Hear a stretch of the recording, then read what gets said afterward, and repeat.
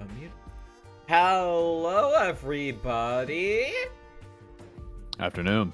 Afternoon, good morning, as I say to everybody, no matter the time. Could also be evening.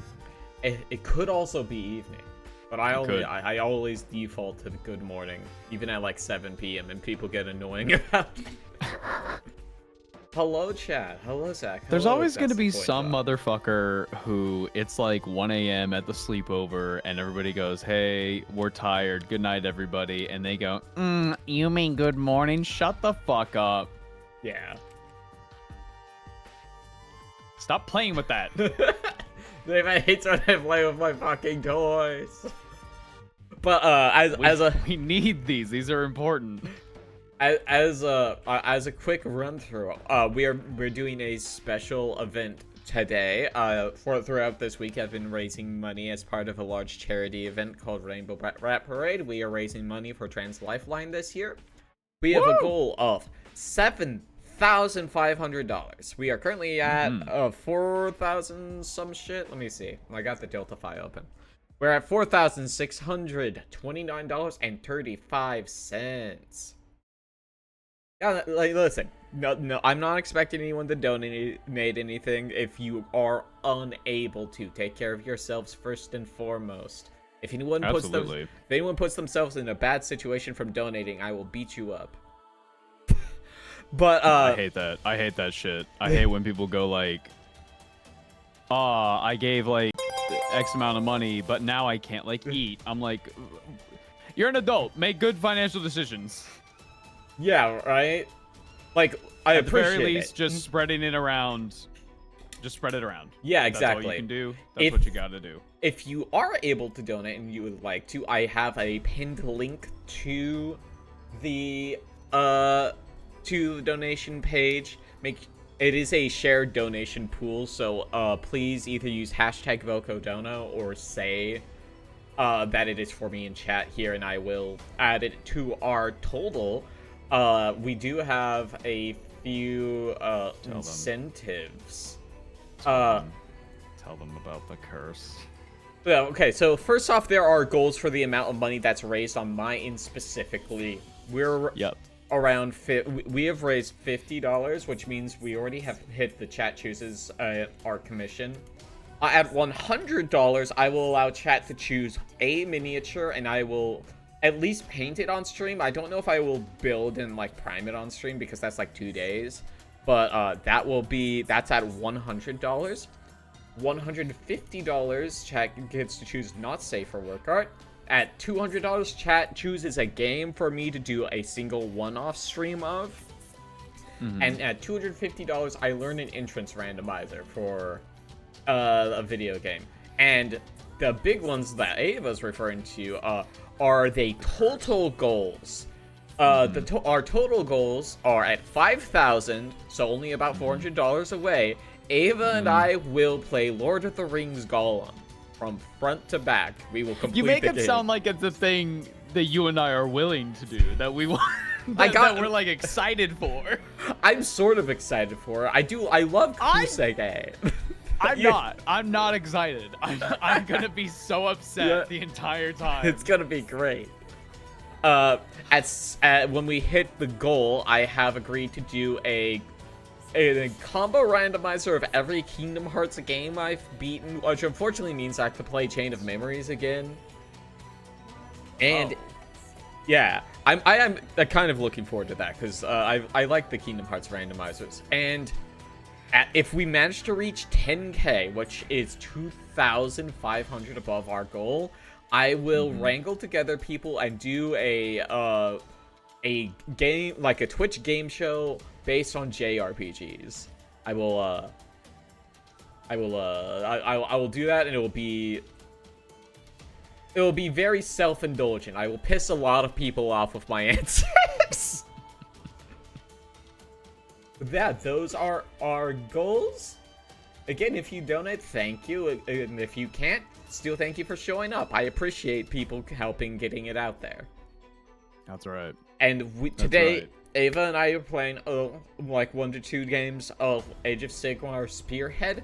We'll see how it goes. We have both chosen 5 spearheads that we are interested in playing, and we are going to spin a wheel to see which each of us get to play. I'm excited. I am also excited. So it is. Well, let's not waste any more time. Let's get the wheels on screen. Let me find the wheel source. Why are you not showing up? Firefox. What?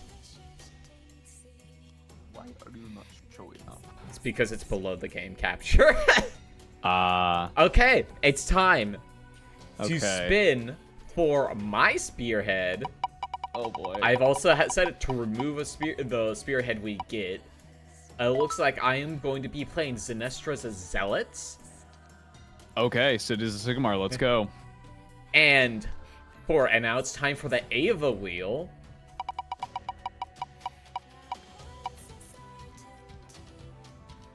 Ava is going to be playing Vigilant Brotherhood. Okay, all right. That's not the one I expected I was gonna get. All right, sure. Okay, alrighty. Let me grab these really quick because some of these have errata, and this table is not super up to date. It's as up to date as it can be, but like there's some stuff that gets updated like every so often, so yeah, it's hard to keep up. Oh, weird. Mine is part of two different things. Okay, that's weird. All right, here. Let me send you this PDF with all of your info that you need. All right. It's a one-page PDF. We love one-page PDFs. It's actually not one page. I lied to you. I apologize. Can't believe you would do this to me. Alrighty. It's a rough spearhead for Ava. Nah, I'll be fine. Are you unlocking? Ava won last time we played. Listen, I'm built different. I am okay at Age of Sigmar. I'm pretty okay at it. 40k remains to be seen. I'm excited. 11th edition drops like, well, it dropped basically. It dropped. But, like, I've seen people in some of my chats talking about it. We have basically we have everything for rules except points. So we don't know how to like list make just yet. So it's a weird. I expect they'll reveal that stuff soon. But 11th edition's here. Everybody's excited. It's gonna be great. Okay. So, hello everybody, and welcome to Age of Sigmar. This is a setting from Games Workshop. It is not related to 40k. It is a totally different setting. Imagine, what if D&D mixed with Warhammer, and yeah, it's some power metal, of course. Welcome to the Age of Sigmar. Now, this is a get into... This is a simplified version of the game called Spearhead. We played it last year. Yes. I very much like Spearhead. I think it's a perfect way to get new people into Age of Sigmar, and also to showcase how some armies play and different ways you can play those armies, because some factions have different spearheads which have different angles of those armies, and it's pretty cool. I like it a lot. So today we're both playing Order factions. Yeah, now, Order. We got a little cross-faction conflict going on. Listen. Every faction in AOS is divided within these grand alliances, that being Order, Chaos, Destruction, and Death. Now, just because you're part of a grand alliance does not mean that you get along. It just means that, generally speaking, you're kind of achieving the same goal. Order is all about, like, I want my order, but it might not coincide. It might not gel very much with your order or whatever. Death is pretty much like, yeah, Order's cool or whatever, but what if everybody was skeletons and zombies and stuff? Also, yeah. Nagash is like the #1 guy. Destruction is, I fucking hate buildings. Buildings suck. I want to blow up all buildings, but I don't really care about anything other than like a good fight. Chaos is, I fucking hate everything and I want to kill the entire universe. I'm very aware of Chaos. That's very much kind of like what the Chaos alignment in SMT is. Oh yeah, no, it's like pure just blow up everything and then kill myself, because it's chaos. It's pure evil shit. It's great.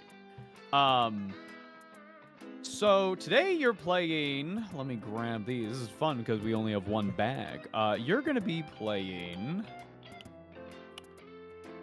How's life been treating your gay ass? It's been alright. It's been really hot these past few weeks. Oh, we had a big fuck off storm yesterday. I got 3 alerts on my tracking phone. It's like, hey, 80 winds up to 80 miles an hour. Debris may be deadly. Don't go outside. Yeah, things have been rough over here too. Yeah. Here, I think this table is like very much not up to date. So here's what we're gonna do. We're gonna go over here, and we're gonna grab your models. We're gonna grab your models. This is another table called Ulthuan. You get all of your minis from here. So I'm gonna grab what you need. Oh yeah. Just one second. I'm going to take my hands off the mouse. Yeah. Just 1 second. I'm gonna collect your minis. So obviously you need your leader, which is Pontifex Zenestra. Great model, very fucking cool. The fact that she's like being held up by like 2 priests, and like her chair, one side is her obviously, and the other side is a skeleton covered in candles. Super cool. The audience will get a better look at it in just a second. Yeah, like we will spend a lot of time looking at the minis. I promise, chat, because there'll be a lot of me thinking in my head like, oh fuck. Yeah, no, they're really cool. Hey, Carrie, the game is not started yet. We're prepping. Yeah, we're prepping. I guess the table just doesn't have it. So you also need... Yeah, it's also not in my Age of Marshall. Sigmar rule app either. Yeah, I don't know. I think it's because it's too new. So it's fine. We'll just use the PDF. So you have these 3 minis. You've got the Freeguild Marshal and Relic Envoy. I'm putting them all over here. You have the Command Corps. Where are they? Command Corps. There they are. Why are we praying to you, Evan? Listen, I just have my start screen playlist playing. That's just all video game music. So occasionally you're gonna hear like you'll get like you're gonna whiplash your neck because you recognize something. So you have here. So this is unique because you get the Command Corps, but this is the Whisper Blade. They are a separate unit. And this is the rest of it. This is the Arch Knight and Retinue. Okay. Also, observe the Gargoylian here. Of course, I'm observing it. So the Cities of Sigmar have a great design feature, which is, hey, you know, like in old medieval manuscripts, they had like a bunch of fucking little guys and shit just everywhere. Yeah, so AOS is just like, what if we did that like for all of AOS, for all of the Cities of Sigmar stuff? Yeah, there's a handful of books, awesome. old preserved books that have a lot of those, and I'm really meaning to buy some at some point for my collection. It's great. Okay, so we're going to take these. I'm going to copy this. I'm also going to save it as an object just in case. This is your Spearhead. Nice. Save object. Will you help me manifest Faye meeting Ares in God Underworld? Cake, you have no idea how excited I am for God of War Faye when that comes out. Really quick, just to wrap up what I was talking about with Gargoylians. Yes. Would you like to know their lore? Yeah, sure. Spout it. Great. We don't know what they are. We don't know where they came from. But they're here. You know that works. Good. Fuck it. We don't know. Fuck it, we ball. Here is your Spearhead. Woo. This is a lot more guys than last time. At least on my end. So Cities of Sigmar is your basic human faction. They're kind of a horde army. But they just got a big expansion to their forces. They got the Cog Fort. It's great. We love the Cog Fort. And you know, it's a pretty cool time. I have over here my Stormcast Eternals. These are not exactly humans. These are heroes who have died on the battlefield and have been deemed heroes by Sigmar, and before their souls can be taken by the god of dead Nagash, their souls are swept to the realm of heaven Azir, where they are literally reforged with lightning. These people have like lightning in their veins. That explains it. Where's the woke one? They're all kind of woke because there's It's never been directly stated, but it is like somewhat implied, and also there's nothing to say that this isn't the case. When you are reforged, it is the idea is that you become your ideal self. So if you're, say, like male presenting and you die and Sigmar deems you a hero and you come back, you are whoever you feel truly to be. So pretty intense gender affirming care to be like, literally ripped apart and then brought back together by lightning. On that topic though, Sigmar there is enforced canonically a spell in AOS that you can also get if you play the TTRPG Soulbound that is just straight up, yeah, I changed my gender. Nice. Bam, easy, done. So yeah, they're fucking cool. I like the Stormcast Eternals a lot. It's a elite army, which is why I only have literally like 4 units. You have a bit more of a unique time. So being the cities of Sigmar, you guys are essentially the normal humans of the setting. You are, to put it simply, the worlds, because there are different realms, right? Yeah, Think of it as like 8 disc worlds that are all themed after magic entities. So like metal, fire, yada yada yada. The cities of Sigmar are the normal people who settle within the free cities. Okay. And oftentimes these are just the people just trying to get by. They're trying to live their lives. They're trying to face the horrors, be it monsters or chaos or hordes of undead. And oftentimes the Stormcast Eternals do help these people. But for some reason, it seems today we have had a falling out. Don't know what exactly it could be, but it seems that we have to come to blows. Don't know why. But I'm afraid Sigmar needs you to die. That's just how it is. Seeing what my faction is, I should change my model to something that's like thematically relevant. 1 second. I'm hitting buttons on my stream deck. I haven't popped out this one in a good while. There she is. Does the Cities of Sigmar Spearhead have DACA? There is one Cities of Sigmar Spearhead that is like mainly guns. Boco's here today is, I'm actually not sure how this one plays, but I'm excited to see what it does. Yeah, we're going to learn on the fly. It's going to be fun. Mine is pretty basic. This is the one that comes with basically the these are your Space Marines, as I come to understand Stormcast Eternals. Essentially, but very different. They're the Mario. They're the poster boys. Yeah. These are the poster boys of AOS for sure. But I would say to compare them to Space Marines, I think the comparison begins and ends with they're on the box. Yeah, I mean they're big boys. I guess you could say that too. They're special fighty boys. Funny? Special fight boys. As someone who owns both Space Marines and Stormcast, they are taller than Space Marines. They're fucking huge. God damn. Yeah, they're fucking enormous. I love Stormcast. They're very cool. Also, the key difference between your army today and my fellas here, fellas and ladies, Sigmar doesn't care where the fuck you come from. If you die, if one mini dies, say like this free guild Steelhem, if they done, they're dead. Yeah, that's the unfortunate thing, because I had respawn last year, I think. Nah, my soul gets swept back up to Azir. I get reforged, and maybe I get a fun little side effect, like every time I draw my weapon, thunder rumbles. Maybe when I speak, thunder is actually rumbling. Maybe there's a smell of ozone. Maybe I just make people uncomfortable being around them. Stormcast side effects for reforging can be like really cool or, oh no.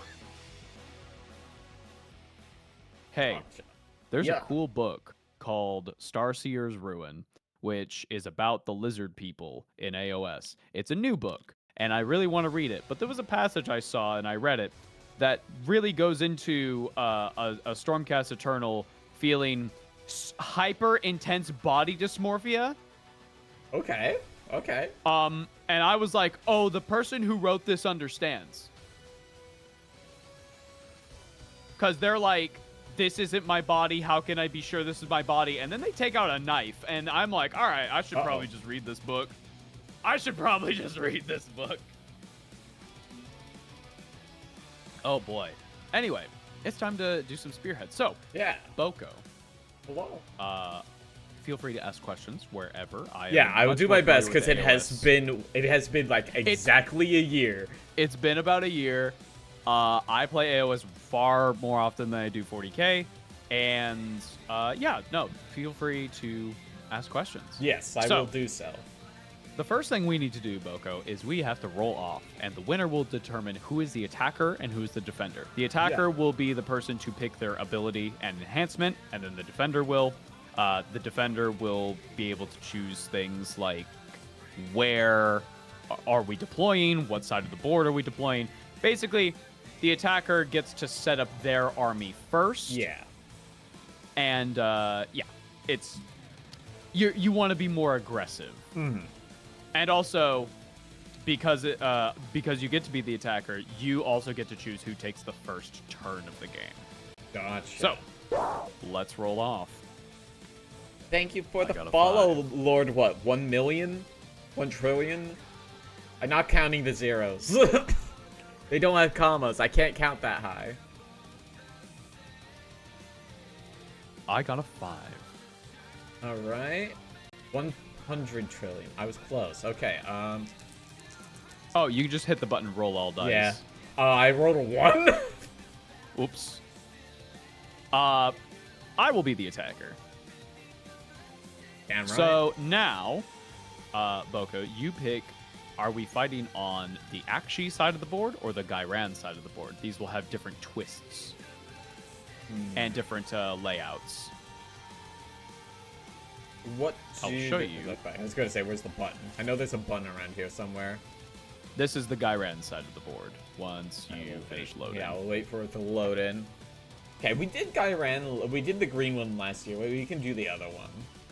Okay, we'll do Akshi. Alrighty. And if we get a second game, we can swap then. Now you are going to pick the deployment map. Are we going to deploy diagonal or horizontal? I'm thinking horizontal this time. We did diagonal last year. Okay, we'll do horizontal. Absolutely. Okay, now, Boco. Hello. You need to pick 1 large and 1 small terrain feature. Okay. And you need to place them within the red. Yeah, okay. We'll take one of The only thing with terrain is they cannot be on top of the objectives. Yeah, okay. What is it? Oh, no. What's the fine to... Oh, wait. It's the rotation degrees. Yeah. Rotate. Whoops. Do that, and something of this nature. All right, you're satisfied with that? Yeah. Okay, then I will set up as the attacker. I will set up my walls.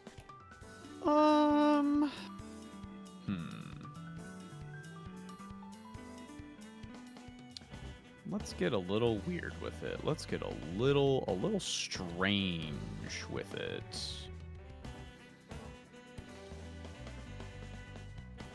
I am happy with that. Are you happy with that? I'm very unhappy with your terrain placement. I think you should not have any terrain. I'm locking it. So the only thing about terrain that we need to keep in mind is that the large terrain feature, that is these walls, you can move through these. I need to be clear. You can move through these walls. Okay. However, they do have obscuring, which means if you are fully behind them, you can't be shot at, basically. I can hydrate. The other thing, too, is that the smaller terrain has cover. Subtract 1 from hit rolls for attacks that target a unit that is behind or wholly on this terrain feature, unless that unit has charged or has fly. It is also unstable, which means that you can't you can't deploy your mini on top of the terrain. Yeah. Okay. You can't do that. The Ruined Domicile is also the same way, which, if I recall correctly, does mean that if two minis are like this, we are technically in combat, but the only thing is that we have to subtract one from hit rolls. This will make more sense later. I have to subtract one for hit rolls because I'm just blindly shoving my sword through this fucking we're just poking orifice. each other through little like cracks in the wall. Okay, so with that, I forgot a part of this. I have to pick my regiment ability and my enhancement. So my regiment ability, I have 2 to choose from. One of them is a once per battle ability. Used by a unit that's using a retreat ability. No mortal damage is inflicted on the unit that's using the retreat ability. In addition, that unit can still use charge abilities even though it's retreated. I don't like that one. We're going to do Blaze of Glory. It's also a once per battle ability, which means that I can use it once per game.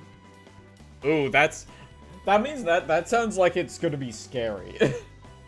Yeah, typically once per battles are pretty...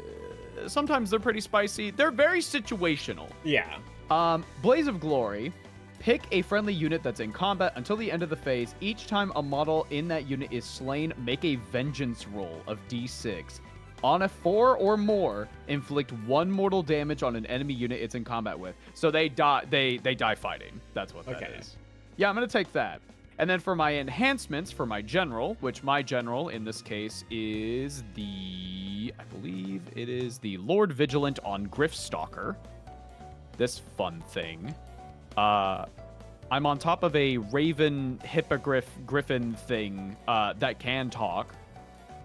It's great. Great, wonderful. I'm going to give them what? A lot of these are once per battle.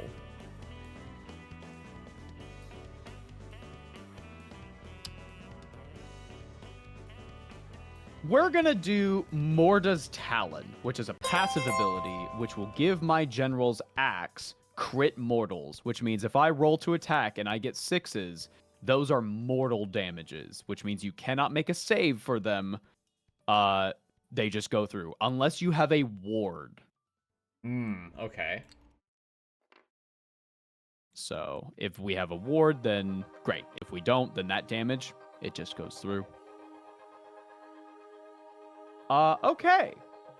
My army today is just comprised of a Lord Vigilant on Griffstalker, a Lord Veritant with a funny little Griff Crow. I have these prosecutors, which are flying. Finally, biblically accurate prosecutors. They're skirmishers. They basically get to go around and take objectives, and also they have a pretty good ranged attack, so they're going to be pretty annoying. And I also have 5 liberators. The liberators and the prosecutors have a red banner with a rotating symbol, which means that if they all die, if the entire unit gets wiped out, then in the next movement phase that is mine, they come back as reinforcements. Okay. But they have to completely die, which I believe is also a mechanic that you have. But that is my regiment ability and my enhancements. I have taken Blaze of Glory and Mortis Talon, so it is now your turn to pick those. Okay, I have 2 regiment abilities, so I'm going to read those really quick. Rush singing, that's the Lord, who gives a shit? Sorry. Pick a friendly unit to use this ability. Effect the unit can use charge abilities this turn, even if it used a run ability in the same turn. So that's, I think run is like an extra movement thing, right? Yeah, so if you run, you roll 1d6, and then you add the result to the move characteristic. So, for example, these liberators have a movement of 5. I just rolled a 6, so now it's 11 inches to run. But normally, that would mean that they cannot shoot or charge. Okay. Is charge based on, like, amount, or is that just any... No, charge is for anyone. I'm remembering now. Dusting off memories. Charge is just another part of the phase, because we have our phases divided by hero phase, movement phase, shooting phase, charge phase, fight phase. Gotcha. Okay. Or add 3 to the control scores of friendly free good Steelham units, which are these guys. Yep.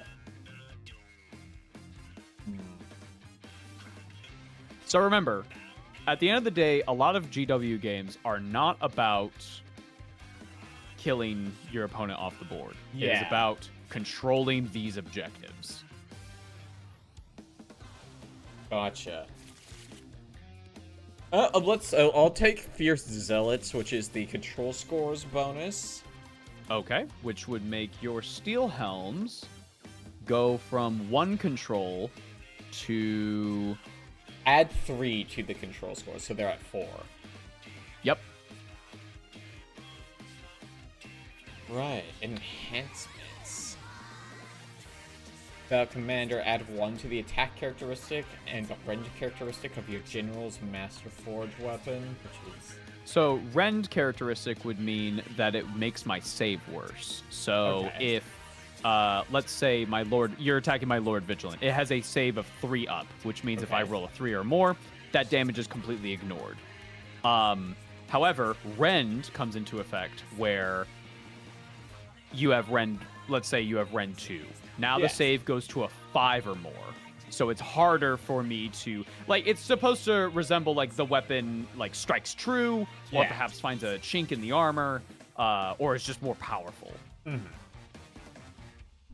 Okay. Let's see. Step to it, do not make a run roll as part of that run ability. Instead, add 6 inches to that non-hero's move characteristic to determine the distance each model the unit can move as part of the run ability.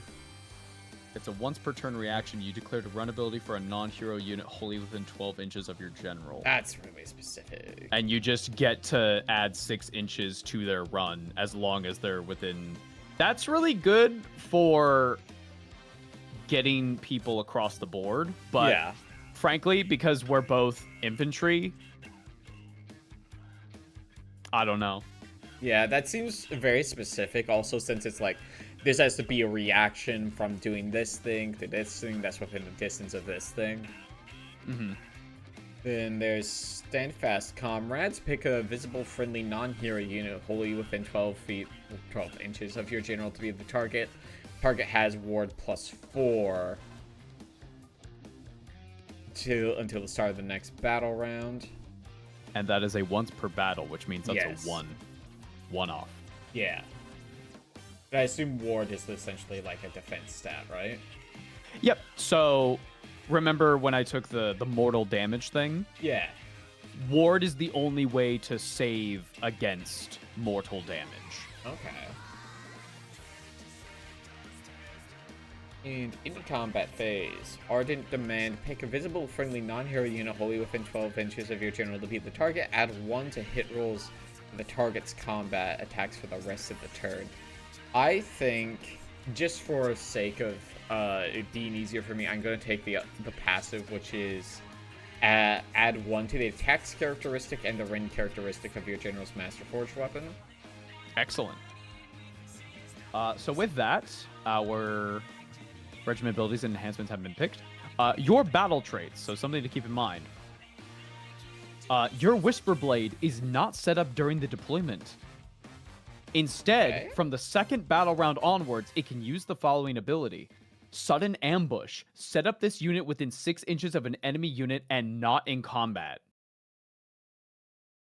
You also get a passive, Lady of the Wheel.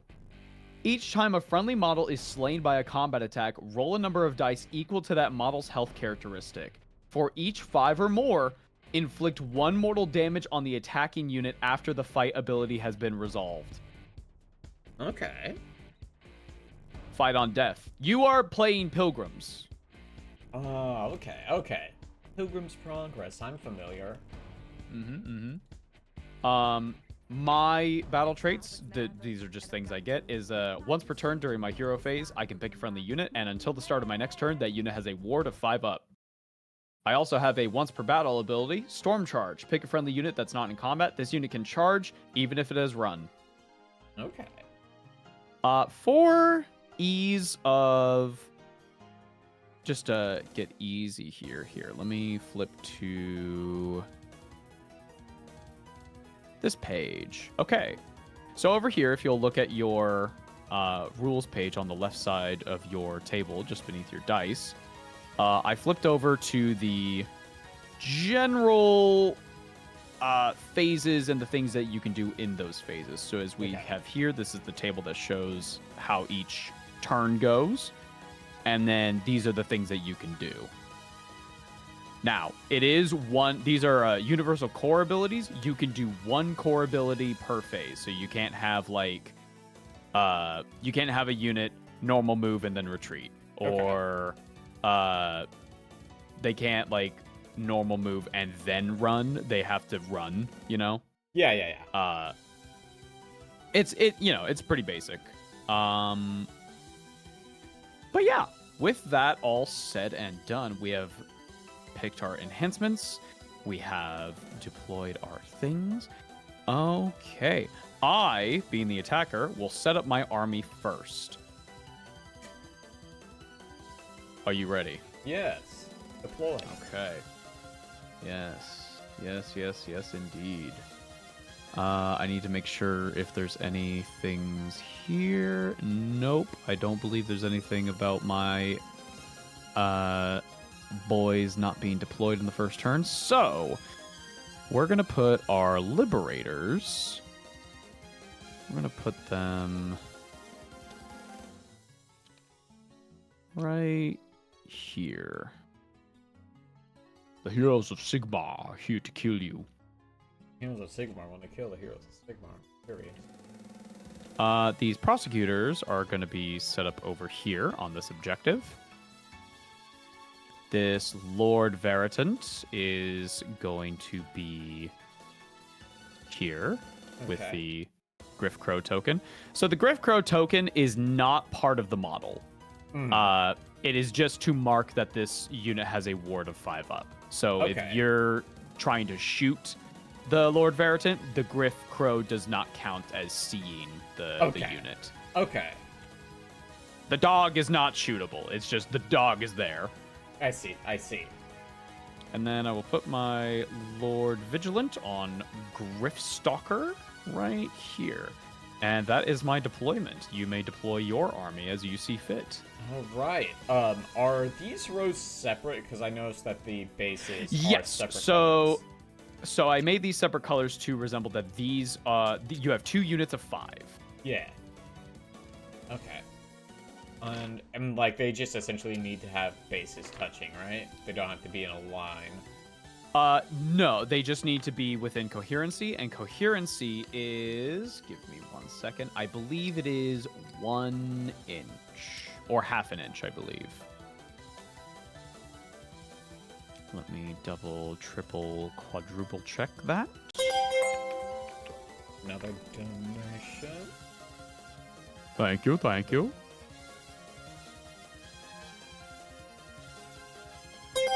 Yeah, so I'm like, I will be giving everyone else's donation.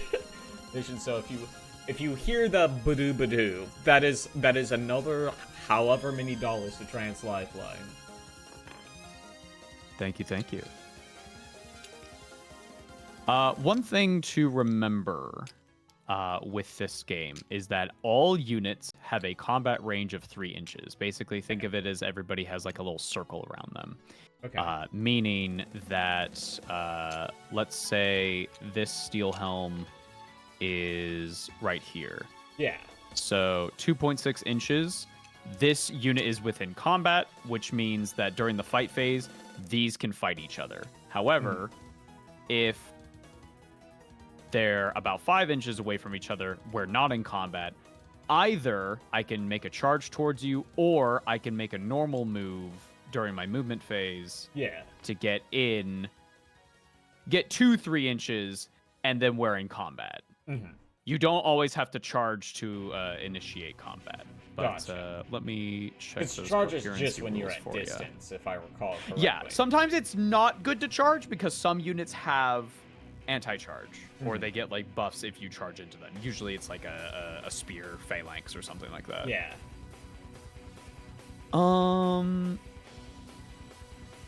Coherency. Here we go. For the majority of units, coherency range is half an inch. Though some units, particularly those with large models or overhanging parts, have a longer coherency range noted on their war scroll for ease of play. While there are 7 or more models in a unit, something you don't have to worry about because there's only 5, that unit is considered to be in a coherent group with each model in a unit that is within coherency range of at least 2 other models in the unit. So as long as these people are within range of half an inch with 1 mini, they're fine. So like this right here, perfectly valid. But if there were 7 or more, they would have to be in range of 2. Okay. So, just... what the fuck is this 1 inch difference? Whatever.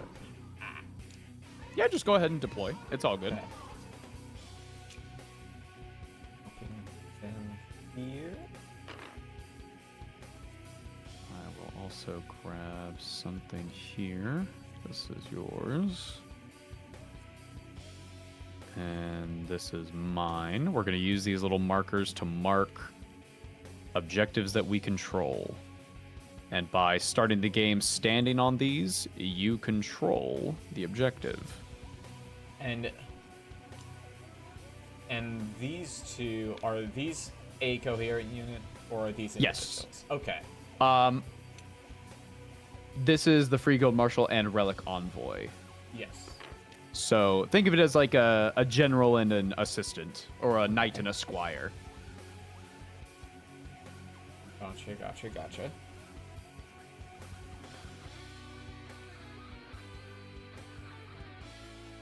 Orc Knight and Retinue.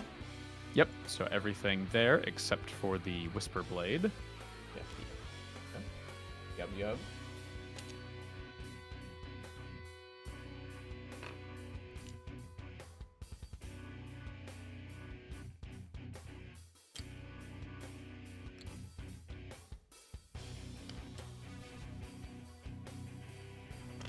The Envoy is a token as well. Mascot token. Oh, yep. So the Relic Envoy gives you a passive. Okay. While a friendly unit other than this unit has the Relic Envoy token, you add 1 to the wound rolls for that unit's combat attacks.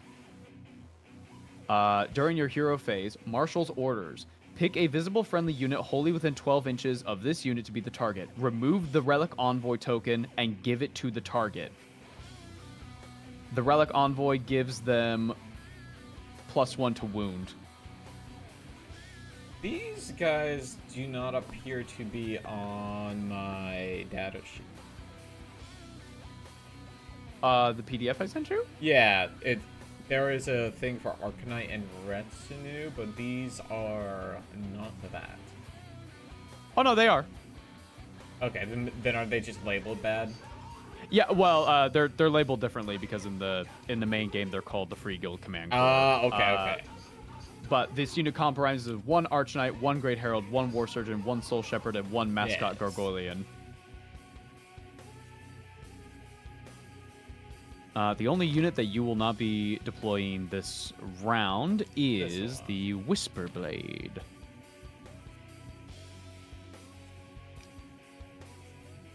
Guys, set up. Yup, they got to get set up.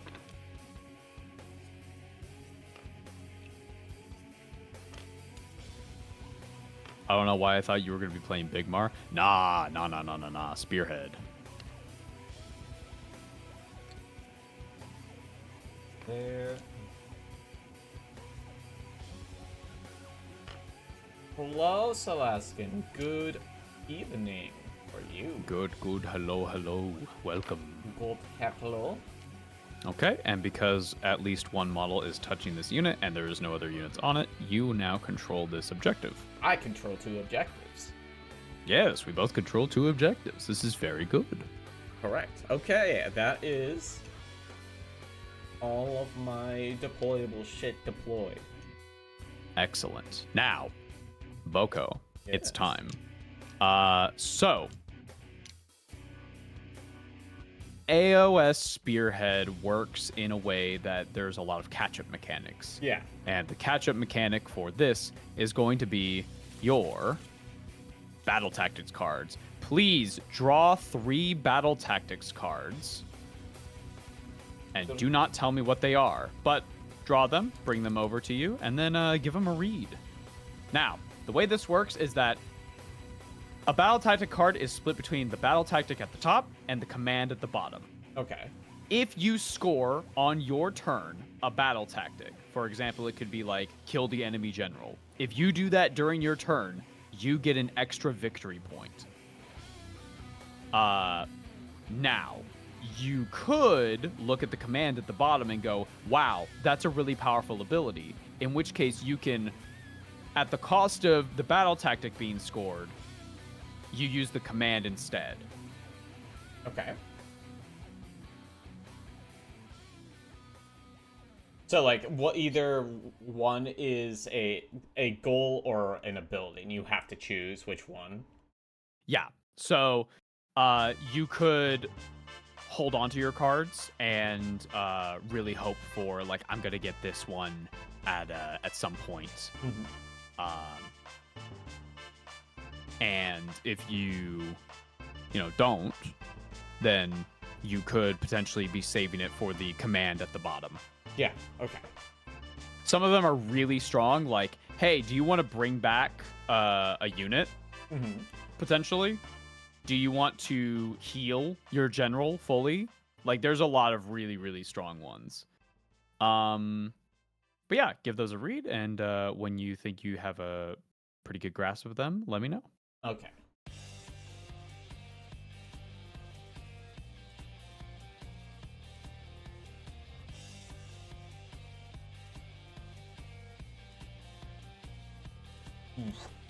That's a rough one. Okay. Yeah, some of these battle tactics are like, ooh, I don't know if I'm going to get that. So you look at the command and go, yeah, I'll use that instead.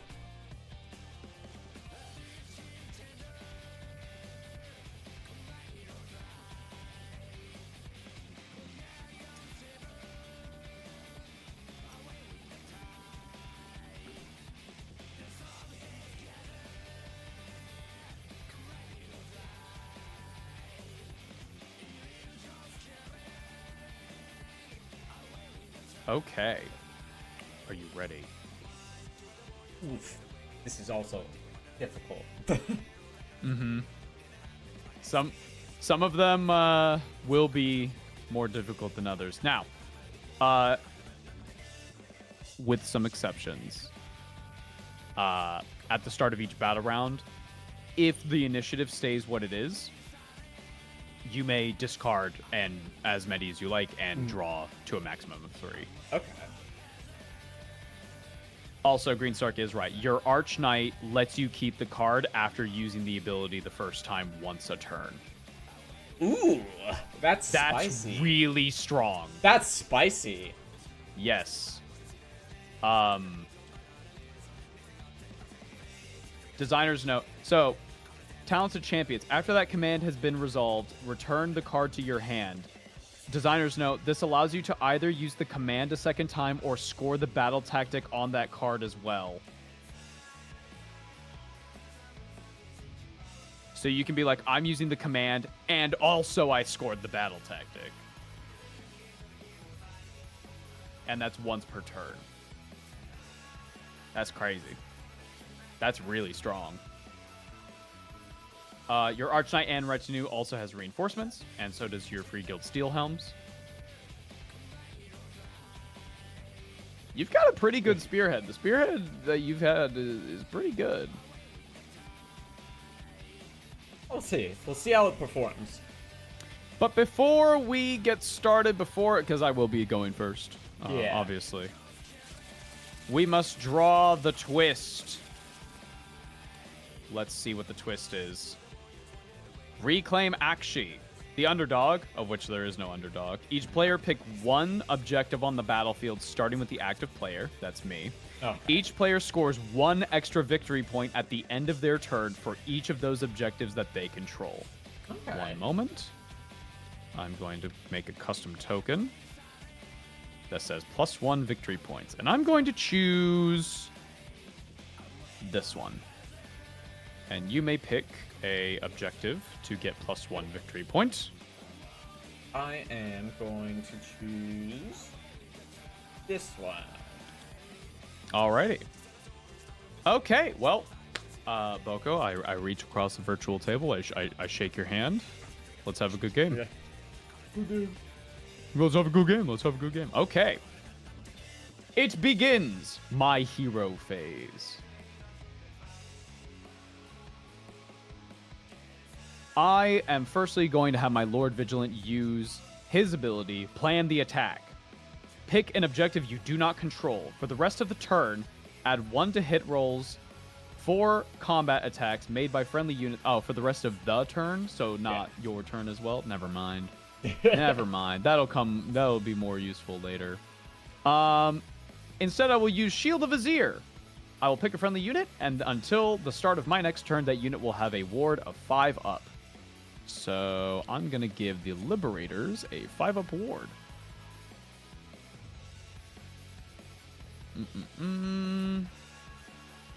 Lord Veritant is behind a wall, so nothing to really be done there. Okay, well, that's all the things I can do during my hero phase, which means it's time for the movement phase. Okay. These Liberators are going to run, so their base movement is 5 inches, so I will roll a die and then add the result, which means that they will not be able to charge later in the turn. Roll. Ooh, that's a 6, means they have 11 inches of movement. They're going to go and park themselves on this objective right there. The Lord Veritant is going to follow them, but will the Lord Veritant run? Also a move of 5 inches. Yeah, Lord Veritant's just going to do a normal move. And then it's time for the Lord Vigilant on Griffstalker, who can move a nasty 12 inches. Thank you for the $100 donation, Lou. Woo! Let me update my fucking shit. Lord Veritant on Griffstalker is going to move all the way over here. Eyeing up those cities of Sigmar, little steel helms. You've upset me greatly for some reason. And then finally, the Prosecutors, with their also 12 inches of movement, are just going to kind of move up the field.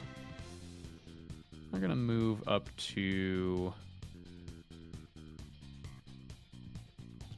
here. Finding your +1 VP period. No, because of how AOS works is that we have sticky objectives, meaning as long as you touched it, that objective is yours. Okay. As long as you had the control to go over it. So we'll get more into that if we have some contested objectives in just a minute. I see.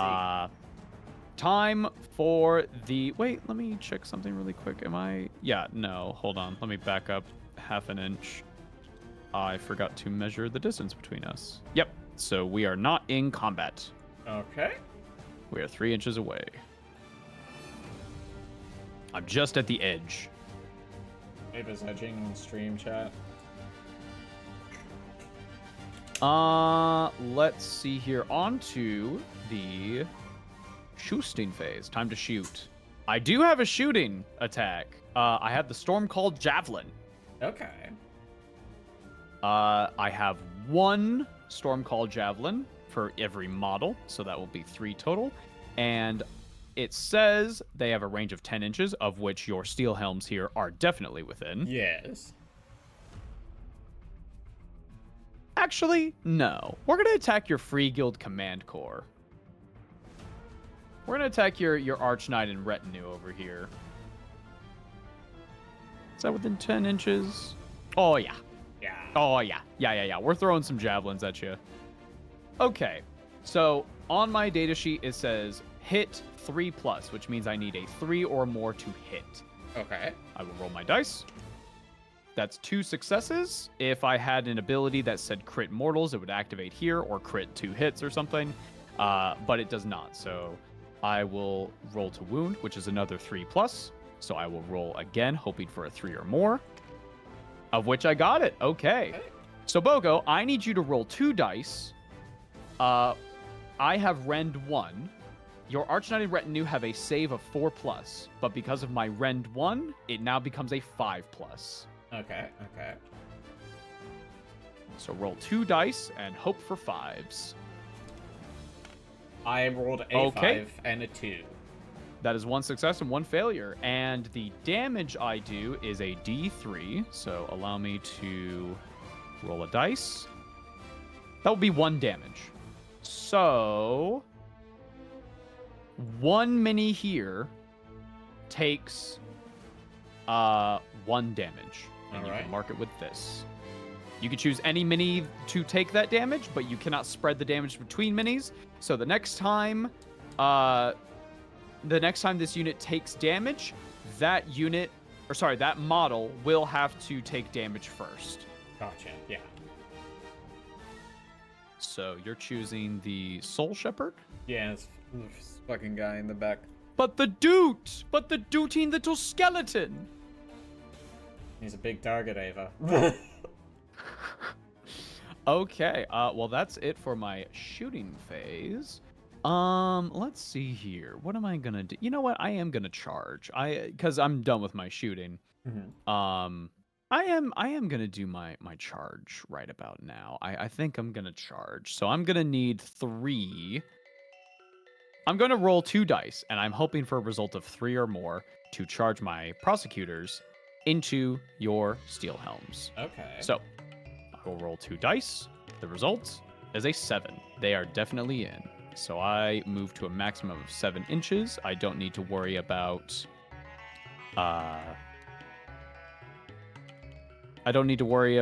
so much like, oh, I'm just barely in. I need to get in within a ½ inch, or as close as I can possibly get. Let me just make sure my boys are in coherency. They definitely are. What's nice about the prosecutors is that they have a coherency of 2 inches, which is fun.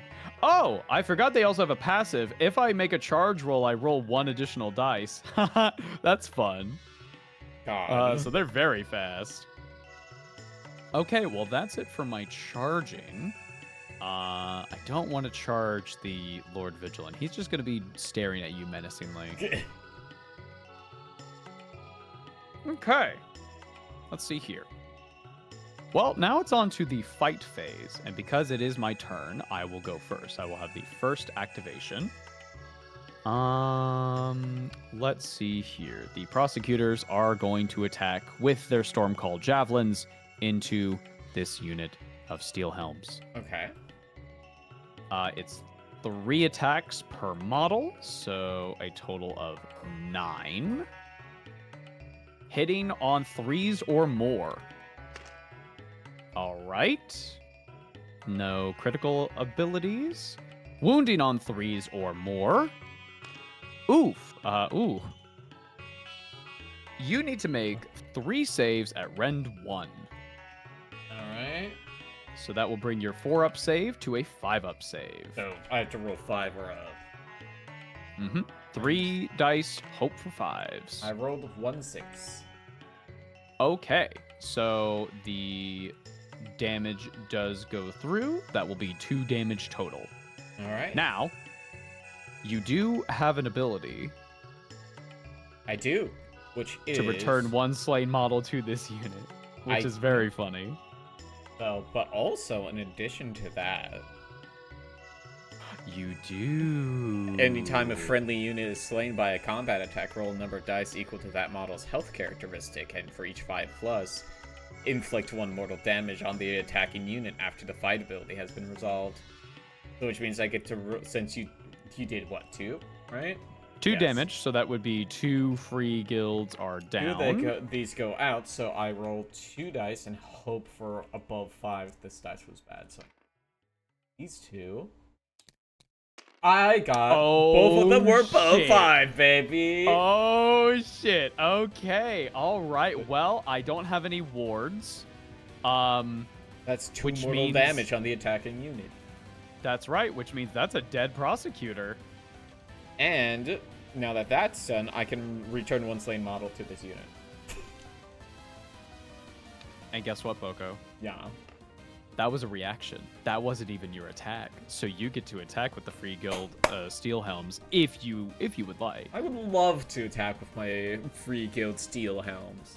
So they have a attack characteristic of 2, which means 2 Okay. attacks per model. So 2, 4, 6, 8. All right, we got 3, 4, 5, 6, 8. It is a 4 or more to hit. 3, 6, what? 3, 5, okay, whatever. So, okay, sorry, what did you say? Sorry. 2 attacks per 4 up to hit. So you Okay. need 4 or more. No criticals, but that's fine. I rolled 4 5s and 2 6s. Okay, just go ahead and delete the numbers that did not succeed. Okay.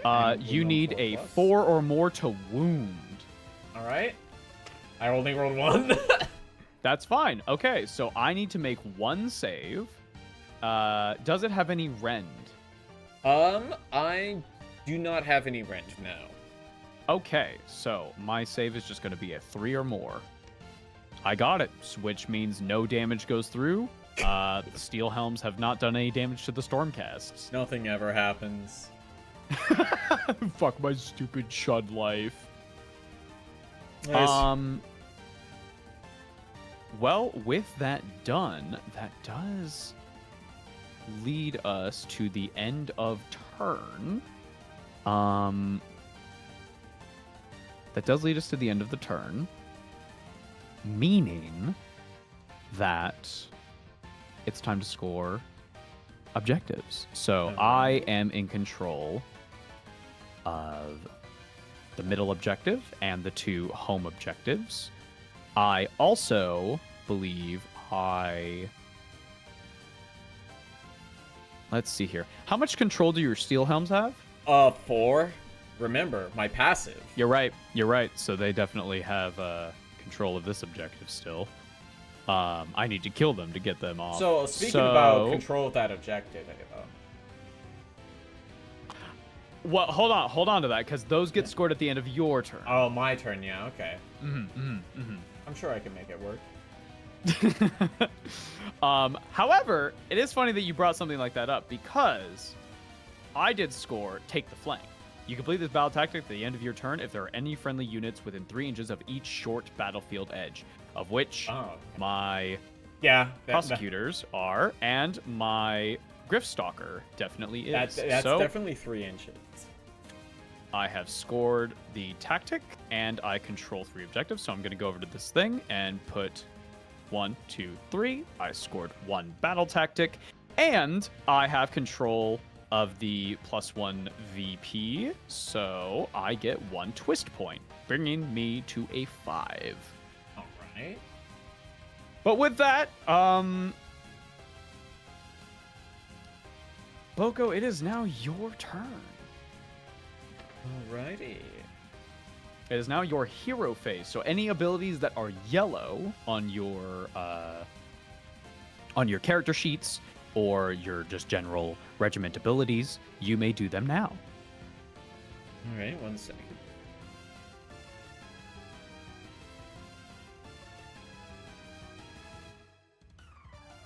Okay, let's see. What's the range on this? Oh, it's just visible. Oh no. Okay, so I'm going to use Vessel of Sigmar. Declare up to 3 visible enemy units or friendly units. If it is an enemy unit, inflict an amount of mortal damage equal to the roll. If it is friendly, it has ward +5 until the start of my next turn. Okay, so I am going to...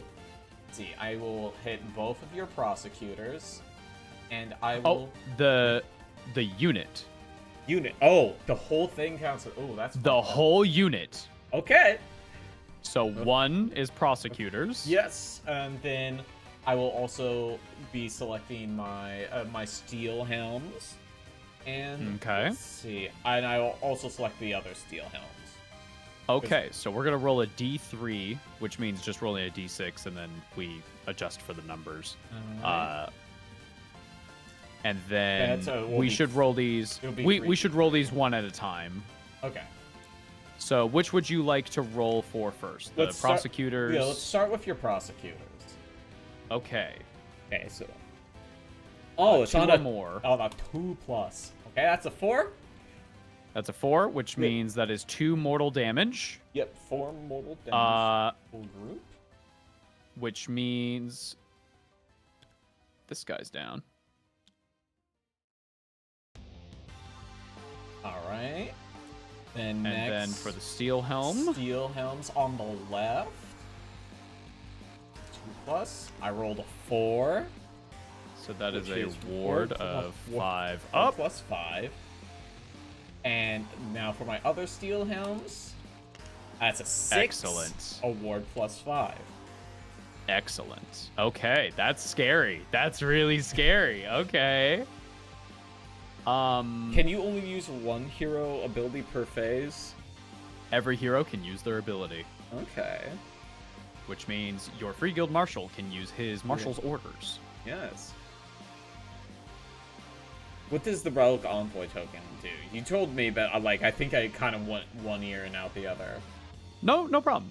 So what you do is, for marshal's orders, you pick a visible friendly unit wholly within 12 inches of the free guild marshal. And he can give them the Relic Envoy. And the Relic Envoy has a passive. Whatever unit they're attached to, you add 1 to the wound roll.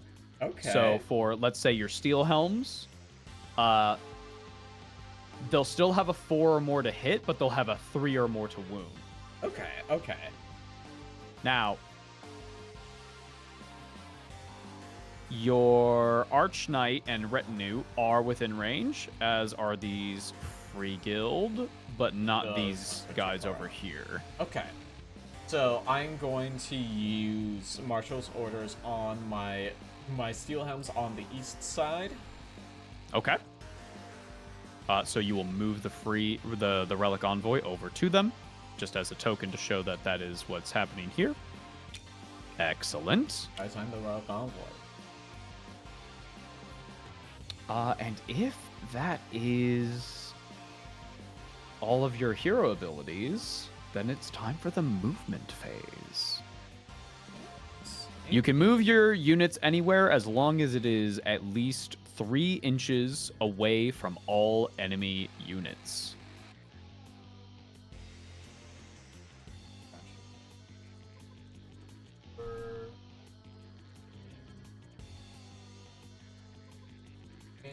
There we go.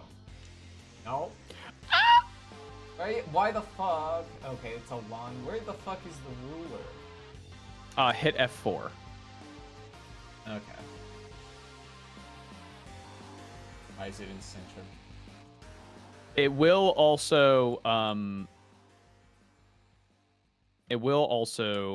be to the nearest unit. It's always measured from the nearest spot. So about 6 inches, about 5.6, 6.2. Hey, let me... This is still battle phase 1, right? Yep, we're still in battle round 1. Okay, that's what, battle round 2 is when I have to deploy the assassin. Deploy the chudling. I mean, I think that's what, Gribs? Whatever the tiny orcs are. That's what those are. Deploy my chudling. Okay, 5 inch. So, and for movement, it's just a flat 5 and run is when you roll for it? Yep, but running will make you not be able to shoot or charge.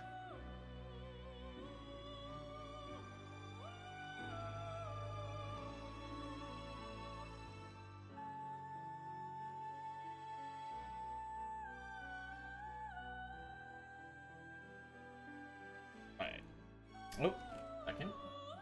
That demands demon mode. I've activated it. Okay, so 5 inches. That's definitely more than enough. It's all yeah. So like, I have to move to. So you can get up to about here. ID. Yeah, there we go. Perfect. Now, here's 2 things that you could do. You could, when it comes to the charge phase, charge into them. However, also in the fight phase, every unit has a pile-in move. Yeah. Up to 3 inches. So you could, since we're technically at the edge of combat here, you can just pile in. So you don't have to charge. That being said, though, you will not have a penalty for charging because my liberators don't have like an anti-charge thing. Yeah. Is there a reason They're just I gonna would hit want you to charge? To guarantee that you get in, because if you were say like over here, right? Yeah. And the distance was about like 7 inches. Yeah. You can't make a pile in from 7 inches. So you roll 2 dice, hope for a 7 or more, and then you get in there. You charge in. It's actually the name of the track, chat, is Arena of the Soul. But no, I get the vibe you're talking about. Yeah, sure, fuck it, why not? I'm playing the game, might as well charge, you know? Okay, well, that'll come in the charge phase then. It's still the movement phase. Okay. Let's see. So you can still move your Archknight and Retinue, your Free Guild Marshal, or your Steel Helms. Yeah, I'm thinking. You know what? Let's take one of our Free Guild Command Corps and find their Archknight and Retinue. And find wrong F4. I hit in the wrong thing. Fuck. Get that out of there. There are a 5. I thought you said Alt F4. Fuck. No, it opened the page select for the PDF. Let's see, and it is 5 inches. Okay. So the furthest you can get is about here. Make sure that. Yababoo. You may need to move them back a few millimeters. Oh, you're too close to there you go. There you go. You're a little close. Like, I believe in social distancing still. You have to stay 20 feet away from it. COVID didn't end. Okay? I looked over at the Stormcast and they have a bunch of they have their fucking masks on. Why do you think we wear helmets? It's not because they look cool, it's for sanitary reasons, okay? What about the dude on the right whose face is fully out? An anti-vaxxer? That guy's weird, he's a chud, we don't like him. Okay, I'll kill your chud Just for you. Just because we're like all brought back by Sigmar doesn't mean we all have to fucking like each other, okay? Okay, so I've got them moved. These will remain and these will remain because they're both in combat range, I believe. Yes. Yeah, so that one's. These ones definitely are. Oh yeah, they're in combat, which means if these guys wanted to move, they would have to make a retreat. They would have to retreat, which is. So you can move up to your move characteristic, but you take D3 mortal damage. Okay. I'm going to move Free Guild Marshal. Where is your movement? You're on my fucking page somewhere. It's also 5 inches. 5 inches is like standard normal human movement. Okay, 5 inches. Can I cut through people? I don't. Yep. Oh, sick. As long as you don't get into combat range. So you can move here. Absolutely. Okay. Edge of your base touching that. Yep. You're good. All right, that is all my movement.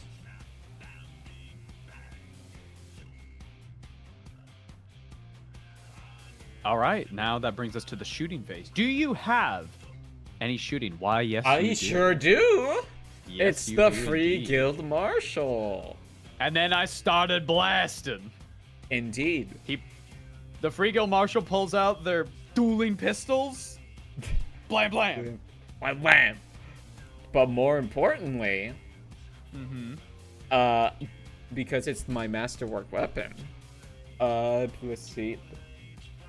No, the Master Forge sword is the melee weapon, which would be. Is that what it is? The Master Forge. Oh weapon. yeah, I'm reading so bad.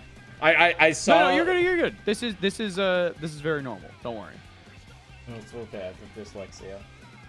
It's all good. No. So Okay. your dueling pistols do not get benefit of that passive.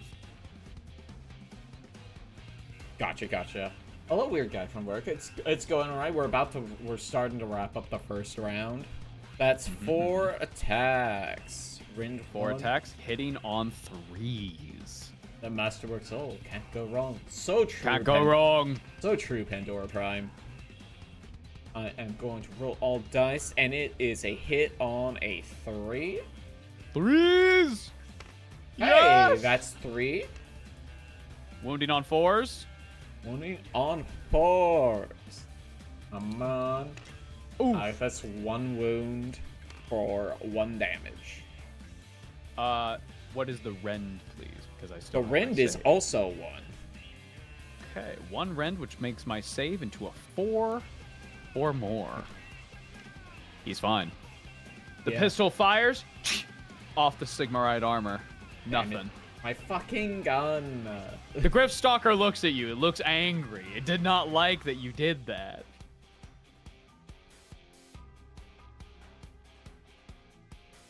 I don't know. I don't know, Ava. Are your baby girls lobotomized according to chat?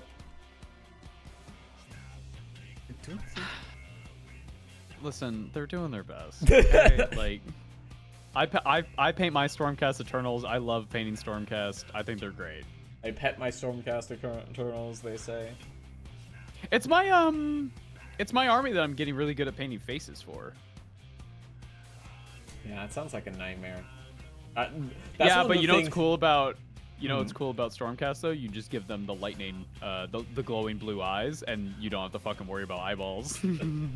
That's one of the things that I've always been worried about painting minis is painting faces. Like, I've literally, none of the things I've painted have had faces, because I've painted 1 Nazgul and several clones and a single battle droid. Yep. Exhausted asked a great question. Why don't Stormcast use guns? They do. They have crossbows that are infused with lightning. They're called Bolt Storm pistols and Bolt Storm crossbows and shit. It's fucking awesome.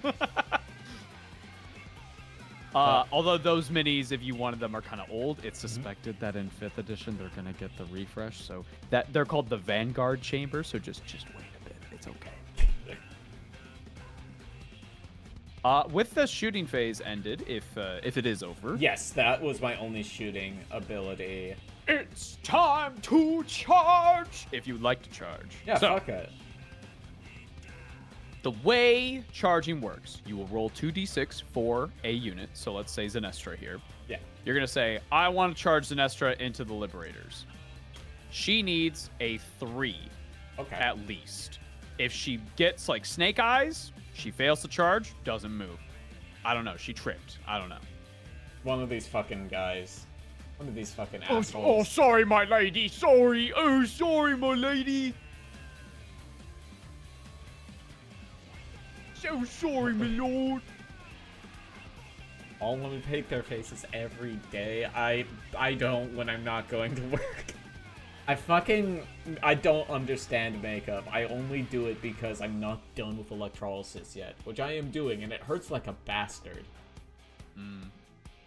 But with that all said, that is the basics of charging. Okay. Go ahead and I give will it roll a shot. 2d6 for Zenestra, and roll all dice. That's 5. That's a 5, so she's in. Yeah. Drag her over Gotta into get in base-to-base there. contact. Okay, 1 second. I have to do space rotting really quick. There you go. There we Okay, go. she's in. Right. All right. Any other charges? I'm gonna charge in with my Free Guild Command Corps. Okay. Roll that beautiful 2d6. Roll all. That's 7. That's a 7. They're in. Get them in there. Thankfully for me, chat, my electrolysis has not been too expensive. It's like $40 for 30 minutes. But like, I was able to find a local like, I got like some resources from PP when I moved up here, and they're like, here's a list. It's like, this one is run by a trans woman. I will not have a fucking heart attack every time I go in. Are there any other charges you'd like to do?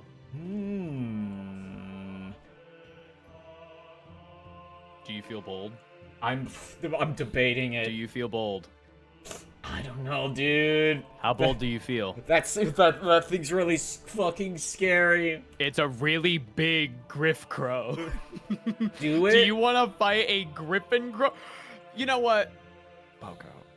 Yeah. Boco, Yeah. you'll never know if you don't try. It's That's true. What I'm saying. My lord, you must charge into the griff. Go away, Grima! I told you to stop. Stalker, you must charge into the Grima, I told you to stop coming in here when I'm streaming. Look how big the griff stalker I'm is. You'll looking never at be- it, Grima. That's the Look how problem. big it is, but what if you hit it? It's more of a target, my lord. It's like 3 of my guys. I will also tell you right now, the Lord Vigilant has a health characteristic of 8. God damn. If you don't charge it, it will charge you. That's a valid point, chat. It will. Oh, it will. I'm holding it back. Okay, we're charging. Pardon my ignorance, what is electrolysis? Electrolysis is a process of removing body hair in a more permanent fashion than laser. Why did I do 2? Get out of there. Roll 3. They're in. Okay, now I just have They're to make in. sure I select all these guys and not... So move them 3 inches, and then however far they can get, remember you can do a pilot. Yeah. So get them in, and then we'll move that a little bit. Yeah, so as long as this person is within half an inch, you have charged successfully. So in the fight phase, when it's time to activate them, you can do a pylon up to 3 inches, which means each of these minis can move up to 3 inches to like surround the target. It's basically like a get in there. Yeah. But yeah, to continue my explanation, chat, essentially it's inserting a needle to each individual hair follicle and electrocuting it. Hey, it hurts like a bitch. And guess what? I've been doing this for a few months now. We're still not done with my upper lip. It sucks. Carrie said, I remember one trans girl that I was watching got her whole face at the same time. Jesus fuck, that's like 2 hours. It sucks because you, like, it's not just like in, boop, and out. It has to sit in there for a couple of seconds before it can do the proper blip. Doc, you know what? Doc, just put me under. Just put me under. I bought numbing cream, and it did nothing. It didn't do anything. Oh, great. Awesome. Yeah, I'm good. I have my next appointment is this Sunday, so I'm going to try putting on closer to when I get there instead of further out. Trans girls is tough as fuck. We are, and it's really unfortunate that we need to be that way. Yeah. But, okay, I think that is all our charges done. Yes. So, Boco. Yeah. The fight phase. So, the way this will work is it will be a I go, you go situation with you starting as you are the active player. So, pick whatever unit you want to attack. Then you can make their pylon moves with them and then attack. Okay, let's just start left to right. Then we'll start with my four Free Guild Steel Helms on this prosecutor. Don't hit him. He's really... Don't do it. I'm gonna do it. Don't do it. He's just a boy. He's just a boy. A dead boy. Get him, boys. Okay, so it's 2 attacks for 4. So I'm going to need 8 die. 5, 6, 7, 8. Right? And then it is a +4 to hit. Also, don't forget, you have a fanatical followers any combat phase, return one slain Oh model wait, it's to a new this combat unit. phase. Fuck. That's right. Welcome back. Welcome back! So now That- you're attacking with 10 dice. Everyone's back. Okay, let me make sure I have. You have 9. Okay, it just didn't add one for some reason. Okay, that means 2 attacks. Hitting on 4s. Correct. Oh, all of my dice. Okay. That is 4 hits. Now Wounding on 4s. Roll all. All of them hit, baby! Nice. Okay, so I need to make that's 4 4 damage. saves. Yeah. No rend. 3 ups, please. Oh baby. Fuck off! Sharks all of it. Too high. I'm flying too high. You can't even see me. I'm too high. God. Okay. Well then, it is now my turn. Also, I should probably mark Zenestra with this because she does just have a 4-up ward, just straight up. The Liberators are going to attack your Archknight. Okay. So let's see, we've got 5 Liberators. And okay, so I'm gonna do all the. So we have 4 Liberators with Warhammers, and then 1 with a Grand Hammer. So let's do the Liberators first. So that will be 8 dice. And these have crit mortals, meaning if I roll a 6, that is mortal damage.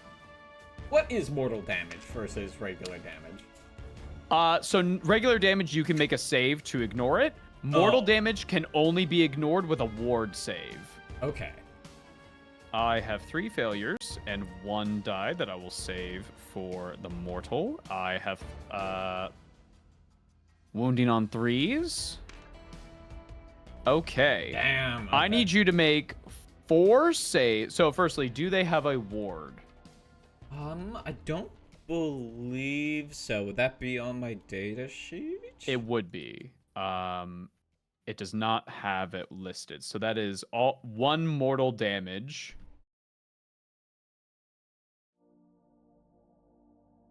Which would mean that this jolly fellow here It's Gonzo. is Gonzo.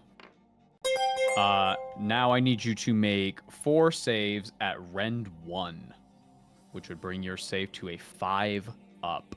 Ugh.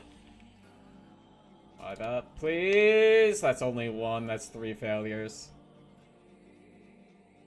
That is 3 damage total. Yeah. So that would be another dead model. And then 1 damage. Attributed to a mini. Oh. Now it's time for the Grand Hammer. Now, lucky for you, the Grand Hammer only has 2 attacks. Hitting on 3s. Ooh, failure. Yes! Failure. Okay, well, the Liberators got in. They went and they killed some. They did some damage. Oh. Also, Boco, Yeah. I'm gonna give this piece of advice. You may not want to allocate the damage to the leader of your unit, because he's the one I believe that has all of the abilities and stuff. I'd recommend the funny little Gargoylian. Oh, I didn't think that thing was real. No, it is. That's a real thing. He's helping. Look at him. He's the mascot. True, that is but that's important. that is the end of my Liberator's attacks, which means it is now your activation. You may activate Zenestra, the Archknight and his boys, or these Free Guild Steel Helms over by the Griffstalker. I'm sorry, I was getting text from my boss. You're good. Okay. Was that? Sorry. Okay. You may attack with Zenestra, or Yes. the Archknights, or the Free Guild Steel Helms over by the Griffstalker. Alright. Who do you want to do?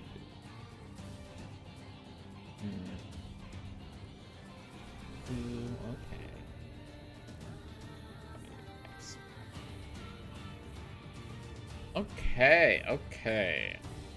I will be doing the Arcanine in Retinue. It is 3 attacks per, so that's 9.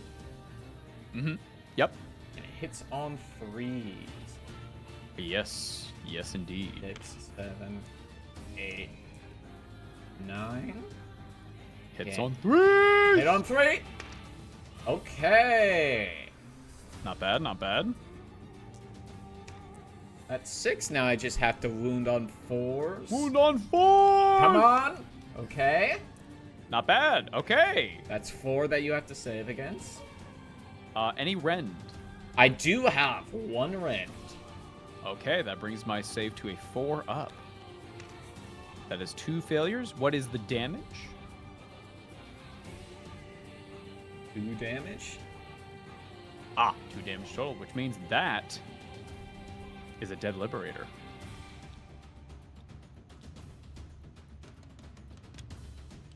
Oh, wait, no, sorry. Wait, I almost forgot because I have a 5-up ward. I forgot I gave that to them. Which means I will now... So, for each damage point that would go through, which in this case it's 2, I roll a die for each damage. So, 2 damage, I roll 2 die. And if I get a 5 or more on any of those dice, that specific damage point is ignored. So, it'll be easier to show in practice. So, I'm rolling 2 dice. Both of them have failed, which means both of those damage points go through, which means that is a dead liberator. Every time you say liberator, I hear like the first half and it's like, oh yeah, they're gonna say liberal. That's a dead liberal. That's another dead liberal. There. Right there, on the ground. Okay, well, that was their attack, which means it's now my attack. My Griffstalker is going to make a pylon move, which up to 3 inches. I want to get on the point. Let's flip you over fully, just to make it more thematic, more aesthetically pleasing. There we go. Okay. Griffstalker, show me what you can do. I have your model built, but I don't even have you primed because I'm frankly scared of painting you. Let's see.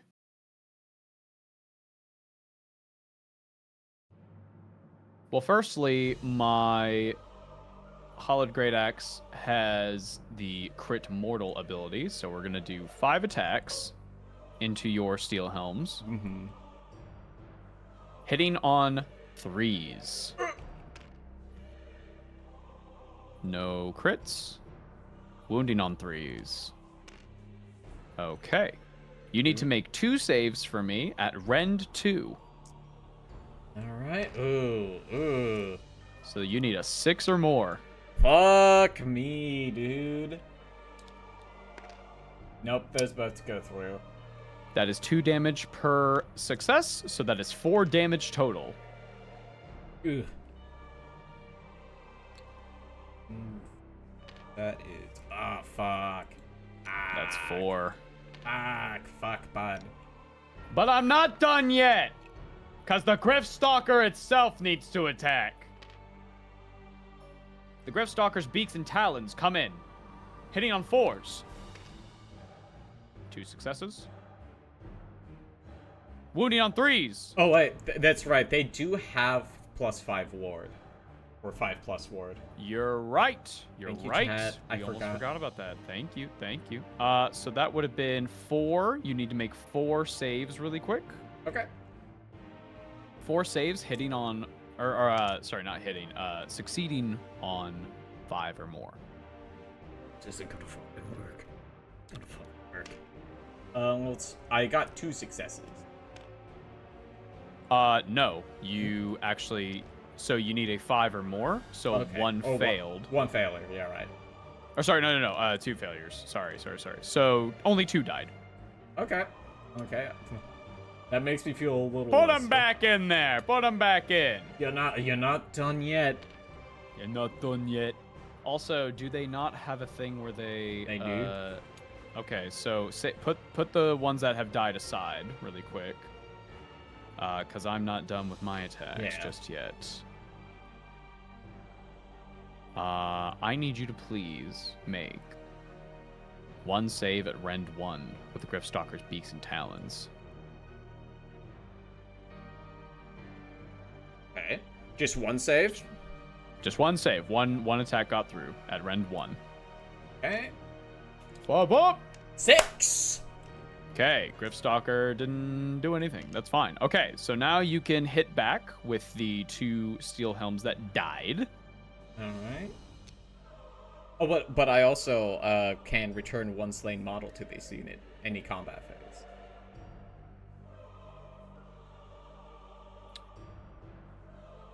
Yes, you can. This is back. Well, because it died. So let's do that after. Okay. Because they did die. So let's roll for them hitting on death. Okay. And then return that one on your activation. Alright. Is 2 attacks per, hits on 4. I have 3, so that's 6 dice.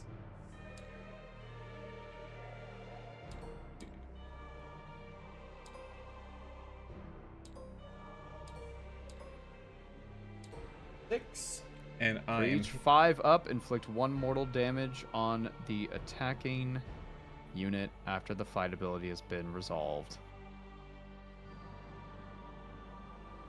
6. Roll all. Oh, no. Sorry. Each time a friendly model is slain by a combat attack, roll a number of dice equal to that model's health characteristic. You're rolling 2 dice. Okay. And then for every 5 up, inflict 1 mortal damage. So 2 dice for the 2 dead fellows. Okay. And then you're hoping for 5s. Yeah, roll all dice. I got a 6. So that's 1 success. I do not have a ward, meaning my health has gone down to 7. Okay. You may attack with your... Well, now your Free Guild Marshal is in combat as well. Yes. So you can attack with your Steel Helms that just got hit, your Marshal, or Zenestra. Let's start with the Free Guild Steel Helms. Okay. Okay. So because it is now combat and it is their activation, you may return 1 model to the unit. Whoop. Very Okay. good. So that is, we got 4 times 2, that's 8. 2, 3, 4, 5, 6, 7, 8. And we're gonna roll all the dice. I need to hit on 4s. That's Nice. 5. Okay, and now I wound on 4s. But actually, 1 second. I'm checking something really quick. They do have the Relic Envoy, so I add Which one to means wound rolls for this unit's combat attacks. Which means you're now wounding on 3s. Based. Roll all dice, please. That is 4 hits. Nice. 4 hits at no rend, so 3 up They have save. no rend. That's 2 failures. So that is another 2 damage. All right. I have a prosecutor. One lowly prosecutor. Into these steel helms, the storm called javelin. 3 up to hit to the steel helms. Yes. And then a 3 up to wound. Yes. I need you to make 3 saves for these steel helms. All right. At Rend 1. But they also have the ward. They So do. let's keep that in mind. All right, so that is 1 save, I believe. Okay, and then it's only 1 damage. Yes. So roll that die again, and then hope for a 5 up. Come on, that's a 4. It failed, which means, unfortunately, The attack went through, and that is a dead steel helm. Okay, well, that is my activation. So now you can either attack with your Marshal or Zenestra. It's Zenestra time, baby. Revenge damage. Thank you, chat. Oh, you're right. You're right. So roll 1 die and hope for a 5-up. Come on. Roll dice. It's a 4. Ah, goddammit. almost. Okay. Ugh. Back to Zenestra. Yes. Which is 3 attacks at 4. Scepter of Grief. 3 attacks. Hitting on 4s. Please. That is 1 hit. 4 up to wound. Come on, you can do it. 6! Okay, all right. Into my Liberators. That is 1 rend. So Yes. their save will go to a 4-up. Please? It did not Damage is work. D3. So you need to roll that dice and see how much damage it is. Come on. 6! That's 3 damage. So 3 damage. That is 3 damage, which means that is another dead Liberator. And 1 with 1 HP left. Nice, nice. Oh, wait, no, the ward. I'm so sorry. So that would be 3. Hope for a 5-up. 1 success. So the only thing that changes is that this damage disappears. That's it. Ava, not to interrupt you, but I have news. Yes. We've crossed $5,000. No. Ava, you're supposed to be excited about raising money for charity. I am excited about the charity, but Aren't you excited for raising money for charity, Ava? I am. We're going to go on an adventure together. I don't want to go on an adventure. I don't want to play Gollum. I don't want to play Gollum. You want to play my game, don't you, Ava? I don't want to play Gollum! Fuck! Fuck! God damn it! I hate trans people. I hate trans people. This is my alt-right art. It's fucking... I fucking immediate pivot to the right. So, you know, I actually hate French Crusade. I actually fucking hate all trans people, just period. I'm tired of it. I'm tired of pretending. Ugh. Fuck. Fuck. Fuck. Fuck. Fuck. I'll ignore this piece of information while I play Age of Sigmar with my friend. It's okay. As soon as I turn off this stream, it was going to say some heinous shit to me. They're going to I'm fucking sick of Boco.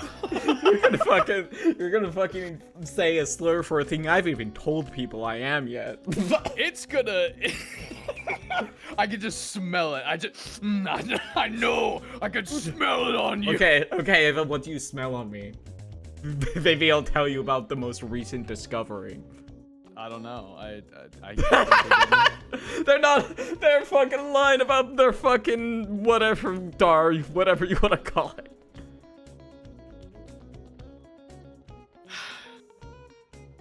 Well, my Liberators died. One of them died. My liberals are dead. My Liberals are dead. You have one more activation, and that is your Free Guild Marshal. I do. Now, the Free Guild Marshal does get the Master Forge weapon upgrade, which means you get one more attack, bringing it to a 6, and it now has 2 rend. Cause fuck you. So 6 attacks, hitting on 3s. All right. 3, 4, 5. Eat my fucking inputs. Okay. Time to roll. Hit on 3s! Hit on 3s. Hit on 3s. Okay, that's 3 hits. 4 up to wound. Wait, who did I? I put that on them. Yeah. I remember now. I remember now. Come on! That's 2 hits. 2 hits at rend 2. Fuck. So that brings my 3-up save to a 5 up. How does it feel, Ava? Feels like my army doesn't feel so elite anymore. Ooh, both fail. So what's the damage on that? That is 2 damage per. He has Oh, yes!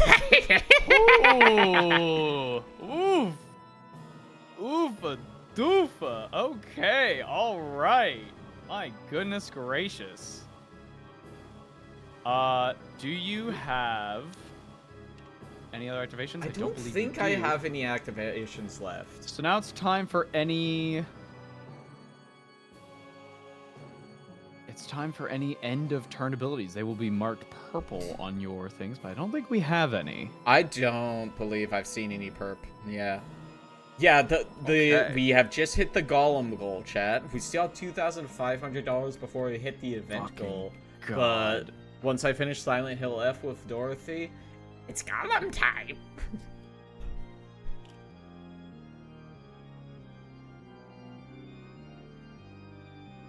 but yeah, I don't have any end of turn stuff. I'm just letting my server know. I just wrote at everyone, you guys hit the Golem goal. Hashtag Golem goal. Okay, well, Boco. Yes. Did you score any battle tactics? Let's see. Objectives that are controlled by your opponent? No. No. The question is, how do we determine control of a command point? However many models are standing on it, their control score gets added. So in this case, 3 free guild steel helms are on the objectives. Okay, so that's 12. all of their, so versus the prosecutor, no, you control the objective. Ooh, That's I've just what it is. completed a battle tactic. Excellent. So you control. Well, let's determine.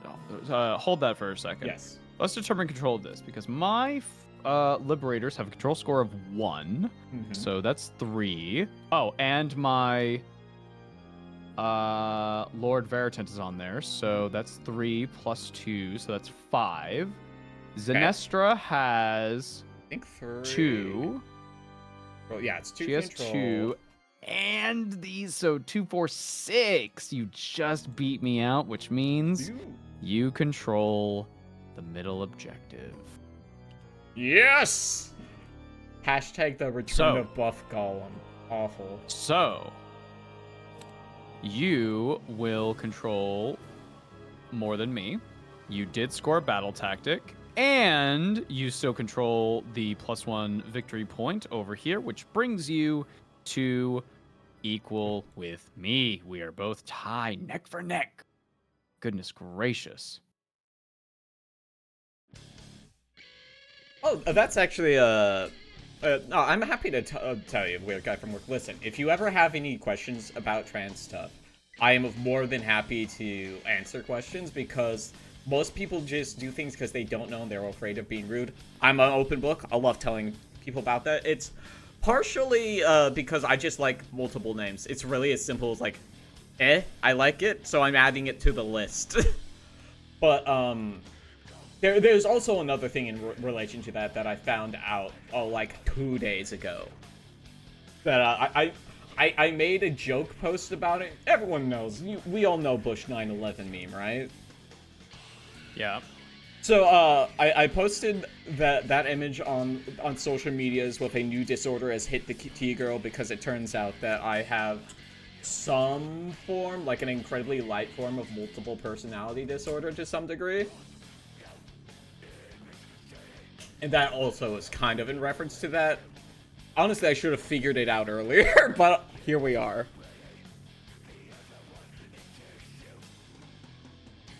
Bringing up the All thing. right. Boco. It is Yes. the start of the second battle round. Now, here's the thing. We're going to roll off, and Okay. you have the chance to seize the initiative. Okay. I mean, I So kind of let's happen to see. have the initiative already. Well, let's roll off and see who gets to go first. All right. I've rolled a 3. I rolled a 2. Okay, initiative is going to stay just the way it was. I'm going next. Now, Gotcha. it is at this time, because initiative is perfectly fine, we can discard as many battle tactics as we like, and we can come back. We can, as long as we have 3. 3 is the number. So draw your battle tactics cards, discard any that you don't really like. Okay. I will discard this one. Like I need to check a. Things. I will draw my battle tactics. I will. Is it? Where's the tactics deck? Is it the twist deck or? No. Over by your dice over here. So on the right side. Yeah. So just draw 1 or 2. Yeah. Just as long as you have 3. Yeah. Just sitting here with the 2 League of First Names my parents gave me, but you're grabbing the ones to like. I'm just taking them there. Gotta respect that. Listen, here's the thing. I've talked to a few people about that. Even if you're not trans, you can change your name to something you like. There's no rules saying a cisgender person can't change their name. Much like Airbud. If Buff Gollum was in Transformers, what vehicle would he be? A Hummer. Yeah, I was gonna say a muscle car, right? Some stupid fucking gas guzzling piece of shit. All right. Any wards that were until the start of my next turn are now gone. Oh yeah, let me check how that hero ability works because I don't remember. Until the start of your next turn, so they still have wards. Woo! Based. Okay. Let's see here. here. So initiative is what it is. Okay. It's time to draw the second battle round twist. Good The morning, twist Mark is Frog. that yeah, okay. blood marked. The underdog, of which there is no underdog. Once again. So each player picks one enemy unit on the battlefield to be blood marked. Each player scores 1 extra victory point at the end of the battle round if the enemy blood marked unit is destroyed this battle round. Okay. Oof. Okay. Well. What? Who do I have faith in?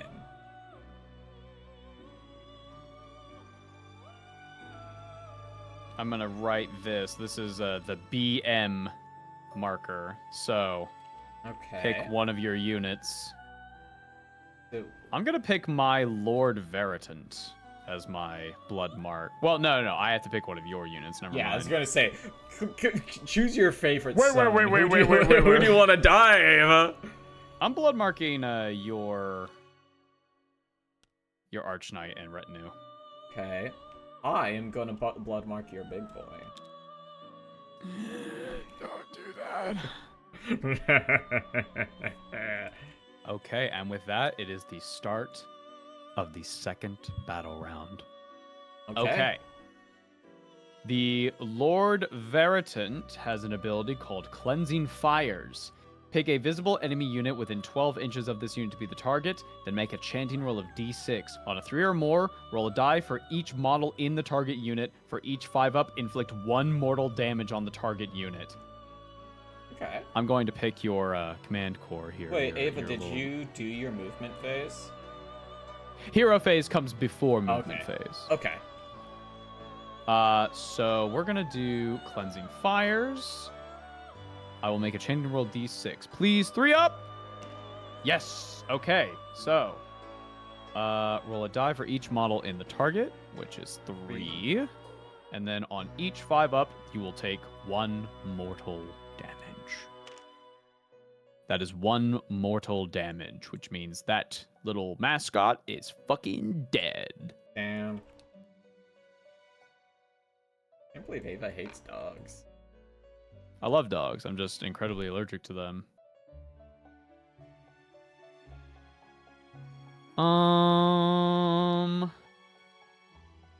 The Lord Vigilant is going to pick Plan the attack.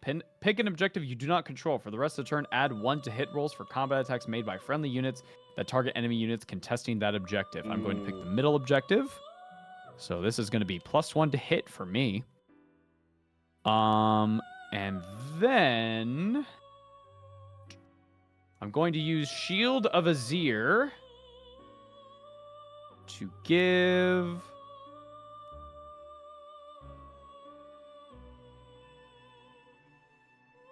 Till the start of your next turn, that unit has a ward of 5 up. I'm going to pick the Lord Vigilant on Griff Stalker to get a ward of 5 up.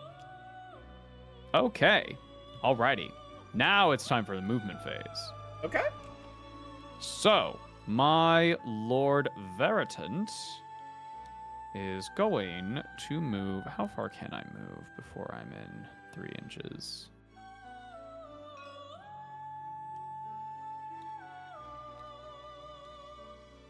Double checking. Yep. Okay, so Lord Veritant moves there. The Prosecutor can't move, and the Lord Vigilant on Griffstalker cannot move. So if you have any... My hero phase. Well, if you have any things that you can use to, like, react. Yeah, I don't... Usually these would be battle tactics. Yeah. I was misreading one, but it will be ready when it happens. Don't worry. I'm also going to... Yeah, I'm going to spend this battle tactic during my hero phase. And for the rest of the turn, the control score is going to be added to my Lord Vigilant on Griffstalker. Okay. So I need to roll a die. So his initial control is 2. So it's now 3. Okay. I'll just put that next to him. Whatever. I thought that would be much cooler. It didn't. It didn't work out that way. There's just all right. a Well, pile of tokens over right here. time for the shooting phase. Does anything in my... Does he have shooting combat? No, he does not. So the Prosecutor cannot do anything, which means it's time for a charge phase. Charge! Lord Veritant is going to charge into your command core over there. Obviously makes it. Oh, yeah.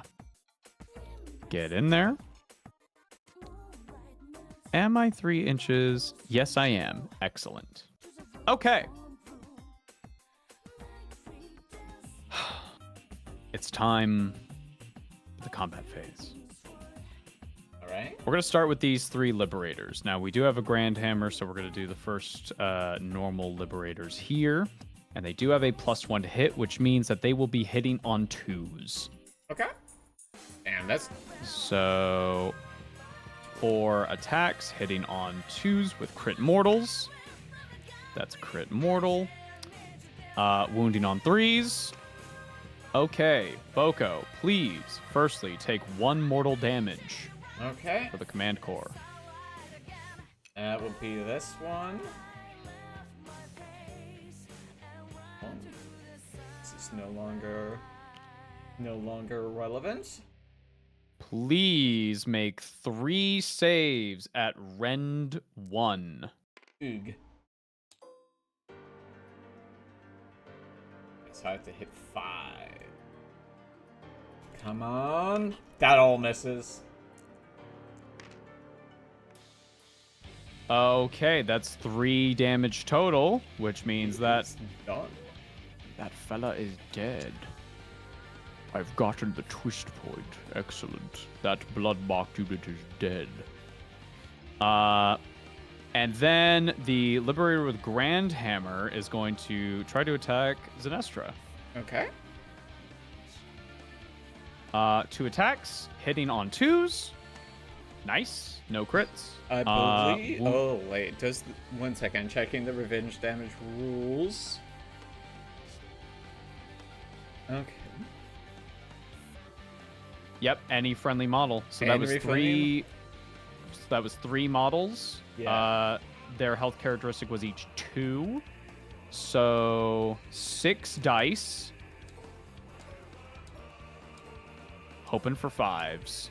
Alrighty. Come on. That is 2 successes. So 2 mortal damage, which means that is a dead Liberator. Damn. The Liberator Grandhammer is... So that was a successful hit. Now it's time to wound. 3 up. Nice. For Zenestra, please make 2 saves with Rend 1. Okay. And my save is 5, so I'm not 6.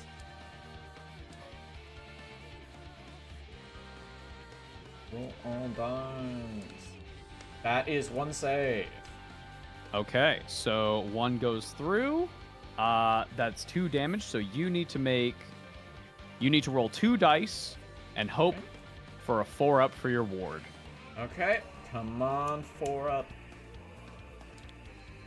Nope. Zenestra takes 2 damage, Right. bringing her health to 7. All right, that is the end of that activation. So now you may fight back with Zenestra, you may fight with the Free Guild Steel Helms, the Steel Helms over by the Griffstalker, or the Marshal with Longsword. Let me think. Now you have a lot of options. Let's see. Let's hit this. What is good? Actually, wait 1 second. Sorry, it's fucking scrolling on both documents at the same time. That's all right. That's Okay, all right. it is any combat phase. You know what that means. This is back. This is back. Anyway, I see. the Steel Helms are going to attack your remaining prosecutor and actually hit this time.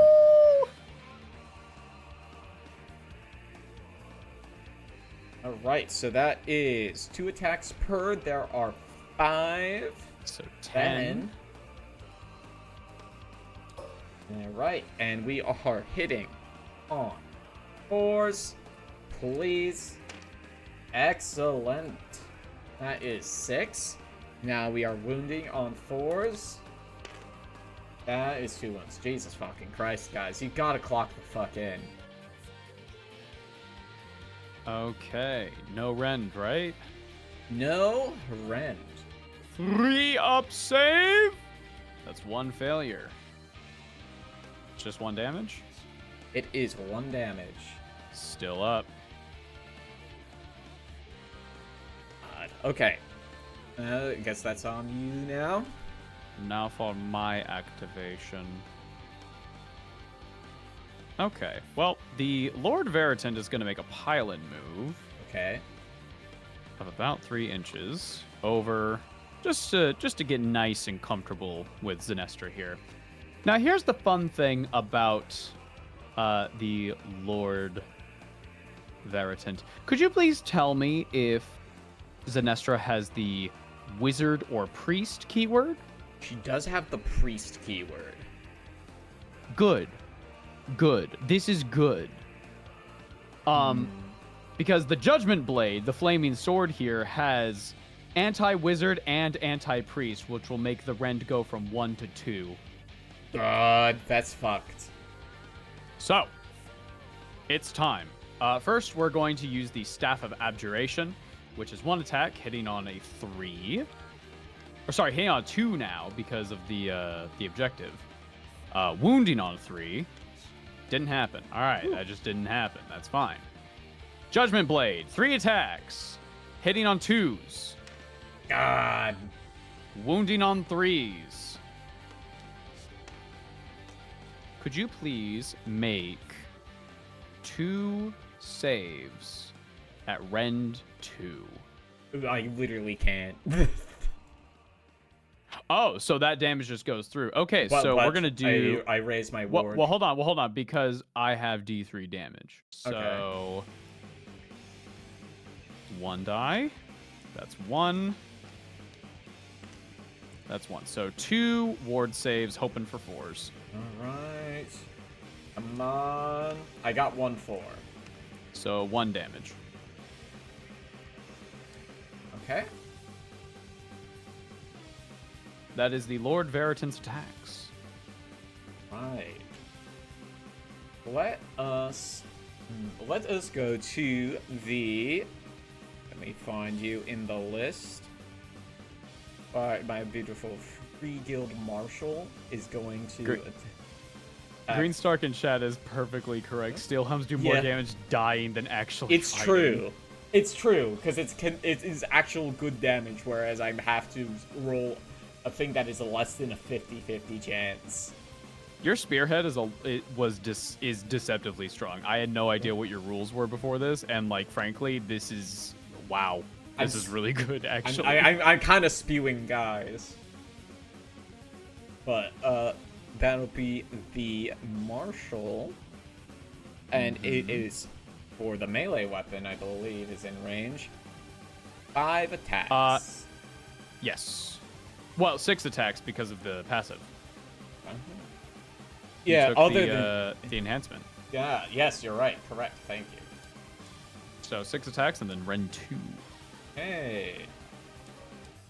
2, 3, 6 attacks, and it hits on 3s.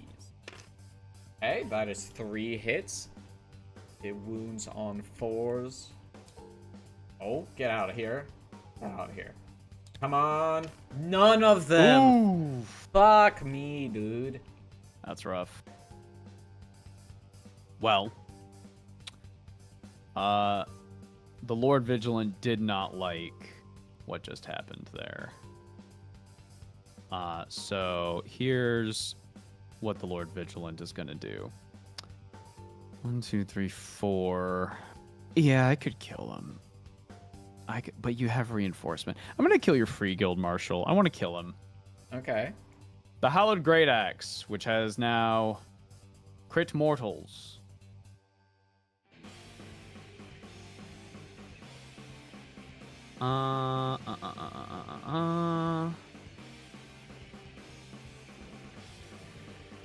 Yeah, crit mortals. All right, so 5 attacks. Hitting on 3s. Okay. That's 1 mortal. Wounding on 3s. Okay. Please make 2 saves at Rend 2 for your Free Guild Marshal. So it'll be a 5-up now. Hey, come on. Roll dice. That's 1. So 1 failure. So 1 failure, that's 2 damage. Plus the mortal, which will... Chat, really quick. Does mortal damage equate to the damage that is on the characteristic of that melee weapon, or is it just 1? I just want to be sure about this. Because that will change if this does 3 damage or 2. Or sorry, 3 damage or 4. Yep, okay, so that is 4 damage total. Okay. To your Free Guild Marshal, which brings him down to 1 health. It does. But I'm not done yet. Because the Griff Stalker is also going to attack. Okay. Hitting on 4s. Wounding on 3s. Oof. He's just not... He's feeling weird today. It's okay. It's all right. Okay, well... that is the... Lord Vigilant on Griff Stalker's attacks. All right.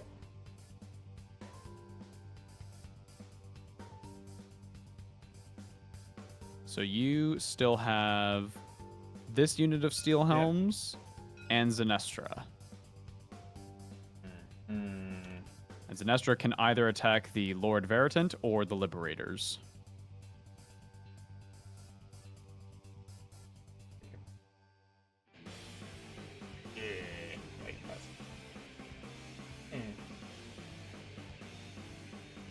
Let's get Sinestro on those Liberators real quick. Okay. That is 3 attacks. 1, 2, hitting on 4s. Okay, that's 2 hits. Now we wound on 4s. Mm-hmm. That's 1 hit. With Rind 1. All right, 4-up save. They make it! God damn it.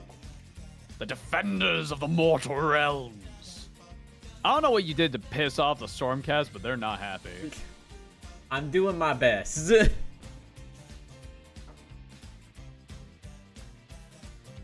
Okay, I believe I don't have any more activations. Did the Prosecutor go? I can't remember.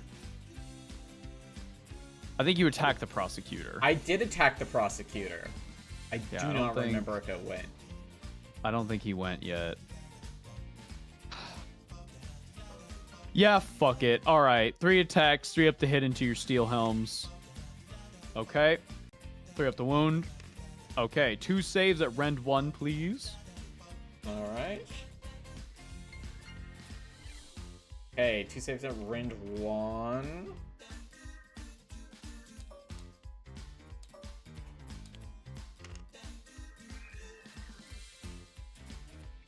One of those beats. Okay. And you also have your ward. That'll be 1 damage, so roll that beautiful 5-up ward save. The 3. Okay, so 1 steel helms dies, and revenge damage you get time.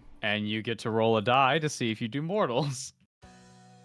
Yes, This spearhead is nasty. Holy. Okay, character's health characteristic, which was a 1. Yeah, so you just roll 1, and then you roll that beautiful die. Come on, get higher than 5. It's a 4. God damn it. So no mortal damage. Okay, well that's all of my activations, which means it is now just these steel helms, I believe. Come on, the Steel Helms. You can do it. Eat the fuck ass a bird. He's just got 1 HP. 3, Can you 4, do it? 4. Mark my words, that fucking bird will die. 6. Because they have 2 attacks each and there's 3 left. You're right. Thank you. All right. And we are hitting on 4s. Excellent. Ooh, no, no, no, no, no, no, no, no, no, no, Is this the time that I remind you? Because they have the Relic Envoy. Mm-hmm. Which means they wound on 3s now. I believe so, yes. Ooh.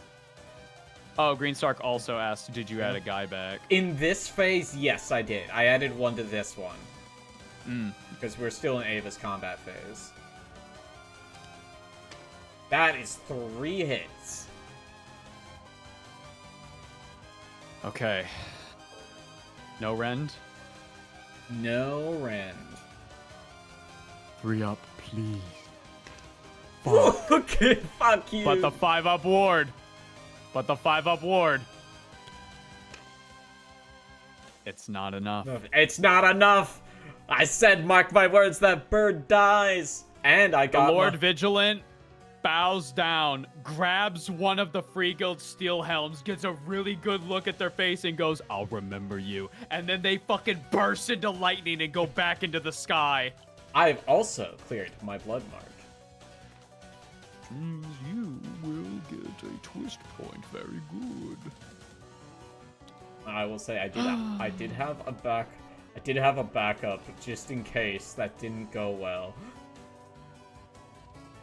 Greenstark did add that it is both units. Oh, both get the, units. Yeah, because they are separate. Yeah, they're individuals. Welcome back. Yep. Welcome back, Steel. Well, he's back. That's fine. That's all right. Damn. Okay. You so gained Citizen nothing. Sigmar, no. So Citizen Sigmar, like this is using their greatest weakness as an advantage, which is they don't hit very hard, but they die really easily. So it actually punishes armies like mine that are doing like wide sweeps and killing multiple models in an attack, because they just go, ah, that's cute. Watch this mortal damage though. You're my mortal damage, jackass. This is really cool. This is a really neat spearhead. Okay, I believe all combat has been settled. Let's see who controls what. You obviously control these two over here. How much control does Zenestra have? Let me double check these for you. Zenestra has 2 control points. I have 3 with the Lord Veritant here, which means that this is now my point again. This +1 to hit can go away. Yep, because that was just for the rest of the turn. Okay, so I control 3. So I control 1, 2, control more. Did I score any of my battle tactics?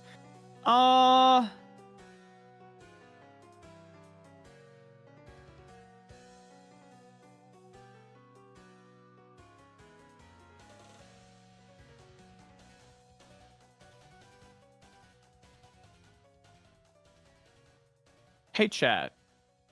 Question for you, just as a future thing. Call reinforcements doesn't work for heroes, I imagine. Right? It can't.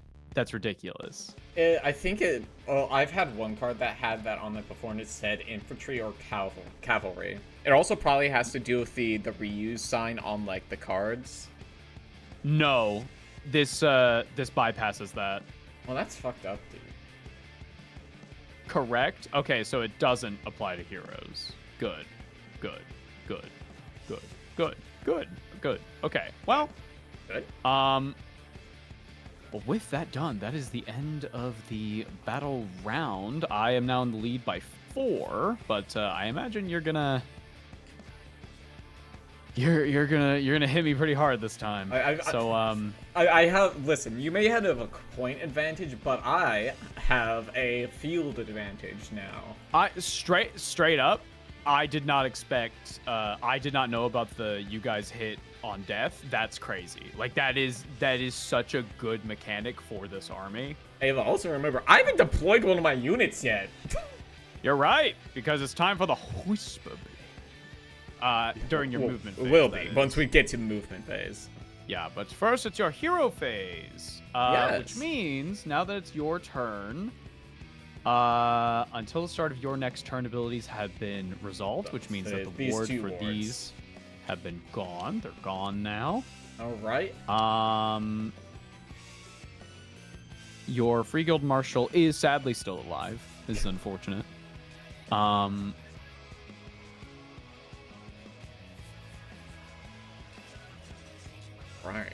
And I'll start with my hero phase.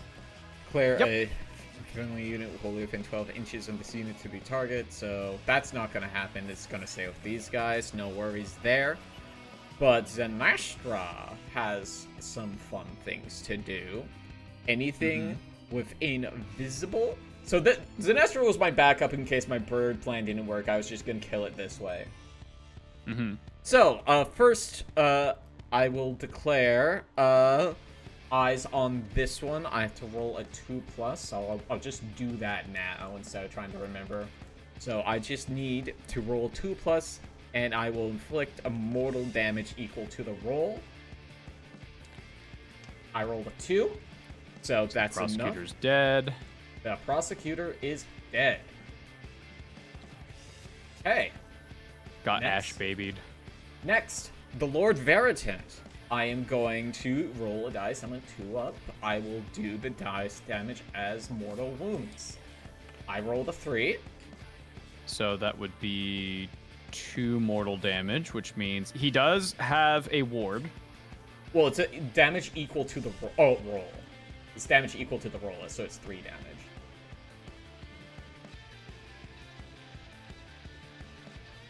Ah, I see. Okay. So, all right. 5 up ward, please. That's 1. So, quickly. The 5-up ward goes away. The Griff Crow. You killed the crow. Good job. You killed the dog. D3, so you rolled 1 on the prosecutors. What? Sorry, rephrase it, please. My brain is not. Oh, is it? It's I think roll what a they mean D3 for each target on 2+. Oh, okay. Yeah. So I was right. It was a. Yeah, I didn't even process the D3 part. It was 2. Yeah, so that's 1. Well, no, because when you rolled a 3 for Yeah. this guy, then it'll be 2. So I'll just roll again. Okay. So, Griffhound still dead. And then, nope, not that token. Takes 1 damage, so is down to 5. Okay, and for my last one, I will target the Liberators. Okay, roll that beautiful D3. Come on. Dude, god damn it. So that'll be a 1, which means 1 mortal damage, which means this Liberator takes 1 damage. But if it's a D3, I have to get I have to get a 2+, and I rolled a 2. So that would be 1, right? On a 2+, if it is an enemy target, inflict an amount of mortal damage that is equal to the roll. So But on a 2+, so 2 or more, it succeeds. Okay, And but because you picked an enemy, and amount of mortal damage equal to the roll, because it's a D3, and you rolled a 2, it's a 1. okay. So the damage is a 1. Okay, the damage is 1. I assumed that like the number I was trying to meet was also from the D3. No. Okay. No, you did 1 damage. It's all good. But like, hey, it's mortal damage. I couldn't do anything about it. So, and you also killed my ward save for the Lord Veritant. So there is that. And for my last, that was the last one, I believe. Yeah. Okay. Yeah. That is my hero phase complete. Right. It's time for movement. You can move your Steel Helms and your Marshal as freely as you like. If Zenestra wants to move, she will have to retreat, in which case she will potentially take mortal wounds. First, I have to sudden ambush, so my Whisper Blade can finally enter the game. Yes. Within 6 inches of an enemy unit and not in combat. Does that mean the enemy unit is not in combat, or I am not in combat? Means you are not in combat. Okay, that's fine. Within, so... Let's see, yeah, within 6 inches. I see. Okay.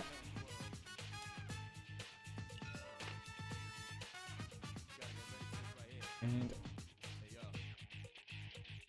What's up? Let me move. I have to move that.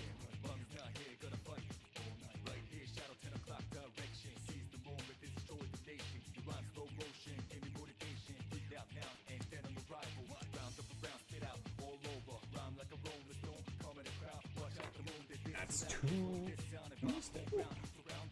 Yep. Damn. Inches are long. Mm-hmm.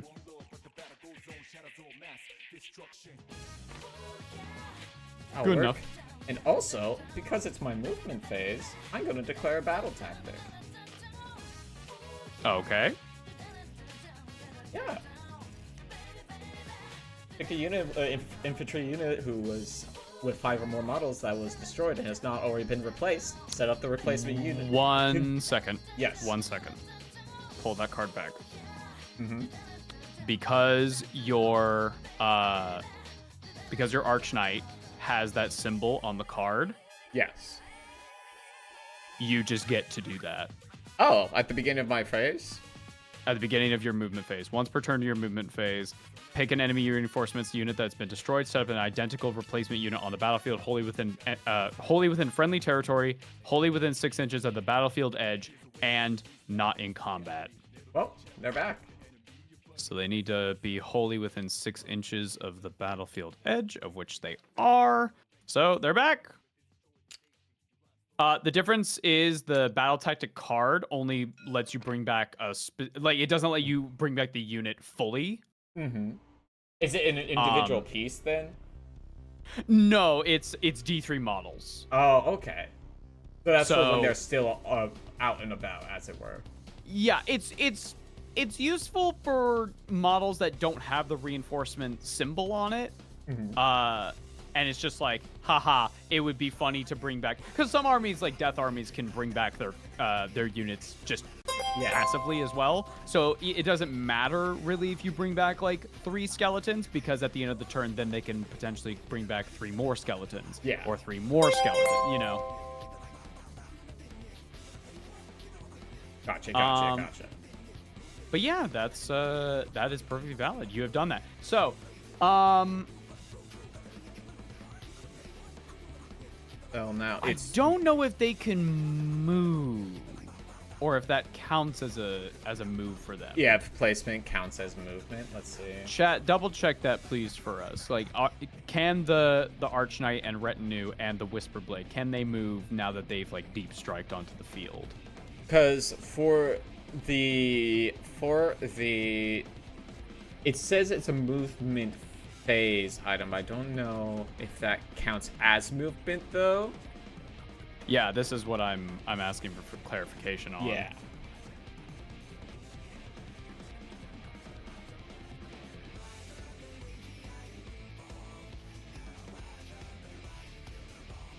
We'll just have to wait.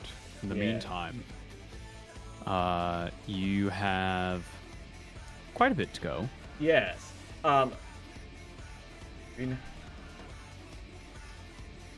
wait a second, Dusty. I'll stop that right now. Ah!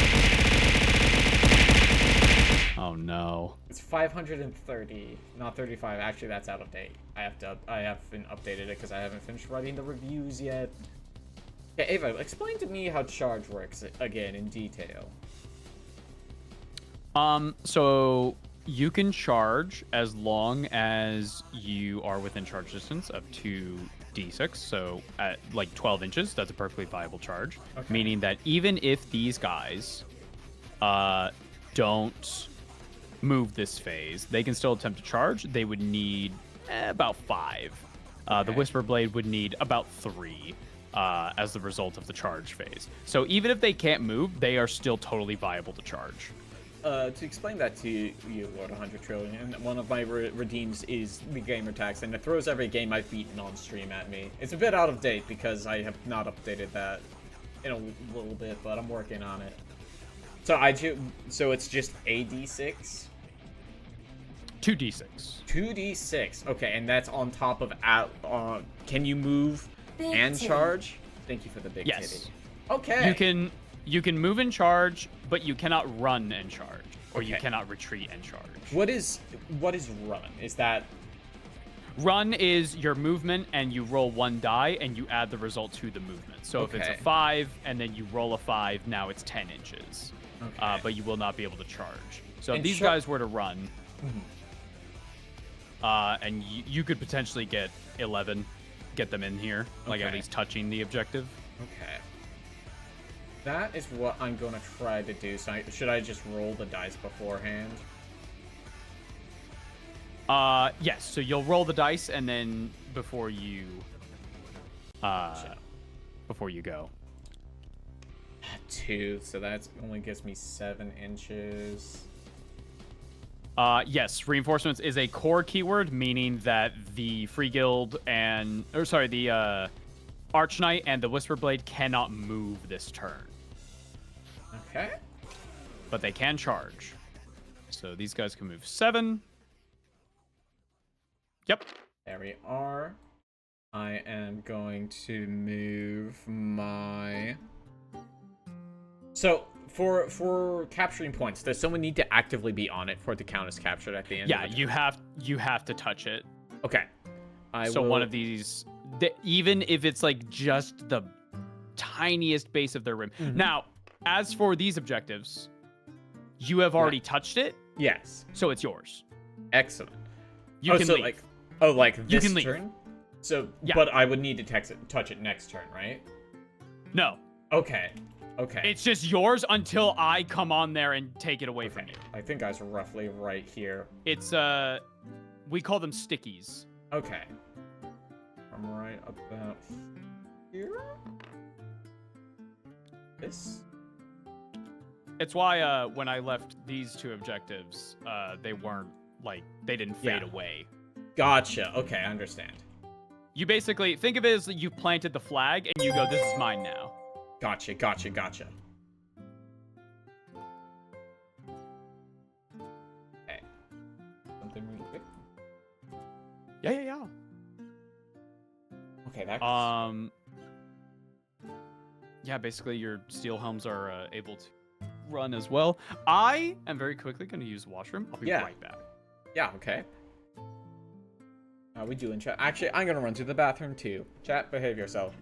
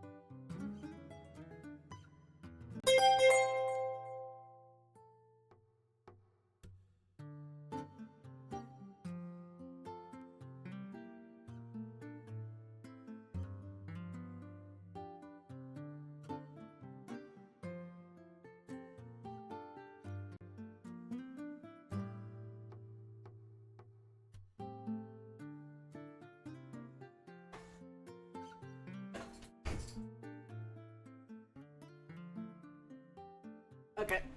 Hey. Me behave? I think you'd behave. Out of people I know, I think you're fairly well behaved. Happy Pride Month, thank you. Don't worry, being weird is kind of my thing. I do my best. Okay, what's up? Where you at?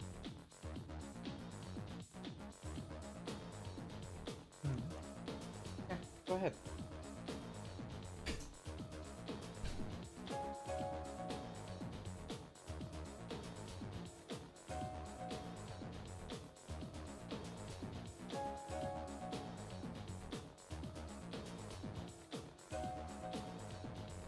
I've returned. You're welcome back. It is time. I am going to roll a run. And hope I can... Give it a shot! Actually, wait, let me Run! Let me do a measurement. In y'all's movement is 5, 6 plus 5. It is possible. It's possible. Possible. Come on. What the fuck is this? What the fuck is this thing? Oh, I don't want that. There we go. Come on, roll a dice. Fucking 1. 6-inch movement. There they go. 6. There they are. Okay, so these two are incapable of moving or charging, Nope. right? No, they can charge, but they just can't move. Okay, and charges during the movement phase, yes? No, now it's the shooting phase. Okay, that's okay. It's all good. Don't Okay. worry, don't worry. I believe I have moved everybody. You have, yes. Okay. Unless you want to retreat with Sinestra, I mean, like, she could get retreated, and, like, I would just do, like, D3 mortal wounds to her or something, like, you know, that'd be kind of cool. I believe in my Sinestra.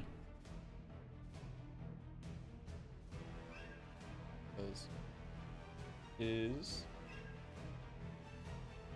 Oh, that's fine. Having children one winged angel makes me feel like something is about to happen. No, it's perfectly safe. I'm about to get wiped off the fucking board is what's about to happen. Okay, so it is shooting phase, you said? Is Shooting phase. okay. I only have one capable of shooting. That's Mr. Marshall, and he has a 10-inch range. Right He can there. fire at everybody. Ooh. But I will be firing at... Fucking ass. What's your name? Lord Veritant. So, I'll shoot... fire at the Lord Veron. I'm gonna shoot him with my gun. I did a custom fucking thing for her when I made mine. I took the Stormcast face and I like shaved off the mouth and stuff to like, fuck, don't do this. I haven't painted them yet. Well, it's your lucky day. None of that. Wait. It's a 3 to hit. One of those hit. That's a wound. Wound on 4. Come on. It hit. It wounds. It is a rend 1. Or up. It's fine. Sharks off the Sigmar armor. God. Nothing personnel, kid. Fucking. What is this guy's deal? He can't fucking hit for shit. Free guard Marshall. More like free can't hit a fucking thing Marshall. Hey, you said I could charge during the shooting phase? It's now time for the charge phase if you're done with shooting. Yes, that was the only person who has range in my fucking entire spearhead. Alright, so it is just roll and it has to be above She 3. can't be getting away with this. I was fucking losing to a dog at chess right now, dog. Okay, rolling. D6, right? And 2d6. 2d6. Well. That's 4. The Whisper Blade is in. He is in there. There she goes. Bit of that. Hey, who the fuck are you? Who the fuck are you? I've been here the entire time. What's happening? I'm scared. Who the fuck is that? Okay, come on. 6. Ooh. 6.5. Well, wait. Ooh. Can make it there. Get him. We're back, bitch. Oh no, my dog. You fuckers again. We're back. You little bitches again. Fuck.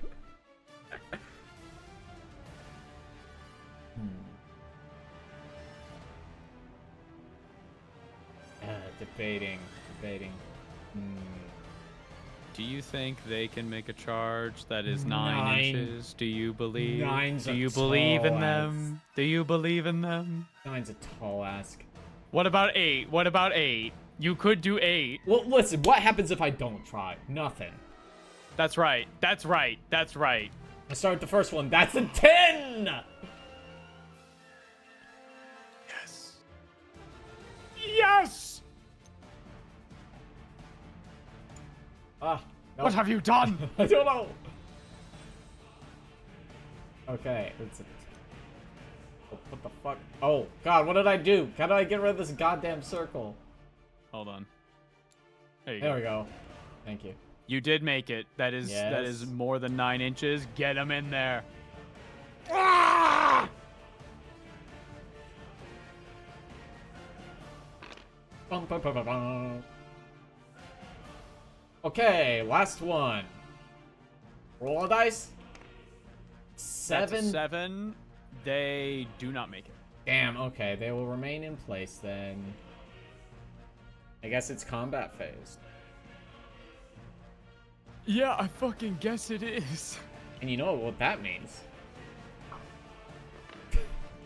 Oh, here they go again. They're doing that thing again. They're doing just that thing fucking where they popping attack out of... again. They're fucking popping So, out of holes in the ground. This is a good demonstration of how to do a pylon move, because now you can move them 3 inches to get even closer. Because as it stands now, they're not super in range. Okay. Like this one is more than 3 inches, so they would not be able to hit the Lord Okay. Veritant if you wanted the Steel Helms to hit. Mhm. So all you would do is go, I'm making a pylon move with my free guild Steel Helms, and then move them 3 inches Okay. closer to the enemy, So just- while maintaining coherency, obviously. Yeah. You sure you're not playing Skaven? I don't think these are Skaven. This feels Skaven rules. Like this is fun. So it's within half an inch of each other, right? Yeah, of each other. So as long as, well, that's too far. They can't do a pylon that far. Okay. But they can go like here is fine, or here is fine, or here is fine. Okay. That works. There we go. Going by weapons do nothing. A little bit. Here they fucking god. Here they fucking go. You know what's fucked up? I don't want to hit them. That's the fucked up part. Because they're just gonna kill me. Yeah. Hey. Combat phase then. Let us start. Choose wisely. Choose wisely. I am going to let's start with our steel helms on Liberator of Grand Hammer. That is 2 per. We have 5. That's 10 dice. We are hitting on a 4. Okay. That is 6 hits. We are wounding on a 4. That is 2 hits. No rend. On the Veritant? On the Liberator. Ah, Liberator. Got you. Okay, no rend, 2 saves. Not bad. 3 ups. Why? Well, the Grand Hammer has 1 HP left, and this Liberator's gone. Excellent. It's your turn. I need this fucking lady to die. I need this lady to fucking die! Okay. Staff of Abjuration. It's 1 attack. Please do something cool. 3 up. 3 up. Fuck! Okay, Judgment Blade. 3 up. Error. You got 2. 3 up. Okay. Error. 2 saves at rend 2. Okay. Which I can't do anything about.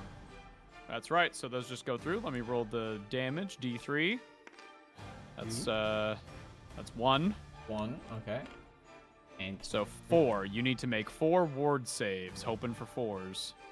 hey, come on, let's roll 4s or higher. Only 1 goes through. 1 fucking damage. I'm gonna fucking freak out. Down to 5. Fuck. Okay. Okay, well that's that activation. Fuck. Okay. You're supposed to be like a wizard priest killer. What are you doing? What are you doing? If you killed her, that is 9 revenge rolls. That's such a good point, Green Stark. Yeah, it is. I had that thought like a battle round ago. It's like, if I kill her, the thing that kills her is just fucked. Right, so let's let's do some. Listen, let's just rip off the bandit and do Sinestra immediately. On to Lord Veritant, which is 3 attacks. Hang in there, buddy. Oh, you'll be fine. Hitting on 4s. 1 hits. Wounding on 4s. Nothing. Oh, thank fucking God. Alright. Your Liberator gonna do some jack shit? I hope. Liberator with Grand Hammer. Please hit Sinestra. Please hit good. You have crit mortals. 2 attacks. 3 up to hit. Okay. 3 up to wound. Ooh! I need you to make 2 saves at rend 1, please. Alright, 2 saves. We're aiming for 6. 1 of those hits. That is 2 damage. Please make 2 ward rolls at for aiming for 4s. Come on. Those are both God. 4! Fucking damn it. Fuck. Well, now you have your Whisper Blade and your Arch Knight and Retinue. It's Whisper Blade time. Does Rand ever get higher than 2? Yes. And it's fucking scary when it does. Okay. Whisper Blade has 4 attacks. Okay. All right. 4 attacks hitting on 3s. What are you aiming at? The Veritant? Yes. Hitting on 3s. That is 3 hits. It wounds on 4s.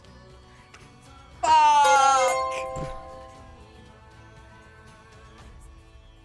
What do I even fucking wait around for?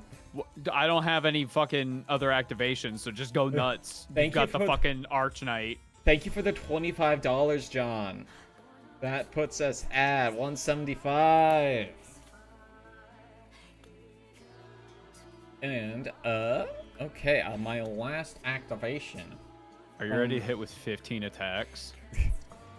is my Arch Knight Revenue. 3 attacks for 5 guys on Lord You fit Veritan. 15 attacks into the Lord Veritan. Oh. Okay, plus 10, plus 5. Yeah, that's the donation gene. Hey, Boco, I gotta tell you something I did the other day. I was playing a Big Mar game with my buddy Lou, and it's gonna be up on Patreon soon for free for everybody to see over at my Patreon. But during that game, we didn't finish it, but I did get to do something where I brought a selection of units and I buffed them in such a way that they attacked for 41 dice. Hell yeah. Hit on 3s, wound on 2s. It was disgusting. That's death, dude. It's death. It's death. That's what it is. It's death. It's fucked up. I feel like the dice count doesn't, like, I mean, this is still a high dice count for a tabletop game. It does not get as high in Sigmar as it does in 40k. Because 40k has some really, really high dice numbers. Yeah, as I absolutely. recall from our game, we did. But yeah, roll Roll those those beautiful 15 dice. We are hitting on 3s. Hey, Not that bad. is 6 hits. We are wounding 4 on up to 4s. wound. That is 1. Finally! Okay, a rend. 1 rend. 4 up. It's 1 damage. Still, that's a damage. Hey, that is everybody. So you control this point now. You control the Dracothian point. Yes. So you control 3. Wait. 1 sec. Yep, check your battle tactics card. Yeah. Did you score anything? 1 sec.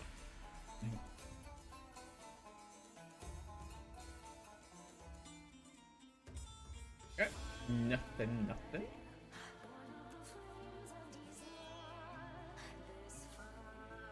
Okay. Shin Megami Well, in that Tensei case, you Nocturne control would never take advantage of More. our You innate did not score any battle gullibility. tactics, but you did get the we're still neck and neck. Every time we play Warhammer, this Still fucking neck happens. and neck. I mean, I think honestly, it's a testament to how balanced Spearhead is. Honestly, Yeah. like I am getting blown out here, but at the same time, like it's going okay. It's Yeah. going all right. Now, Boco, it is the end of battle round 2. It is time to roll a die to see who takes the initiative. All right. Ready? I have a 4. All dice. I have a 5. So Boco, here's the thing. Yes. If the player who went second in the previous battle round, that's you, wins the priority roll and chooses to go first. You can choose to go second, but you can choose to go first. But if you do not draw any battle tactics cards for that battle round Okay. unless you're the underdog with a difference in victory points But we of don't 5 have or an more. underdog. Oh, But we don't have 5 an or more. underdog. That's crazy. It is crazy. So you can go first, but you will not be able to draw new battle tactics. That is You fine, get what you get. actually. Okay, fuck you. All right, I'm drawing mine. Ah, fuck. Okay, 1 second. I did forget to wear the prop that I wear for streaming. The chat requests. Okay. Here you go, chat. There you go. God. Okay, so you're going first. Yes, I We will am. roll the twist. Read then smoke. The underdog. Okay, we're gonna have to roll off to see. If there is no underdog, you pick one objective on the battlefield. We roll off to see who it is. That objective is read and smoke. Until the end of the battle round, only unmodified hit rolls of 6 successfully hit 4 attacks that target a unit contesting that objective. Do you want to make this? Do you want to make this turn not matter? Do you want to make this fucking funny? All right, I'm rolling off. I got a 5. Okay, come on, give me that 6. I got a 6. What objective is read and smoke? Let's fucking read this one because fuck you.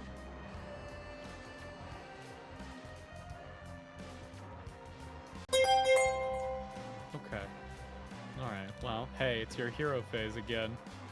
It is my Go hero on. phase again. Go on. Do your So, hero alright, phase. let's- Come on now. Let's start at the top. Visible Uh-huh. friendly within 12. 1 second. Let me see how far 12 is. Oh fuck. Not that far. Anyone 12 inches? It could be any of these. Quick question. Does it say wholly within? Let's see. Friendly unit. Okay. Wholly within 12 inches, so it'd have to be to like the furthest, right? So still applies. They're Yep. they're all wholly within. Everybody's within. Let me see. Hold on. Oh, that's 3 inches. What about this one? What about this one? They're all within. Oh boy. Okay. Oh boy. So I am going to give them the relic envoy. New friend for you guys. And it is also time for the Sinestro hero points. So let's All see. right, yeah, do it. Come on. Okay, so let's start with Lord Veritant. I'm going to roll my d3. Mm-hmm. And it is a 4. Which would mean a 2. 2 damage to Lord Veritant. Okay.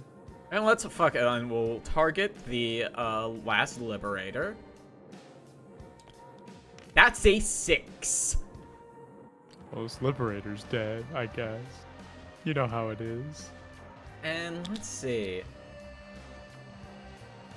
I will say, let us target my nice little Whisper Blade. The Whisper Blade. Whisper Blade. I rolled a 4. That's a ward 5 for Whisper Blade. Oh boy. Oh god. All right, that is my hero phase completed. Time for your movement. That's right. So we'll start with our Reguild Steel Helms, who have a movement of 5 inches. I hit F5 instead of F4. Ooh, 5 inches is doable. You said you can these things you can move through correctly. Yeah, they just cannot be. They can't end their move on top of it. Gotcha. Gotcha. But that's not a problem. They're here. Here. In which case, this objective is now yours. Right. You now control 4 of the 5 objectives. Oddly enough, this city spearhead is a hard counter to hyper elite armies like Stormcast. That's what I'm finding. I didn't know what this spearhead was like, and this is honestly really cool that cities has like an anti-elite spearhead. That's really cool. Yeah, it's good. I'm liking this one. And let's see. I think everyone else is technically engaged, right? Yes. If they wanted to move, they would have to retreat. Okay, I will not do that. And I guess we'll move on to well, shooting. Actually, wait a second. He's gonna get some pot shots in. I'm debating if I want to move him Some in or not. snapshots? I'm really debating because he's a hero, which means I can't reinforce him, correct? No, you cannot reinforce him. Even if I have something that surpasses, like, the rules, right? Yeah. No, Makes like, sense. heroes just don't come back. Yeah, that's what the hero tag prevents. Okay. So, yeah, we'll just do a pot shot. We love shooting. We love the dueling pistols. 4 attacks. Nothing's going to hit. All right, roll our dice. We hit on 3s. Okay, that's 2 hits. And we are wounding on 4s. Roll dice. They both wound. Okay. Give me a rend 1 save, Ava. Okay, 4 ups. That's 1 success, 1 failure. So that is, Okay. what, 1 damage? 1 damage. Last legs. That is my shooting phase. Mm-hmm. It's time for the combat phase. Let's see. Who do I want? Fuck it. Let's do a Whisper Blade really quick. Give her a second. Pick this really quick. Yeah. Okay. Ward 5. Okay. For this phase. So this entire fight phase, Okay. Lord Verdun will have a 5-up ward. It may come in handy. You could. Whisper Blade attacks 4 times and hits on 3s. That is 3 hits. And wounds on 4s. Nothing. God fucking damn it. What's even the point? What's even the point of this fucking thing? To be fair, you are fighting like a Stormcast. I mean, like, that doesn't matter. I just can't hit the 4s, apparently. She can't see. You can expressly see. Her eyes are the only part of her that's revealed. What if it's foggy? No, the fog's over here! What if a little particle of dust got in my eye?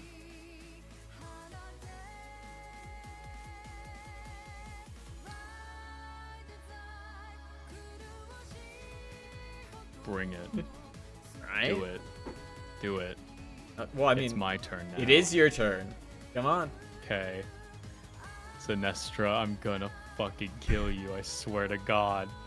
You sure? One attack. You want to do Staff of Abjuration. 3 up. Fuck. that? Judgment Blade. 3 up. There Yes. you go. There you go. 3 up.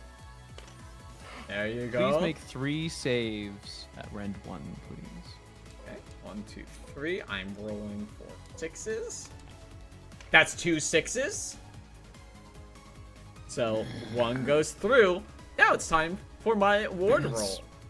And it's 1. It's just 1. You just Yep. make 1. 1 roll above 4. That's a 2. It's 1 damage. It's just 1 damage. It's just 1 damage.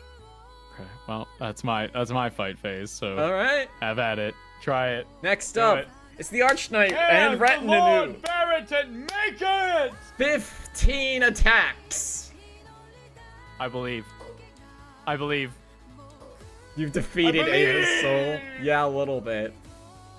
Roll all dice that hits on 3s. I have 9 hits. Wound on 4s. That is 4 hits. Ava, give me a rend 1 check.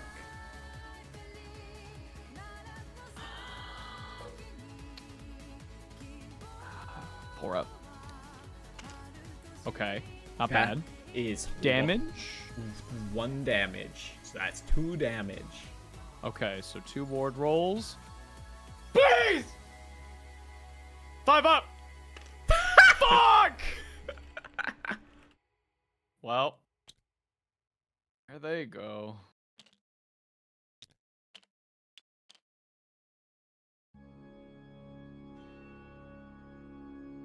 Well, Well, that's the end of the fight phase. Did you score any battle tactics?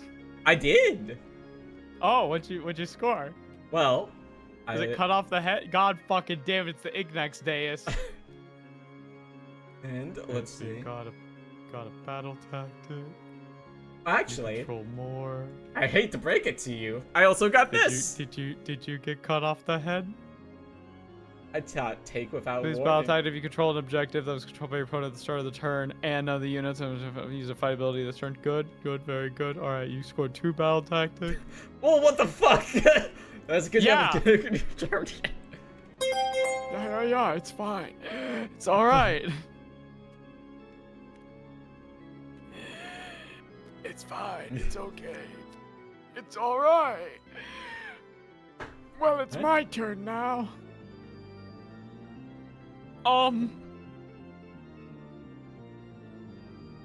Well then. How's it going? It's going. So I get to reinforce 2 units. Yes. My liberators and my prosecutors. Yes. As long as they 1 minute.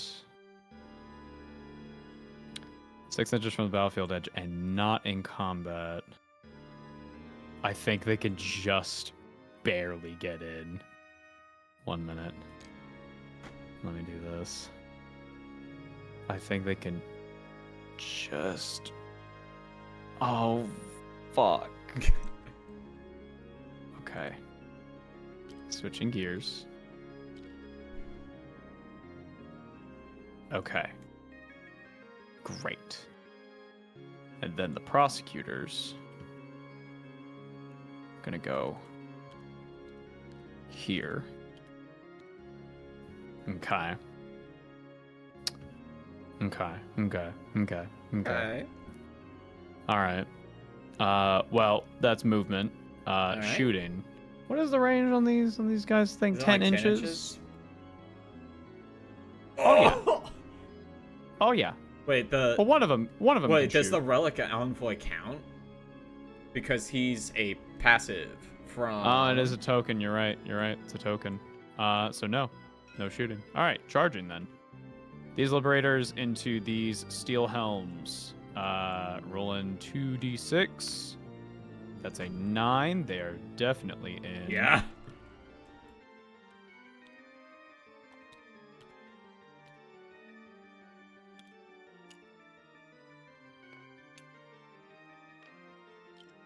Okay. And also because you are in friendly territory, I add 3 to this unit's control score, bringing it to a 3, 6, 9, 12, 15. Okay. So I just got to kill some of your guys, and we'll be fine. These prosecutors, can they charge? I mean, they can try, You can certainly try. but I won't.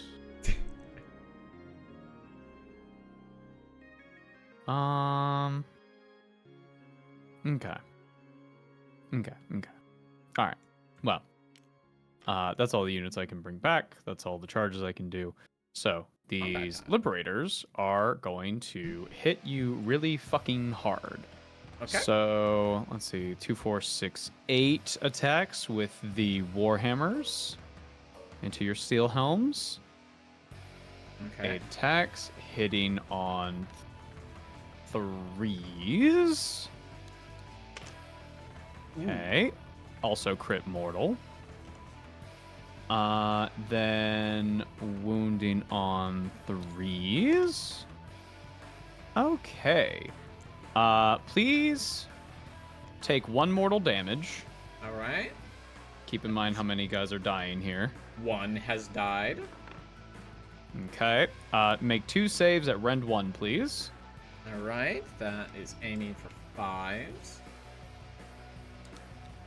Neither of those hit. So that's another 2 dead. Okay.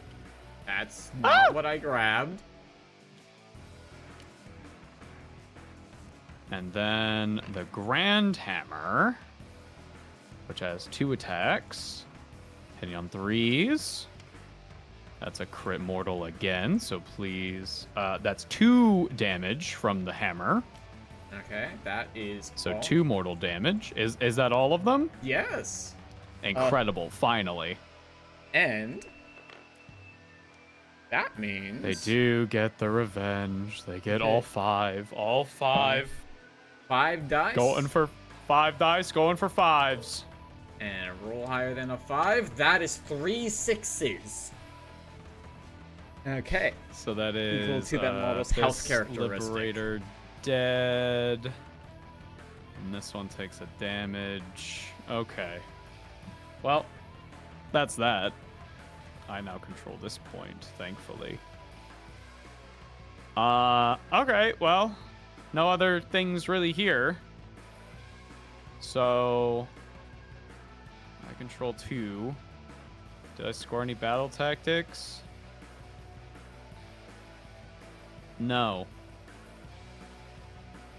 All right. Well, Boco, that's the end of battle round 3. Are you ready to roll off to see who takes the initiative again? Yeah. Let's do it. I got a 2. I got a 3. Would you like to keep the initiative as it is, as in you go next? I would love to go next. Okay, feel free to draw your battle tactics. All right, I'm gonna get rid of this. Right, my battle tag. Draw 3. 1, 2, 3. I'm discarding. Thank this you one. for the follow kit envy. Hello, Jonah. Oh. Hello and welcome. Okay, and now for the twist. The twist for this battle round, the final battle round, is Ring of Fire. Okay. The underdog, that's me, I thought underdog picks was 1 5+. objective on the battlefield. Or is it Oh, just... no. That's for that specific one. It's that for that specific one. The underdog is just who is falling behind in points. Okay. The underdog picks 1 objective on the battlefield. That objective is no longer controlled by either player and cannot be contested or controlled in this battle round. In addition, at the end of each turn, this battle round, after victory points have been scored, inflict D3 mortal damage on each unit that has any models on it. Roll for each unit. Quite interesting. Ring of Fire. So, you better get your boys the fuck out of there. Oh, don't worry. I was planning on it, actually.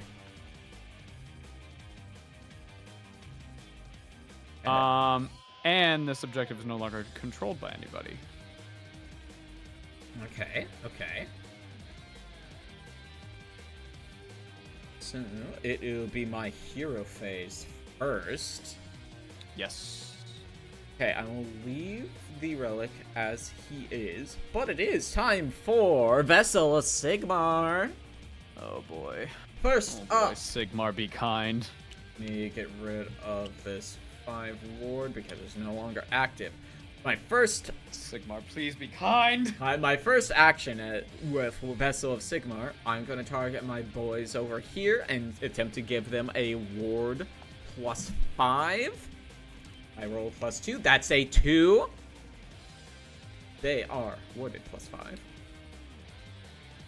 My next action, I will be targeting your prosecutors, and I will be rolling to do mortal damage. I've rolled a 3. I thought it wasn't a D3 for rolling. I'm confused because I've asked this a few times. It's been unclear. You roll a D3, and then whatever the result is, that is the damage. So the result. I was talking a about the D3. first one since I rolled a 2 on it. Like, normally that'd be a 1, but you said if it's 2+, it's fine. Because I've just been calling out the D6s. Roll a D3 for each target on a 2 up. So it'll be a 2 up on the D3, so at least This is a 4. really stupid way to write this rule. So if it is a 1 on a D3, then it does fail. Okay, this is a really weirdly worded rule. Yeah. So yeah, on a... on a 2 up on a D3, it would have to be 3 or more. Okay. But that's it. I don't... Ugh. So yeah, if you roll a 1 or a 2 and you're rolling for Vessel of Sigmar, it just fails. Okay. So if it Thank is a you 3, for the it succeeds. $75, Jonah. Okay, that, let's see, that would put us at $250. Thank you. That's every goal on my side. Now we just need to get the actual event goal higher if we want some bullshit. So in it as if you have D3s available. Yeah.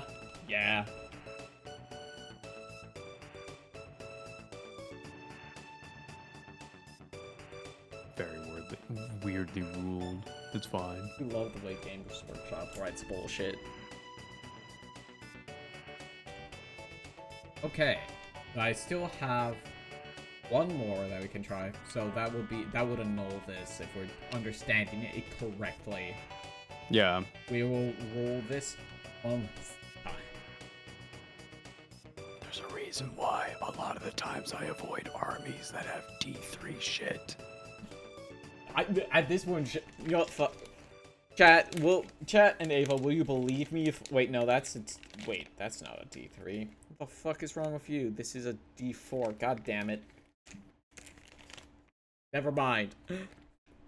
Okay, one last time. We are going to try to ward 5 these guys again. Come on. Roll all dice. That's a 2. It doesn't fucking matter. Okay, that is my hero phase. So, now let me look at my movement. Everybody 5 inches. Everybody's 5 inches. So, let me do some measure first.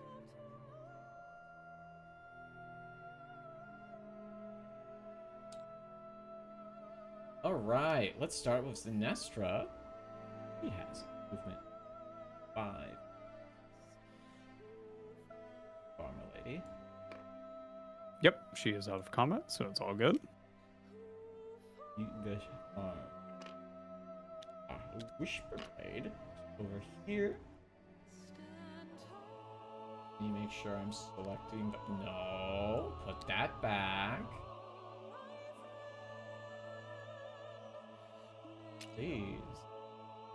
5 inches. There you go. Well, it's these guys. So, you move 5 inches.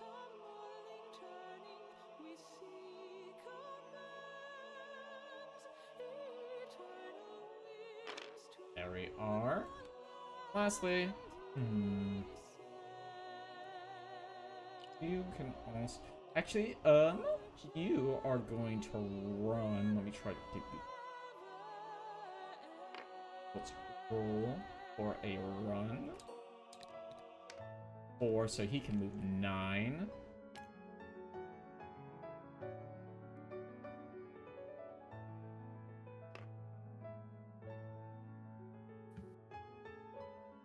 Okay, that is all of my movement done. Mm-hmm.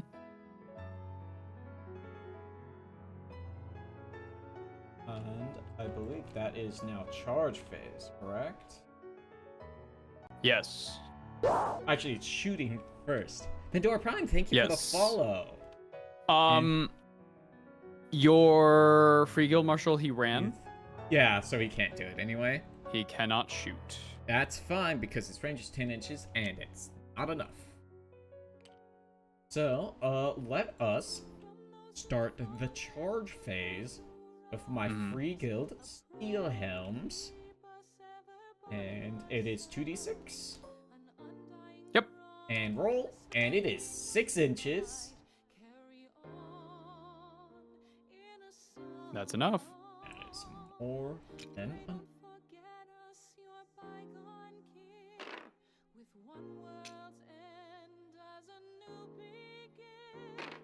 And next, we are gonna roll charge for the Free Guild Command Corps.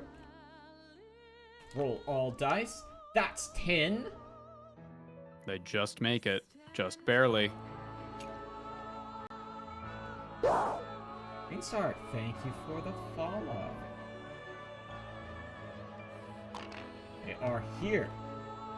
And next up, it's time for Zenestra to charge. That is 2. Zenestra is not charging. That's a fail. And then I believe Whisper Blade needs an 8. we can try. That is a 6. Okay. Nope. That is my charge phase. I'm done with. Okay. Combat. Combat. Let us start. Be deployed during my movement phase. Oh well. Right. Let us start with the Free Guild Steel Helms attacking the prosecutors.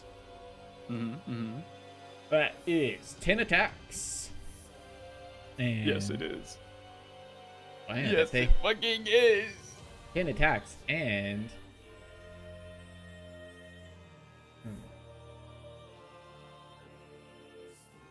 Don't forget to call in a new. Oh yeah, you could have called in a new Yeah. unit of steel helms for during your the movement. movement, but considering this is the last turn, It is what it is. it is what it is. So I'm not too plussed about it, so it's fine. Right, roll all dice hitting on 4s. That is 5 hits. Okay, and we will be wounding on 4s also. Actually, wait. I believe I will actually be wounding on 3s. Let's see. Okay, boy. Yes, we add 1 to our wound roll, so we're wounding on 3s. Roll all Yes. dice. That is 4. So that is 4 damage. 4 saves, no rend, 3 up. We're good. What the fuck? We're good, baby. Okay. I'm not gonna attack. Okay. I choose not to attack, so you may attack with your Arch Knight. All right. It's time for the Arc Knight revenue. That's 3. That's 15. Okay. Plus 5. We are hitting on 3s. Okay. Oof. That is 6 hits. We are wounding on 4s. Right? That is 2 wounds. Give me a rend of 1. Okay, so that makes my save from 3 to 4. That's 1 hit. 1 goes through. Damage. A damage of 1. Okay, so one of these fellas has been hurt. Oof, ouch. Medusa. And I that is believe my- that's the end of combat. That's my that phase.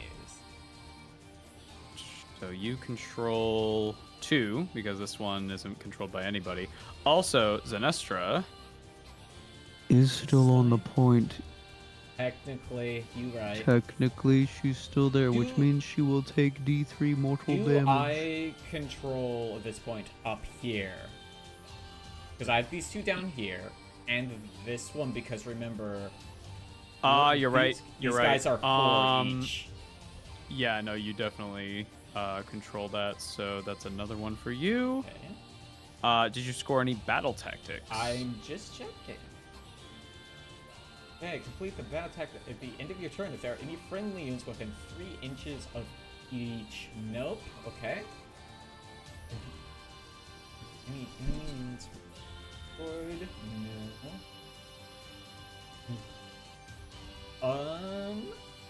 I believe I have scored Do Not Waver.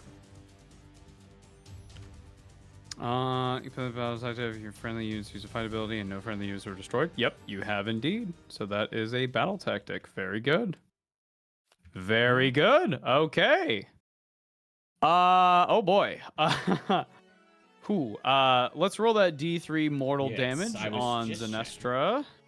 Just Let's checking do it. that. That Will be 3 mortal damage, which means she needs to make... No. Oh, She gets to make her ward save still. 4. So I need to roll 3 4s. 3 dice, looking for 4s. That is Nice. only Okay, one so that's mortal just 1 damage. Nice. Nice. Alright. All right. Well, if that's the case, I believe it's the start of my turn. It is. Okay. So for the first part of this turn, I'm going to use Shield of Azir to give these prosecutors a 5-up ward. Okay. And then I'm going to use nothing because that's just the way the cookie crumbles. Okay. I It's would like Yes. to use a command. mhm. I am going to give first strike to the Free Guild Commando. Okay, we will mark that. We will mark fights first. Very good. Very good. Okay. Well,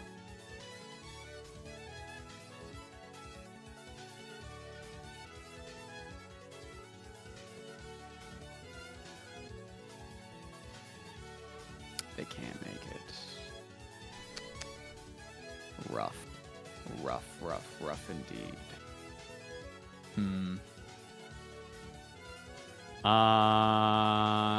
Well.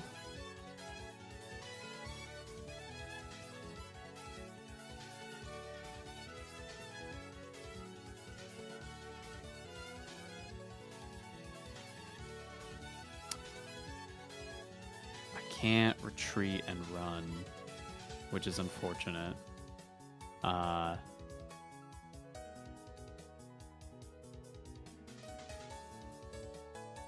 But I will retreat, so I will take D3 mortals. Alright. That's a 1, so I will roll 1 dice, hoping for my 5-up ward to kick in. It didn't, which means one of my prosecutors is dead. But now I can move 12 inches of my movement. I'm gonna go up here. Unfortunately, it's not enough to get the dais. That's fine. These liberators are not gonna move. Which brings us to shooting. And you know what? Let's take a shot at it. Why not? Let's do 2 attacks into your free guild marshal. Okay. 3 up to hit. Oof. 3 up to wound. Ooh. Okay. Please make 1 save at rend 1. Yes, indeed. Rend 1 from Marshall puts it to 4.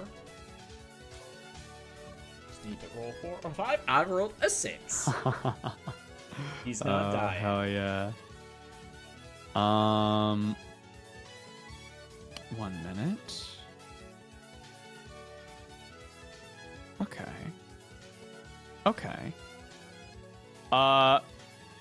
That'll bring us over to the charge phase then. So for these fellas, I need an 8.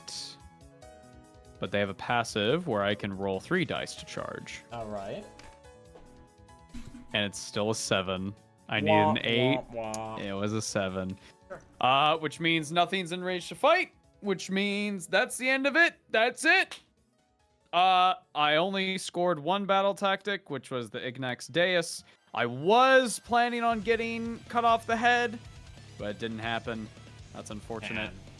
I was also attempting to get the Behemoth Deus. This would have gotten me an extra 3, of which I would have been controlling 1, 2. I only control 1. I do control the Ignax Deus, so that's 1 battle tactic. If I did control the Behemoth Deus, I would have been still, 4 points behind, but, and if I got the battle tactic, then maybe it would be a little better. But hey, that's a fucking good game. Yeah. I won this time. Yes, you did. Because I think You, I lost by like 1 or 2 points last year. Yeah, that feels familiar. Yeah. So how do you like the Cities of Sigmar Spearhead? Tell me about it. It's How you pretty feel? good. I think like one of the things that bothered me the most about like Sylvanas, I think is what I played last year. Sylvaneth. Yeah. Yeah. Like I felt like I lost a lot of my stuff very quickly. But like this felt really good because like nobody important died.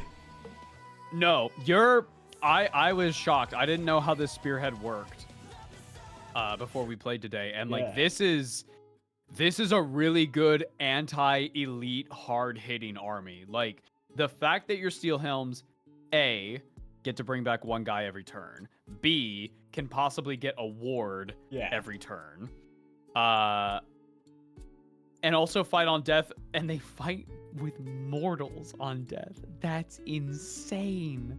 That's crazy. No, this Spearhead is really good. It's like kind of correct.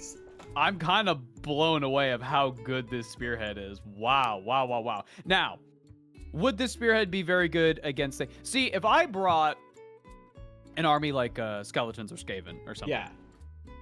My initial plan, because I didn't know about some of your rules, my initial plan was, because I did this, you saw me do this, run up the board, keep you at your home turf, hold the middle as long as possible. That didn't fucking happen.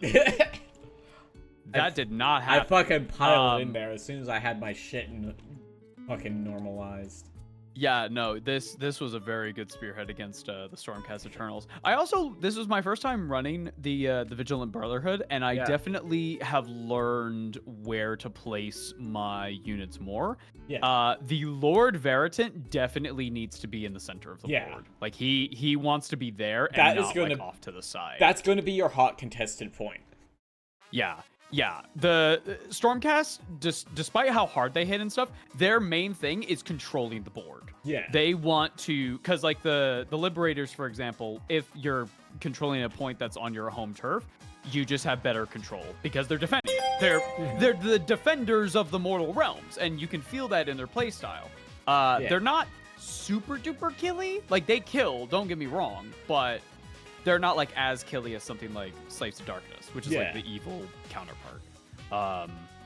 Very, very cool Spearhead. I definitely learned a lot from playing today. Yeah, wow. I was kind of like, ooh, she got the Cities of Sigmar.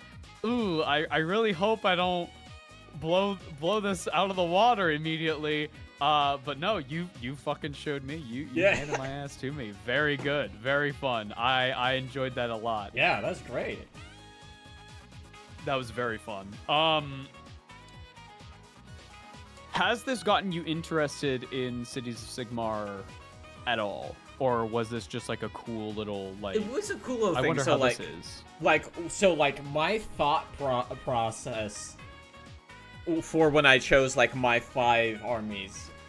I was like Battle of the 5 Armies. My process was I did not look at their stats. I did not look at the way they played.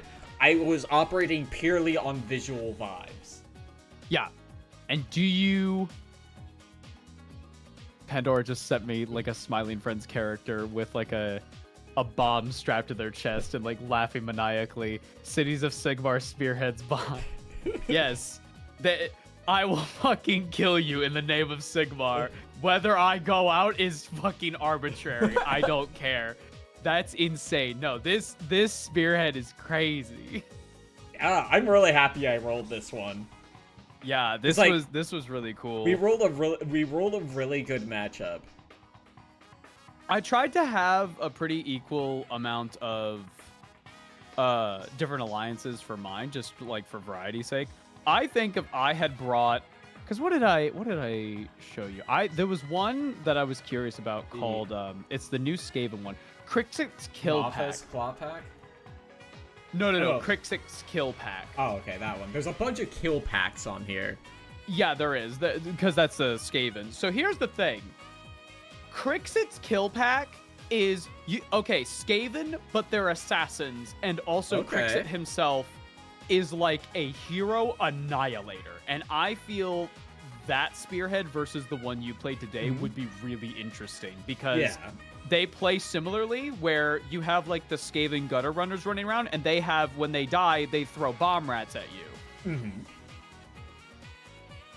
That's an interesting thing. That's kind of like at that point we're kind of mutually assured destruction. Yeah, It's just which of us can blow our ass up the faster. Crixit is really scary because he can just like, if I remember right, he can just like teleport up the board. Like, it's insane because he's an assassin, right? Mm-hmm.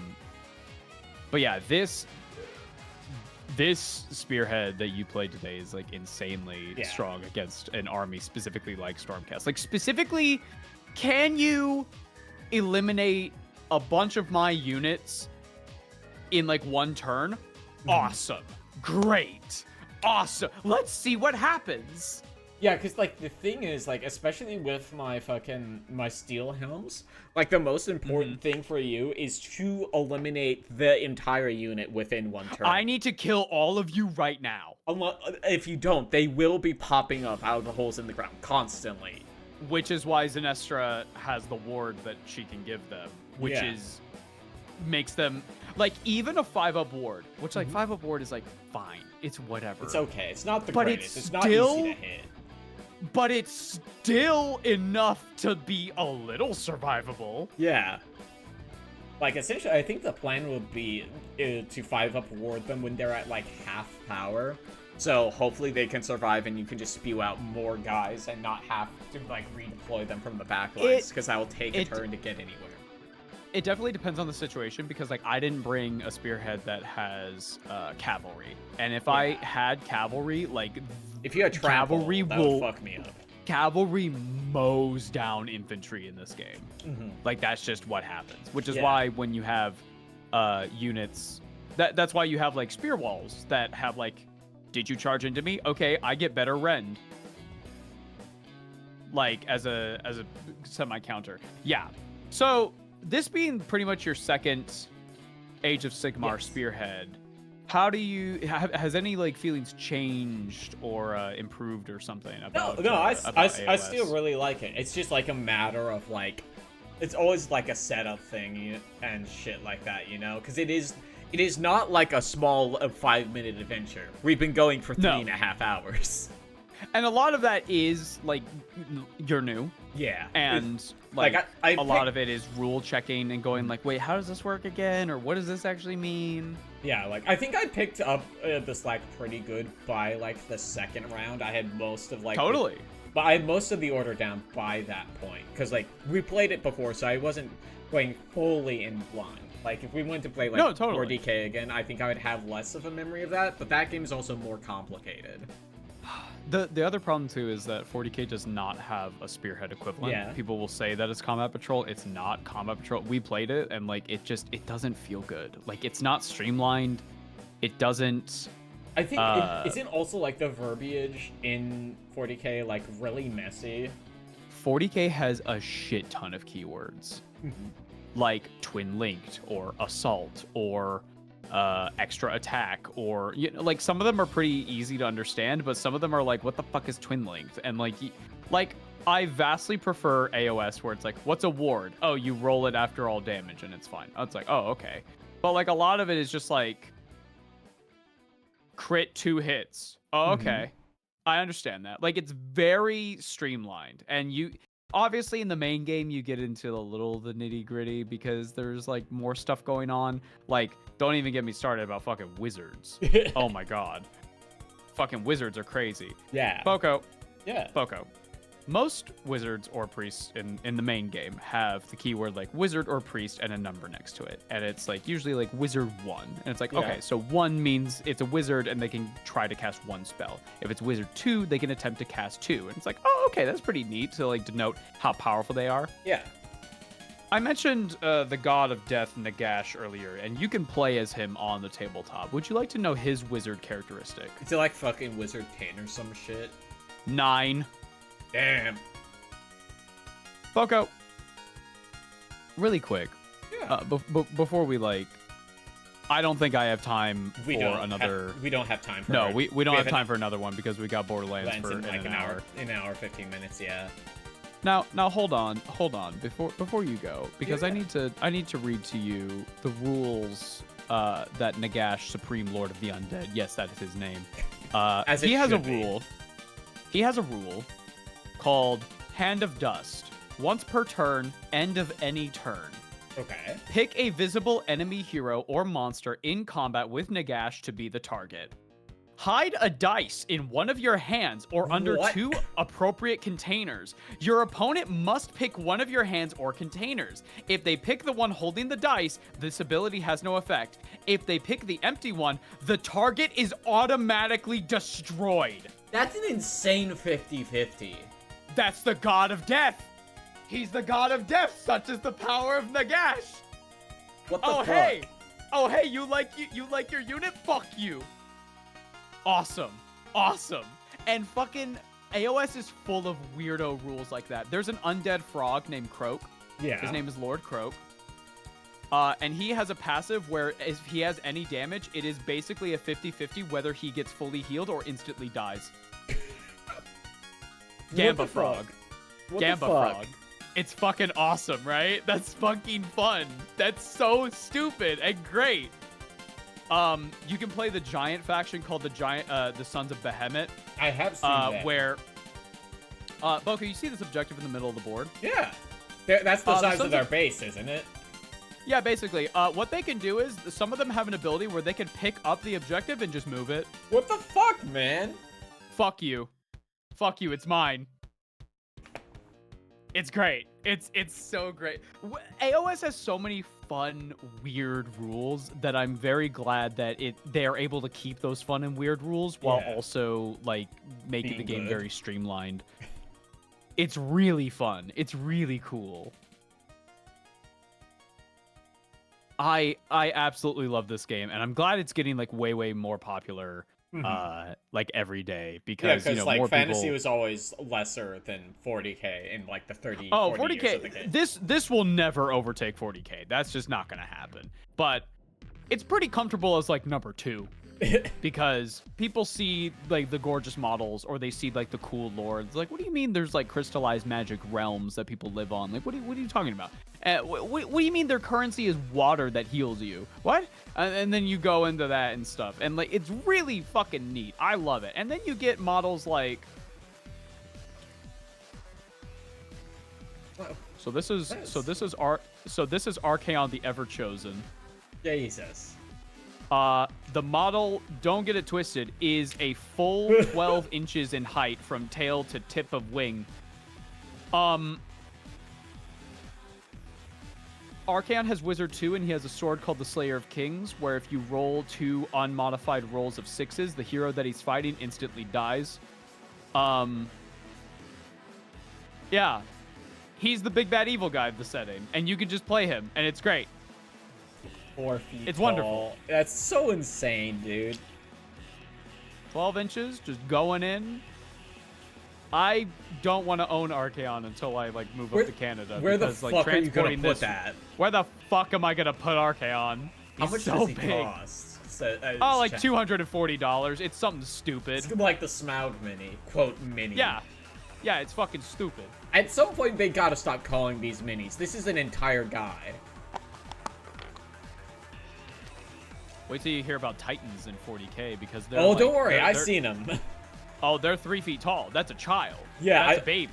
Yeah, I've seen the fucking Forge World ones, or whatever the fuck the special thing was called. Yeah. Do you There's see like- the pictures of people taking them and like strapping them into seatbelts because that's the safest possible way to transport them? No, but I've watched several videos of people like building them and shit. It's like, this is fucking insane. See how big your normal free guild martial human is compared to demon Death Guard? horses? The Oh. fucking Varangard. There they go. So yeah, I love AOS. I think it's great. And I think Spearhead is very, very, very accessible to new people. Did you feel that way? Like, did you feel like you were overwhelmed at any point? The only thing that largely overwhelmed me is like, obviously there's a learning curve for like all the numbers, but once you look at it, for sure, I think the data sheets are laid out in a very quick, easy way for you to read. So like, okay, It's Yes. largely just learning what words mean, because if you make an assumption, Yeah. that's going to be confusing. I really like yeah. I really like about that you are matching against yourself essentially for most of the process. Yep. So like obviously like looking at it, I'll be like, okay, I get damage, but like okay, and attacks make sense. Once I get to wounded rend, that's confusing, but like I figured it out after a little bit. Then I learned where the save was. Like largest thing that it gets me sometime is the battle tactics. It's because like I'll pull out and it's a lot of text and I kind of blank at that sometimes. No. I totally get that. There's a learning curve to the battle tactics, and it's supposed to simulate like when you play Sigmar, where you at the start of your turn there's like a list of like 4 or 5, and you just pick one and go, I'm gonna try to kill your general, and if you kill the general, you get like 4 victory points. So it's supposed to kind of resemble that, but in a more balanced, equal way, and trying to like make it random. How do you feel about the twist aspect of Spearhead? I think that's a very good way to not make one. It makes games feel less samey. It's a good way to like get everyone to move. Yes. Like if we didn't get Ring of Fire, I think we probably still would have been contesting the center to some degree. Probably, yeah. I think we might have still ended up in the same place we are now, roughly, because I would have gone to capture the other 2 points no matter what, because I took out all your units. Yeah. But, like, it's a very good way of changing the game state. Like, so largely, I didn't think about them because it's just a thing that happens at the beginning. And yeah, it's really just a passive. And some of them are really useful, like, oh, these 2 spots now are more victory points.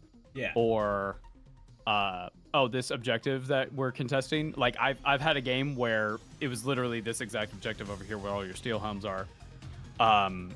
Where I had a skeleton king last like a full battle round where he should have died because that objective got smoked. Yeah. So only hits of 6 would actually go through, and nobody could fucking hit it. So he got to survive a little longer because of that. And I love Spearhead. I think it's very fun. And obviously, once you get the broad strokes and like you know what all the languages and stuff, especially when you start playing the same Spearhead over and over again a couple times, you're like, yeah, I know what this unit is. I know what that unit is. I know what they do. I know where they're supposed to go. Like, there are people who do Spearhead games in like 40 minutes. That's crazy. But like, I mean, once you know like what you're doing, like it's just kind of second nature. that is like the biggest learning curve with these things is like the text looks overwhelming. Like if you sat me down and gave me like the codex or whatever they're called and it said read this, that would be a lot harder than just being shown this, and this what matters for Spearhead, because Spearhead is the streamlined thing, so it's a lot easier for people who don't play or don't like building armies. And also, Spearhead, in working like this, you get to have an experience where you go, oh, I kind of understand what cavalry does. I kind of understand what this infantry does. So when you go on to maybe eventually play Sigmar or play another Spearhead that has like something that's kind of like Steel Helms, but not really, you'll have a familiarity of like, oh, they're like Steel Helms, but X. Yeah. You know? So, yeah, it's just, I think it's just a really smart way to get new people into the game. And it's worked tremendously. Like, yeah. I think I saw that, like, there were, I think, 40 Spearhead tournaments in, like, the last couple months, and I was like, wow, that's a lot for what is essentially like a side game to the big one. That's crazy.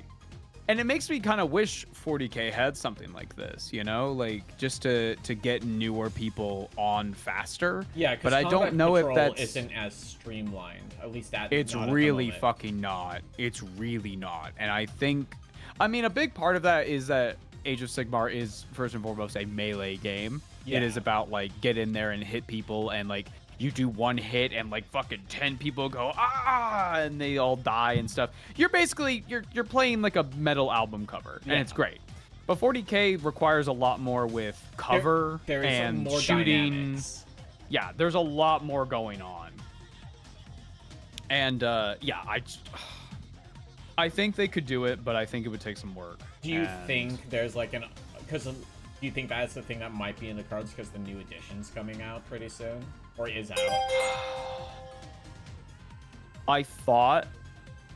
I think if there was going to be a Spearhead equivalent for 40K, we would have heard about it.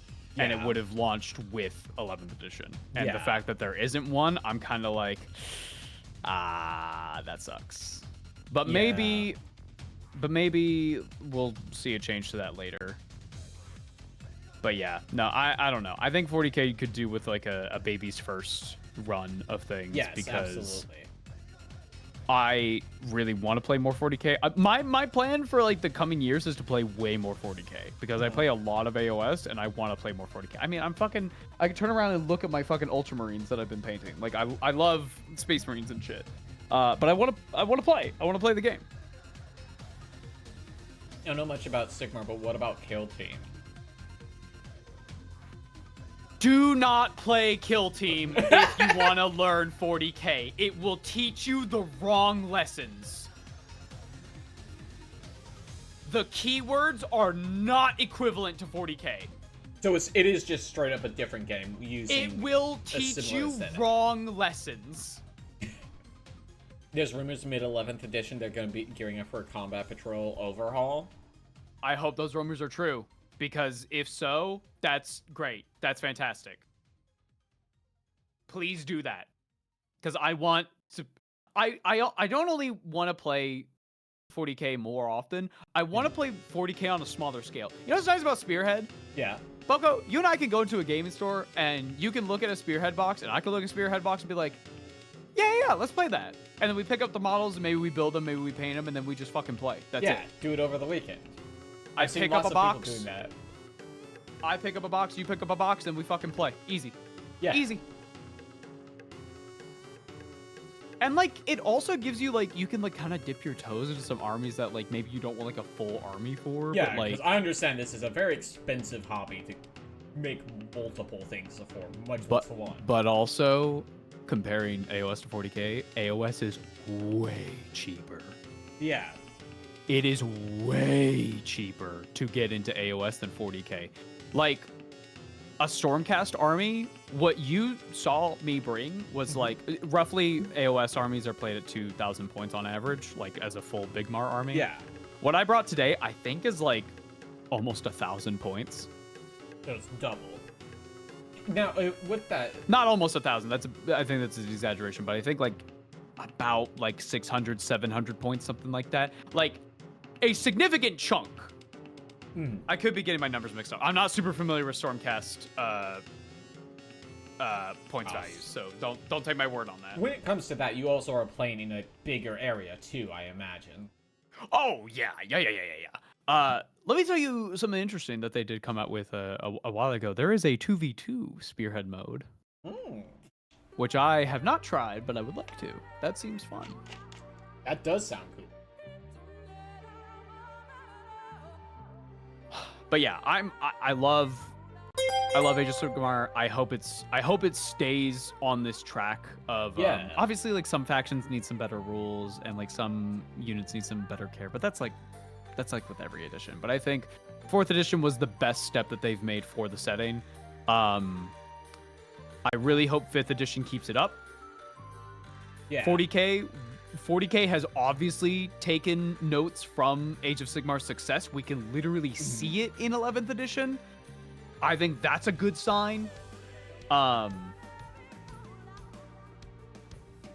I think we're in a great place. I like these games. And I know GW is not a perfect company, but out of a lot of corporations out there, fuck it. I'll take them any day. God. I mean, like, they've definitely been trying to do a lot of rehauling, because, like, they released new editions of the Lord of the Rings Battle Middle-earth strategy game or whatever, like, a year ago. Fucking what? Fucking I guess they just...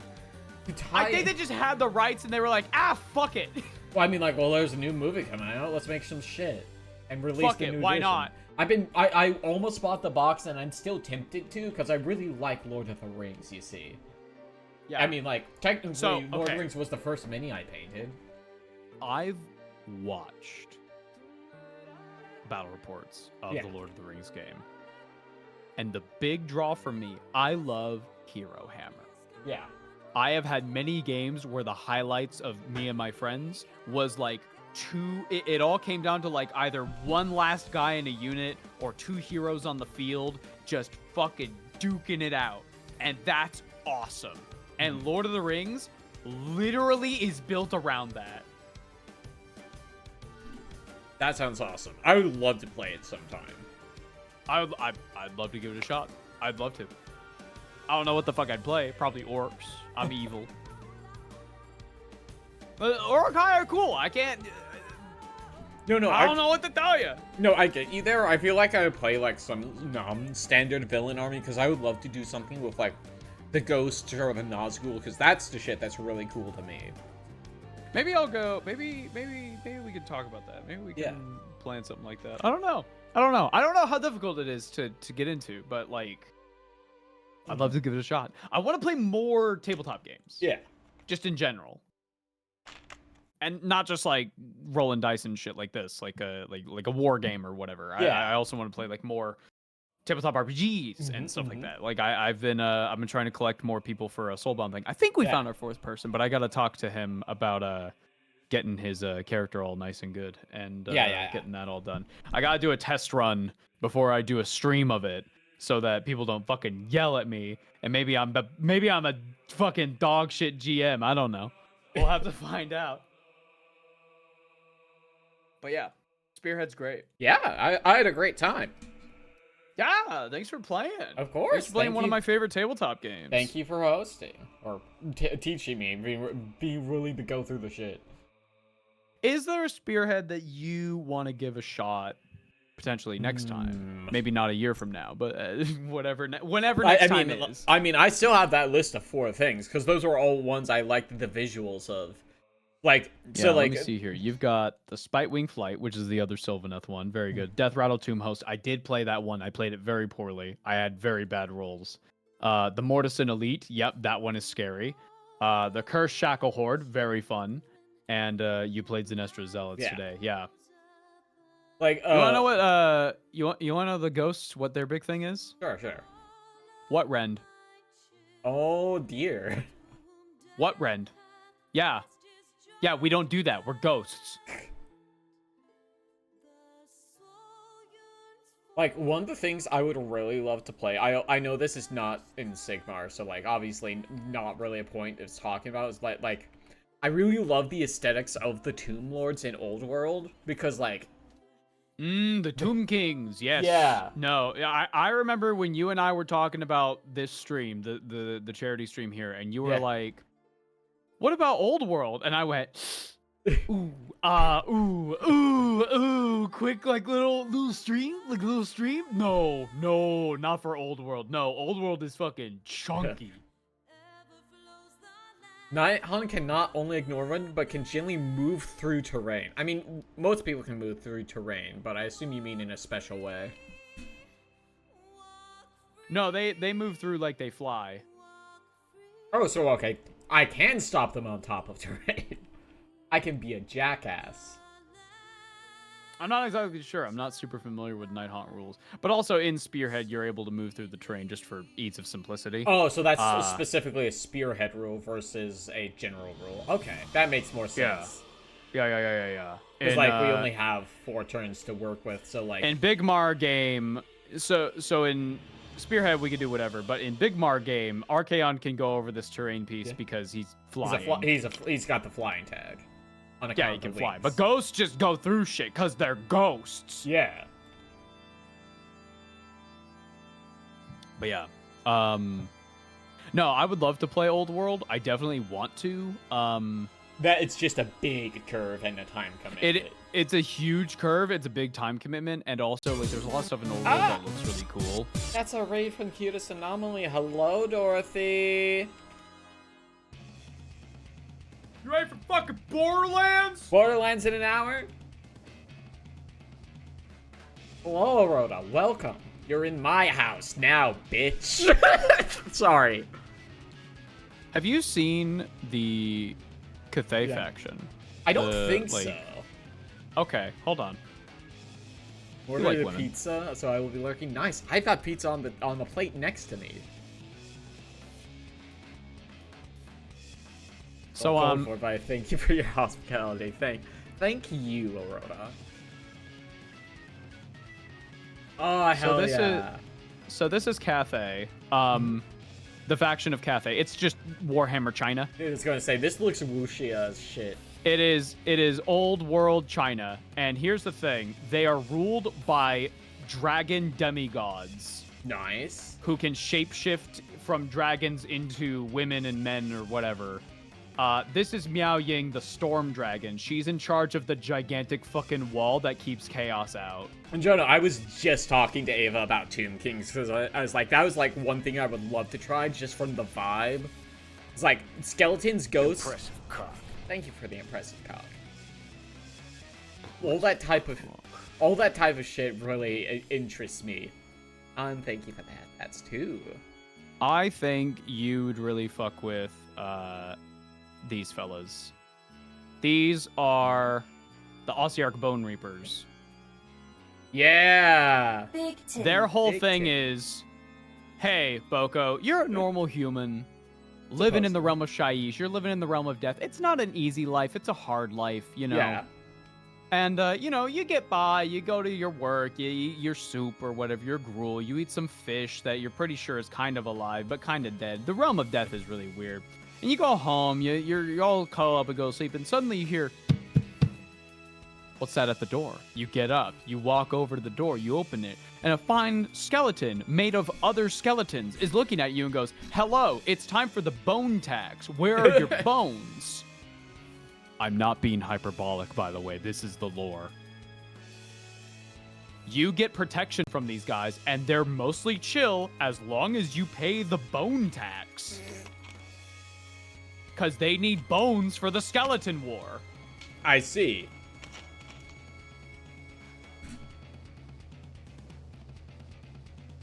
So their whole thing is that they are like a skeletal army, but they play like an actual army.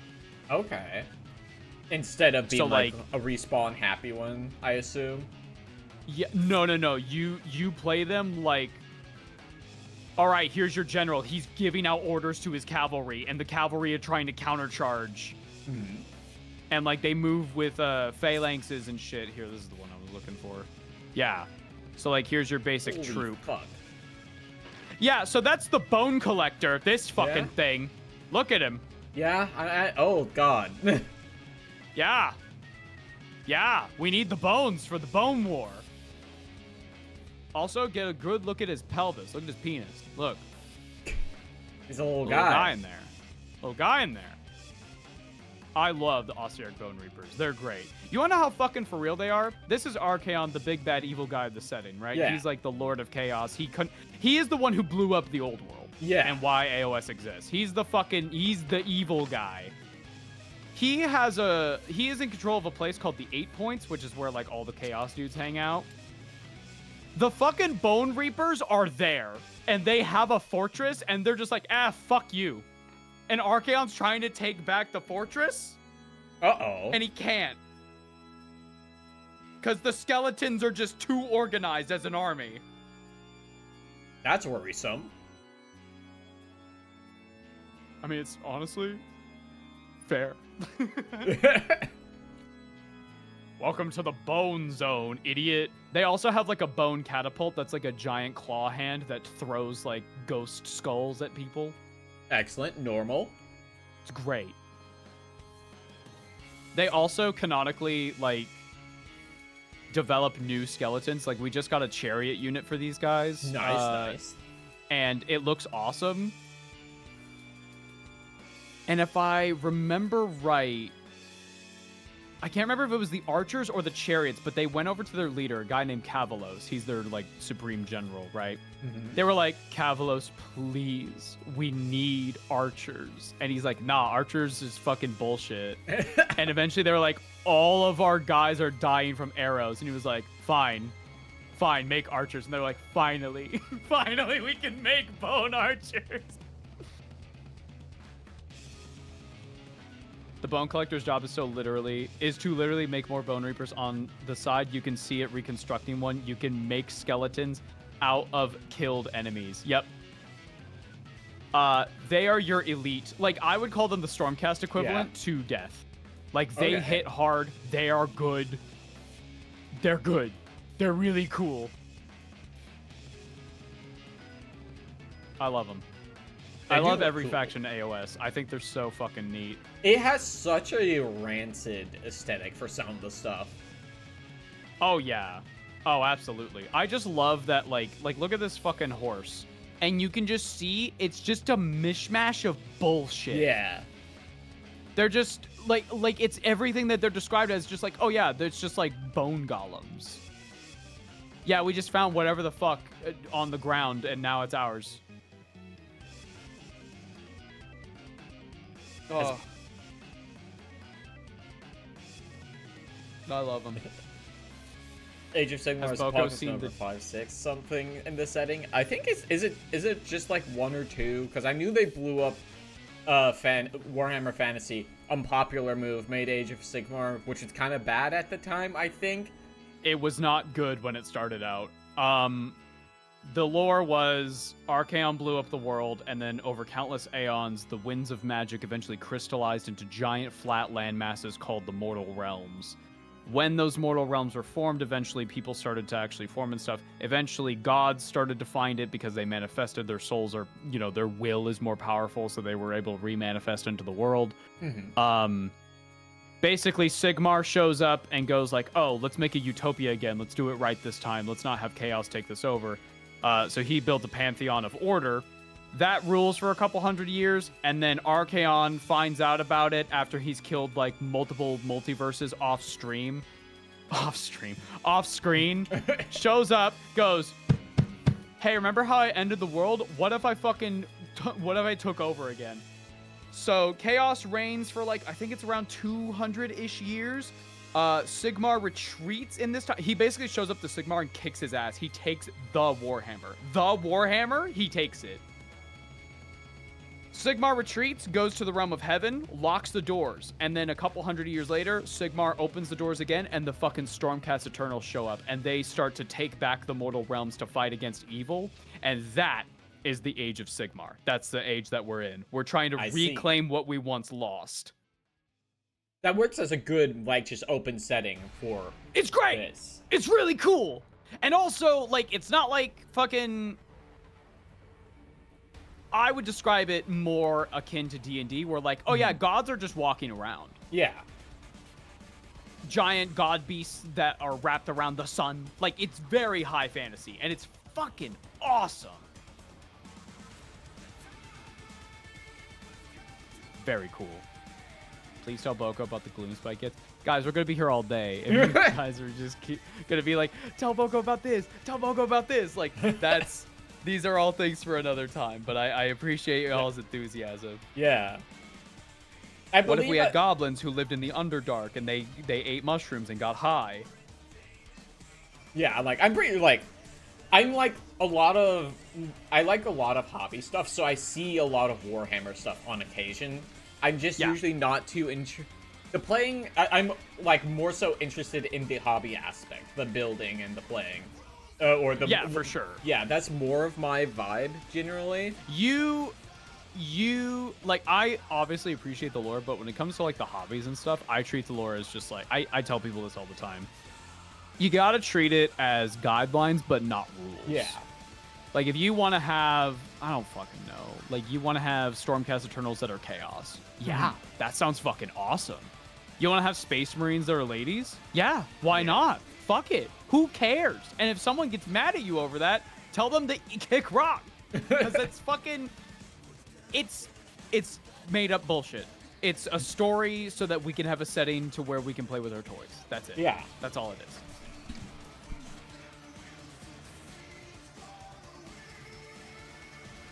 Kill them. Don't say that.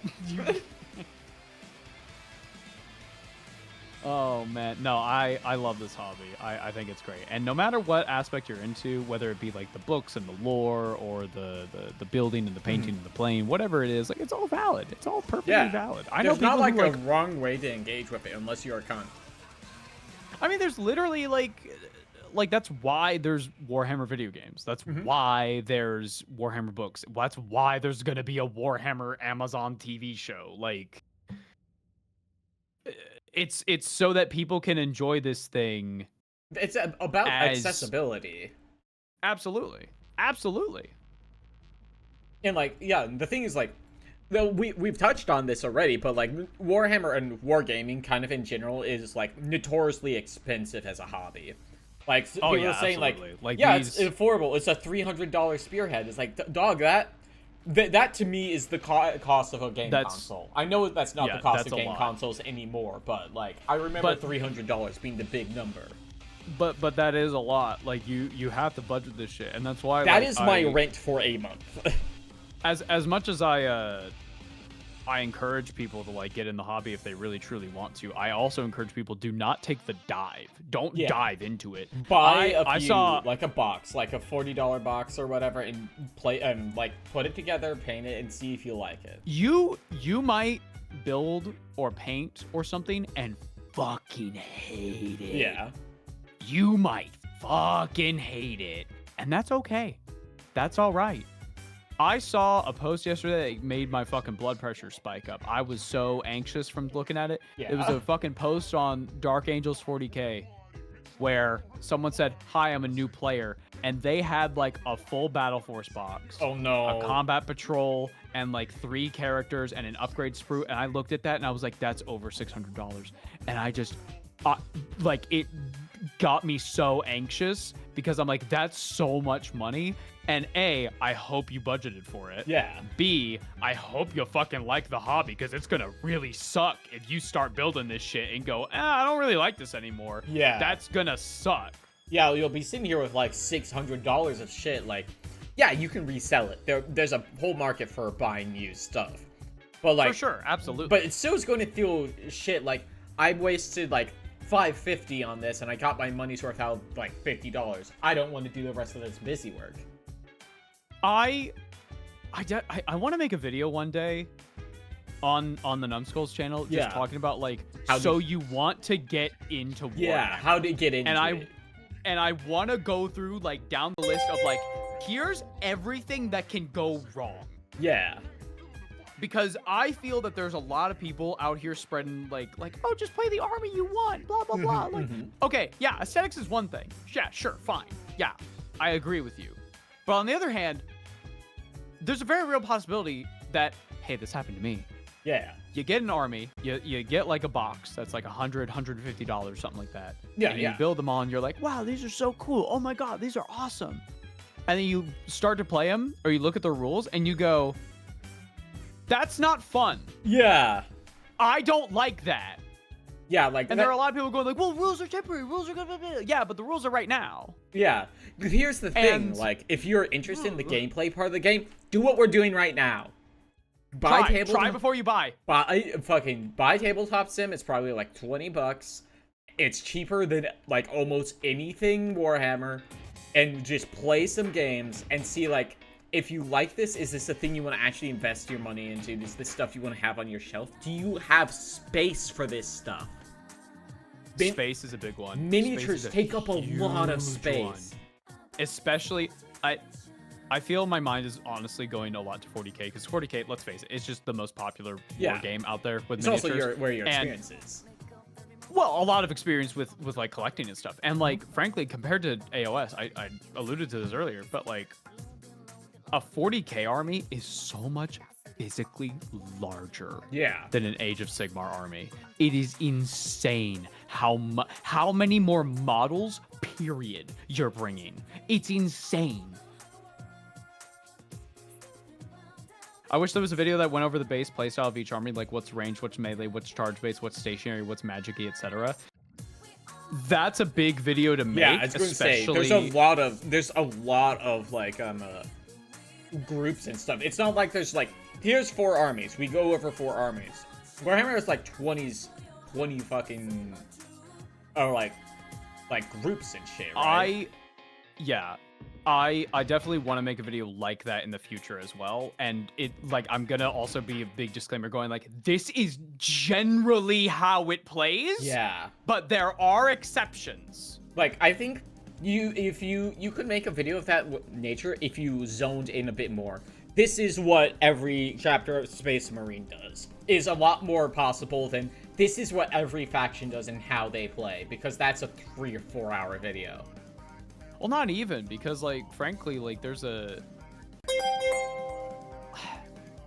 big problem with this is the fact that like 40K has detachments, and a lot of those detachments can definitely change how you play, especially now, because the way 11th is doing it is that you can pick multiple detachments and combine them.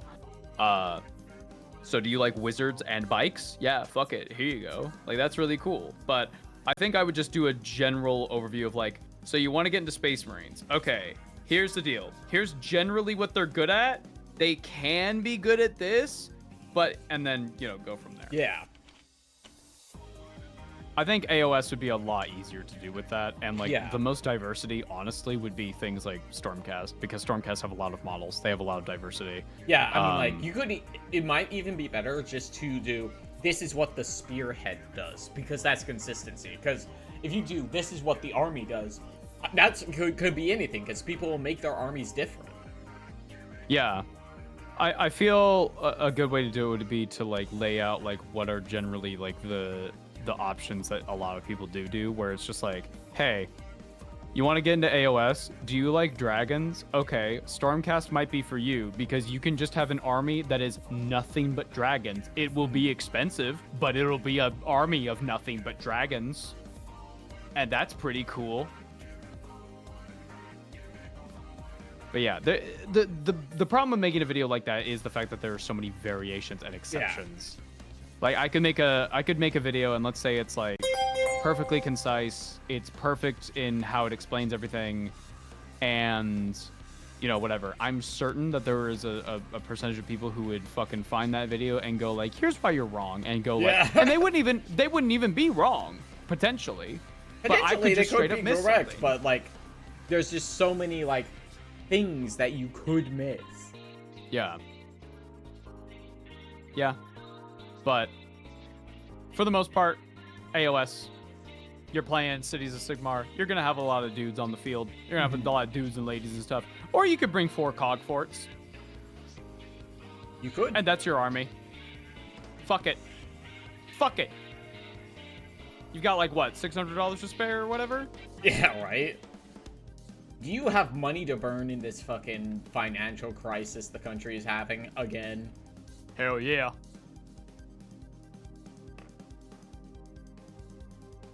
But with that said, I think it's time to wrap up, Boco. I probably won't go offline because it's like 30 minutes to stream time, but...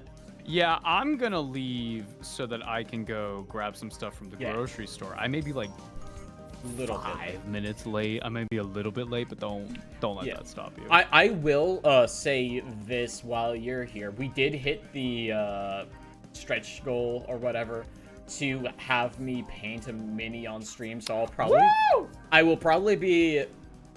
I'll probably do like a Google form where people can submit like a store page or whatever. Woo!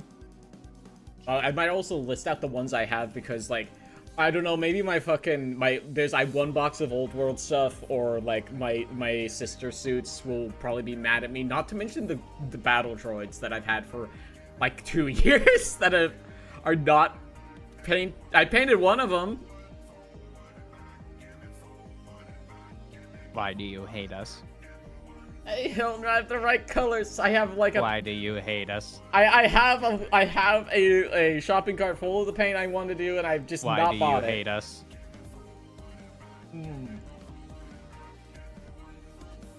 More importantly, I need to figure out how to prime stuff in our current place, because I can't do it inside. I guess I can just walk outside and spray into like the wind. Yeah. Alrighty though, I'm gonna go get some food and stuff. Yeah. I'll see y'all for Borderlands. I will see you in like 30 minutes. See you in like 30. Goodbye, chat. Thanks for coming on by. Thank you all for who donated. Thank you very much. Thank you everyone for beating my fucking donation goal. I appreciate it a lot. Fucking hate you for fucking getting Gollum. Fuck off. I'm leaving. Well, I guess now it's just me and you, Chad. I have like 30 minutes. Brush on primer. Yeah, I know I've seen that, or like, I don't have an airbrush, Chad, right? So like, that's not going to be an option. I'm not going to invest that much money into a thing like this. That's not going to happen. I have 2 bottles of like rattle can spray primer in my closet with my other hobby stuff, because I haven't. Well, I mean, that's kind of where it's going to go, because it's not going to get unpacked to somewhere else. But like, it's a thing I'm gonna have to figure out with our new apartment situation. Because I would just normally at our old place, I would just walk into the backyard and just go a few feet into like the grass in like that right into the park that we kind of bordered on. And that was what I did. I was to go to a local Keystone auto body jobber and just buy a spray can of auto body primer. Ava uses rattle can. Yeah, like rattle can's like the most accessible, right? Let's do a swapsies. I haven't had a robot out for a while. Oh fuck. Her fucking face is in the way. Hello. But yeah, like it's a thing I will have to figure out, because I do want to get back into it. I just haven't had the mental to do it. Yeah, I'm just about done eating. What's something we can play for like 20 minutes before we have to start getting ready? I'll eat this last bit of pizza.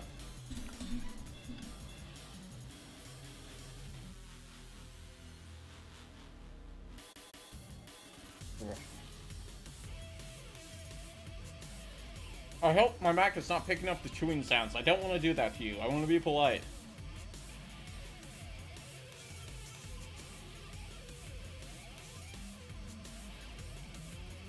Swap us over to just chatting for a second.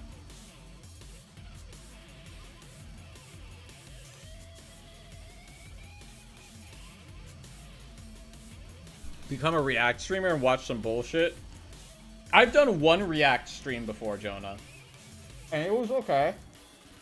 It was largely just like my friends like, hey, you have to watch this video. And I was like, okay, hey guys, I'll watch the videos. And we watched the videos and they were alright.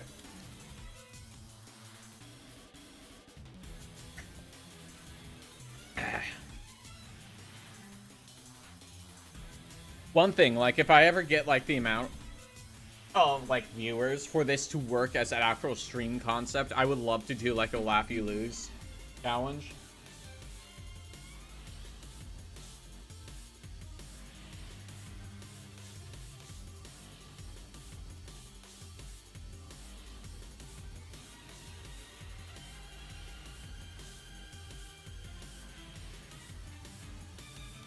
I would watch YouTube channels that like, here's all these TikToks of ghosts and shit, and I would watch the noise while I ate dinner.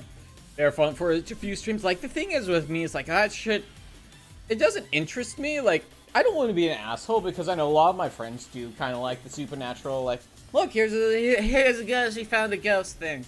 And it's like, it's just so not for me. And you know what? That's okay, and that is fine. That is not a thing to judge someone over, because, like, in the end, they don't exist, so, like, I'm not going to be a dick to you about it, you know?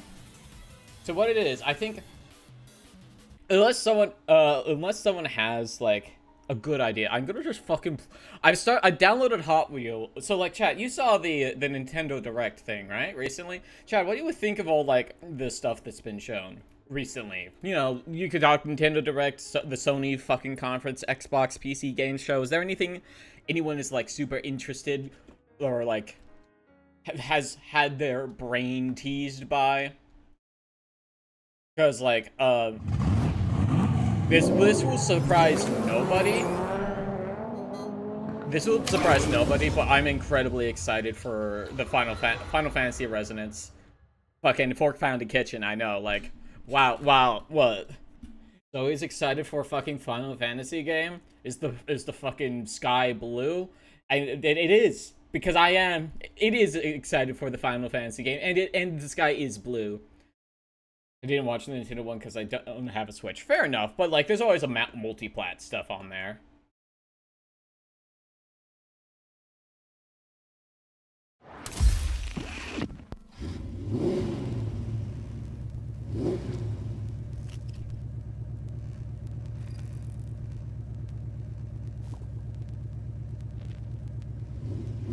Making up when Lost Odyssey gets release support. One day. We'll get it one day. Listen, I'm just happy that people are putting stuff on PC. Vanillaware is porting Muramasa to PC, and I am so happy about that. The option. Where are the options in this game? I have to move my tracking phone. Yeah, it's under X. Audio. There we go. But like, I'm so excited for Muramasa. I'm gonna be so for real. I played Muramasa on the Wii when I was a kid, and it's so good. I'm so excited because it has like 6 stories now instead of 2, because I think the Vita version added shit. So like, and that is also like the first Vanillaware thing on PC. And like, Vanillaware has famously not put shit on PC, which is unfortunate, because they make really good games.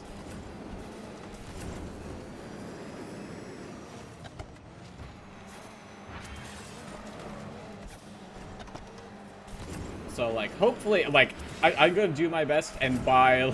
I'm not probably. I don't know. I'm not as invested in Vanillaware being on PC, but like, I'm happy to buy their games. Why the fuck?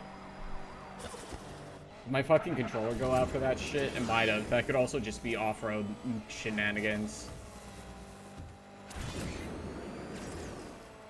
But like, I am going to buy 20 copies of Final Fantasy Resonance so Square knows that they need to be making turn-based games. That's the only thing that is the thing I care about the most.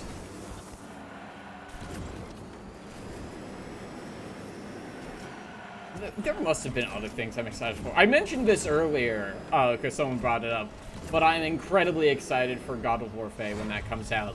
I wasn't sure about the concept when, like, the general concept had been leaked, but, like, the trailer got me. I'm very interested. Come on, no, no, no! I mean, they did release the Final Fantasy already. Is Final Fantasy 1 on the Nintendo NES? Please, please, please be enough. Please be enough. Fuck, I'm so fucked. I'm in 12th. No! Boy, I miss your mother. You could do air combos when I could no longer. Fuck. Like, I understand the juxtaposition is kind of silly, but the concept has me scratching my brain as a person who fucking loves mythology and shit. That is like, if this game was made for me, as they say.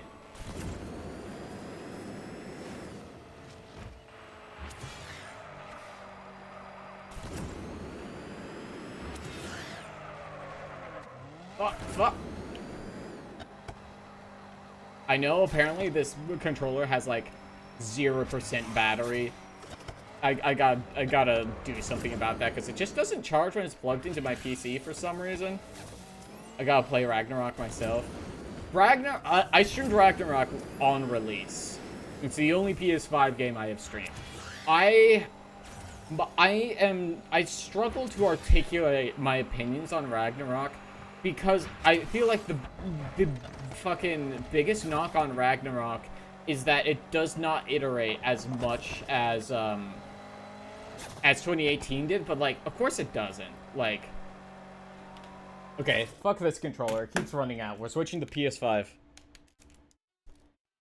Switching to the PS5 controller. But like, I don't know. Is that a thing I should be critiquing the game for?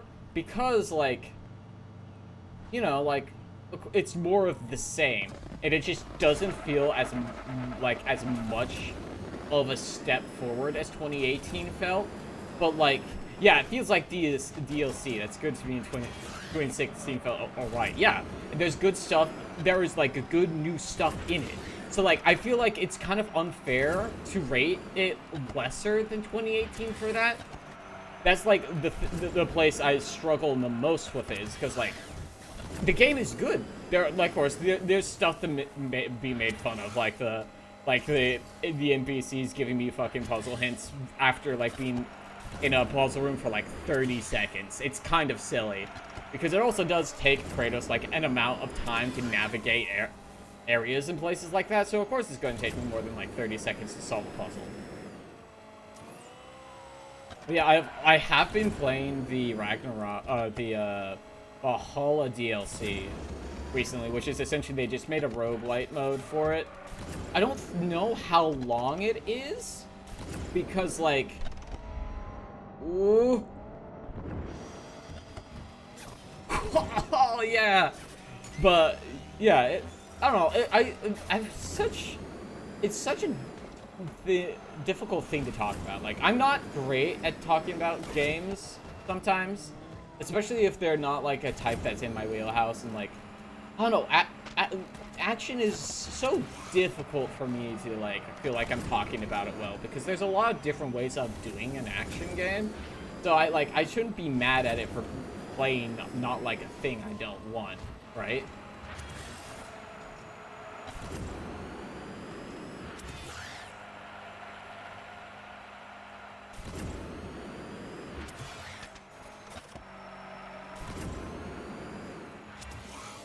Yeah, but I overall, I would recommend Ragnarok. If you like the first one, it's more of that. It has some fantastic character stuff.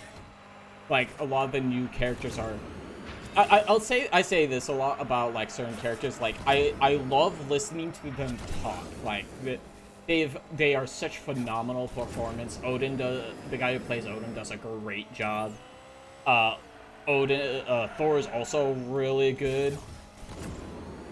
It's just, it is so fantastic. I love what they've done with it. I'm excited for those remakes, and I hope they're good. I've seen someone stream through it all. I just want to get a hands on it myself. That's fair. Odin's such a piece of shit. I love him. Yeah, that's the thing. Like, there's characters that, you know, like this guy sucks so much. / pause.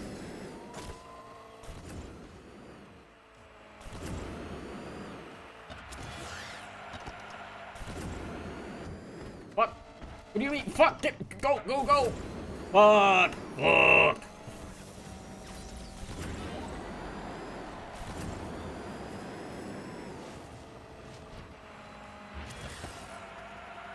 Because, like, I definitely know I've had characters like that. That's how I feel about Emmett Selk in Final Fantasy XIV. Roth in Warframe, which is essentially the same character. Because Rebecca just puts her husbandos in games. And, you know, I appreciate that.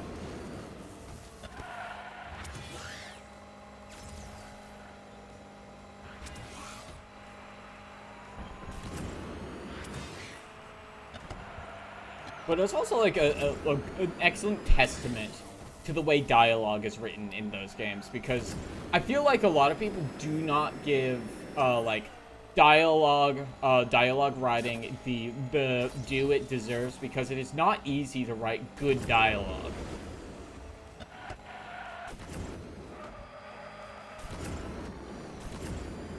Oh, sympathy is so good. Yeah, like, I don't know if I have sympathy for them. I do just like listening to them talk. Because, like, that is a thing for me, just, like, well-constructed dialogue is something that is honestly sorely lacking in a lot of games these days. Get stuck on the fucking cans! Fuck! No. I'm out, no! Fuck me, dude. Man, I was so close and I fucking squandered it. 8th? Jesus.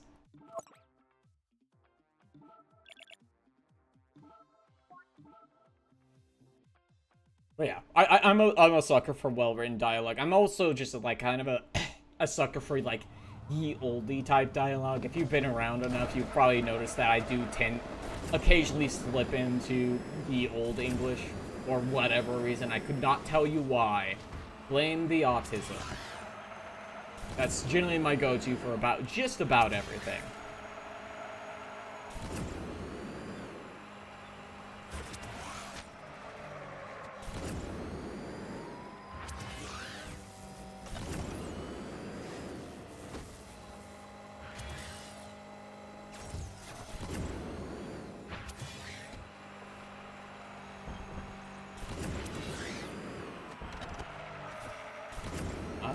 No, there we go. I still have not really figured out, like, I'm doing better at it, but I've never really been able to figure out drifts in this game to, like, a satisfying degree. Right, food. Yeah, get your food, Jonah. Oh, this is gonna be tight. Woo!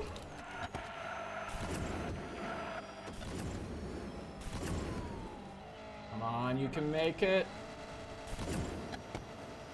Fuck yeah! Sorry, one of my favorite things about these two Hot Wheels games has been the... Oh, fuck you. Is the fucking air control you have. It just feels so good when you do it right. I want to make burger, but I don't have any greens. Fucking pop out to the garden, man.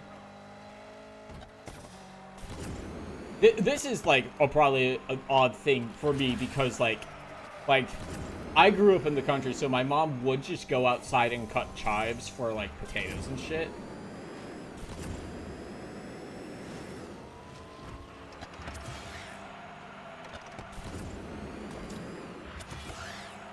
But, like, I also get that that is not a normal experience for a lot of people. Much like how we would just go get our eggs fresh every day from our chickens.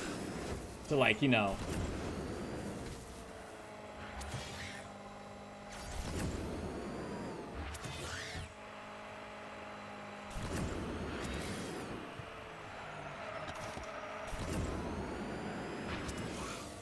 Where I'm gonna go down to my dad's and he only has kale and iceberg lettuce. I want arugula or bok choy for my burger.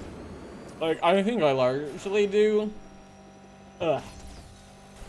iceberg because the thing I want with my lettuce and stuff for burgers is that I like a crunch. The texture is very important to me. I do not like limp greens. Honestly, I don't really like greens at all, but I'm trying to be better and stop being picky. But unfortunately, it is not easy.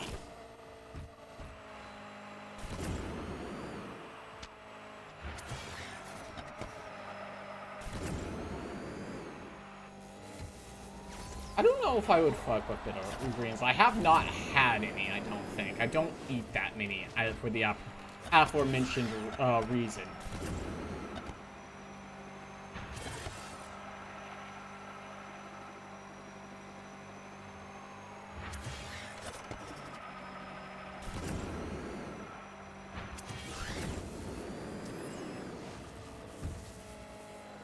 I'm sure that's like not good speed tech for fucking my speed in the game, but I do love slamming the car down.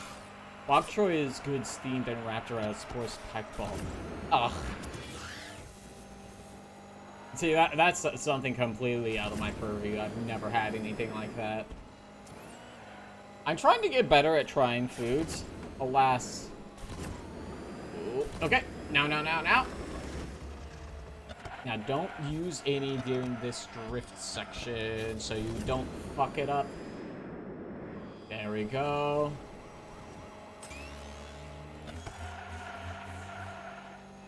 Honestly, this game, like, or more so the first game, taught me a lot about racing games. Like, this is the game that taught me to let off the gas. It's done a lot for the way I play games of this nature. Like, one would learn this from, like, a Forza or a Gran Turismo. But no, I learned it from fucking Hot Wheels.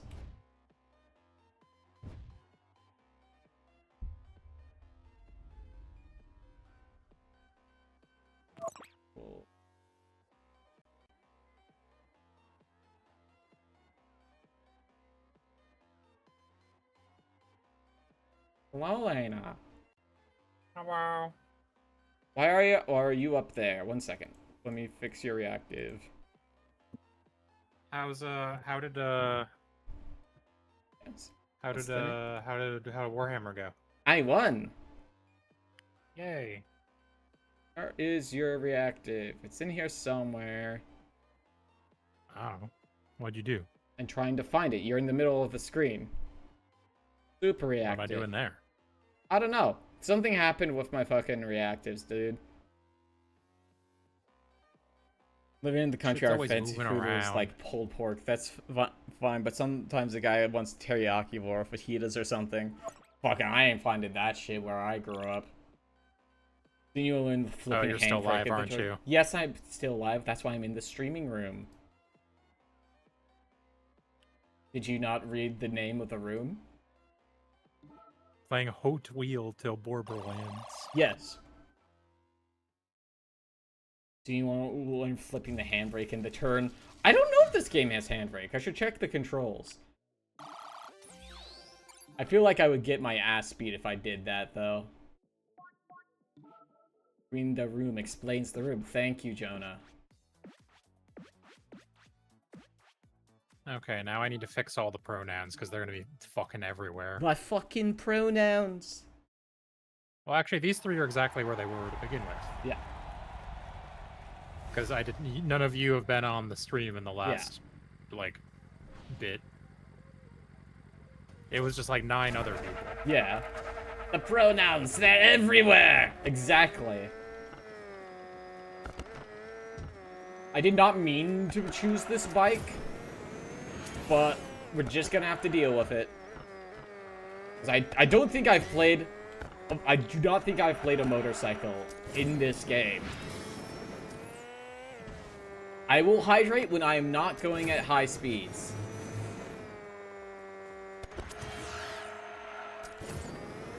You realize motorcycles exist in this and roll without a rider? Yeah, but I mean, there's no one inside the Hot Wheels.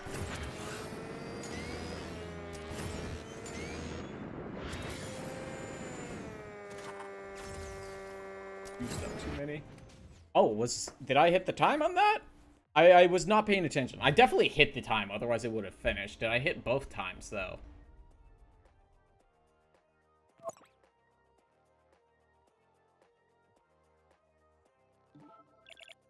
Damn. Souls live, done. I barely got the best lap, holy shit.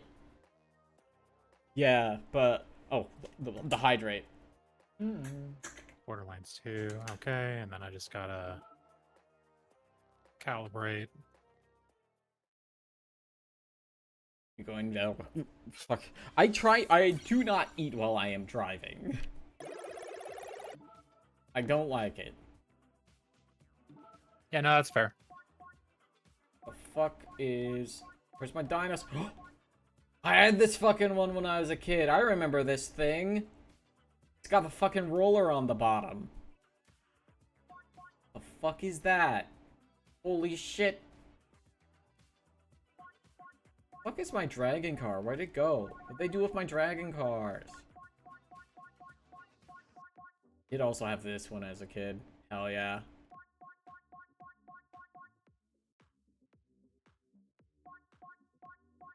There's my dragon car.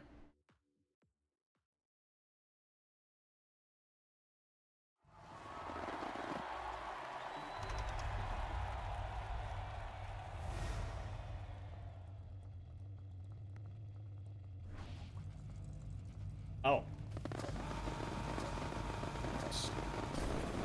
Where are you? Dude, Borderlands? I forgot about that opening section.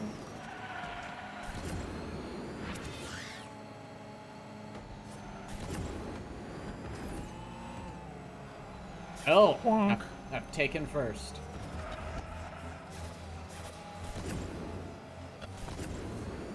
Oh, it's this fucking guy. Fuck. Oh, okay, I made it.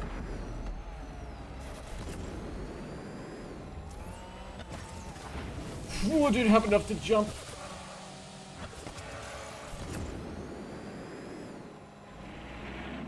This, oh yeah, I guess I should say that this like this kart racer does. Well, it's not really a kart racer because it's an arcade.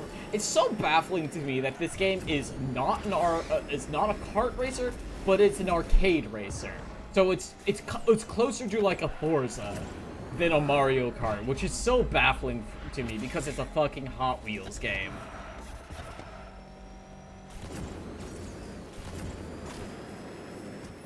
And it's got cool vertical, like, yeah, air movement. This game's really good. And it's so fucked up that it's just a fucking Hot Wheels game. Now I'm imagining what it'd be like to actually see this upon walking into the museum. Yeah! This game does have the fucking... I don't know if any of y'all have experienced this, but there's this old ad about, like, a person who just won, like, $1 billion in Hot Wheel tracks, and they just filled their house with it. I loved that as a kid. I always wanted it to happen to me. But, like, they do have that area, that house as a track area, and that's so cool. To be fair, Forza is a simcade. This is closer to a Need for Speed or a cruising game. I guess I should say Forza Horizon, not Forza Motorsport. But, like, I feel like a lot of the stuff I've done when I played Forza Horizon, oh, you cunt bitch, is very similar to this game. Asshole!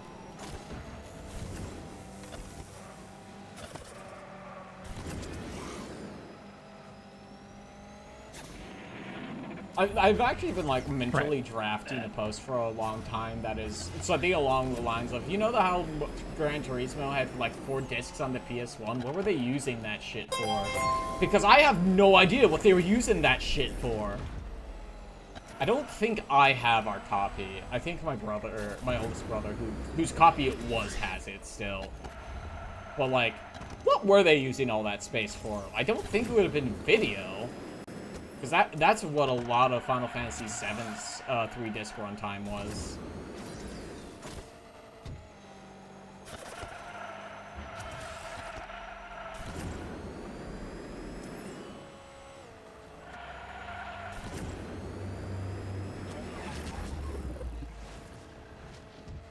Oh, fuck!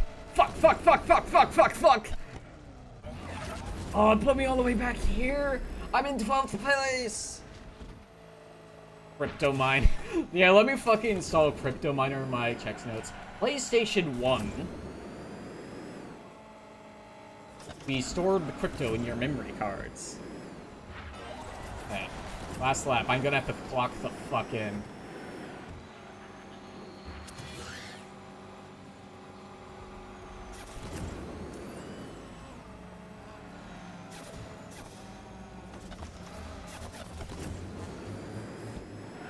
Gran Turismo 1 and 2 used their multiple discs for career mode and arcade mode. It was actually a 3D environment, so you didn't get nearly as much resource saving as games like FF7. Extra 3D and no solar color polygons. But I think everyone should be very impressed for me because I had my eyes completely on the second monitor while doing that. And I have not really dropped in place. I'm still in third. And now I'm in first! Where I belong. I just need to not fuck up that jump later. I need to land correctly. We got in really early and made big. Hella early.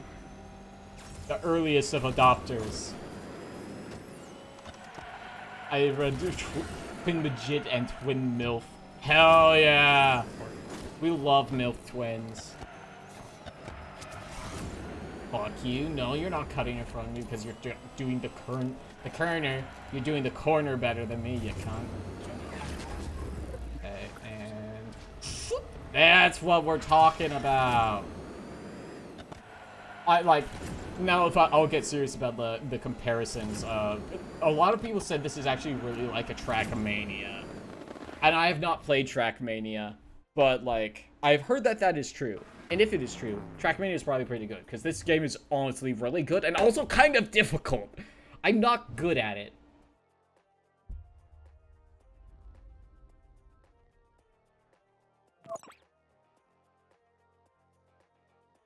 Where are they? Okay, one of them is eating. Where are they? Dorothy's waiting for her pizza. Where are they?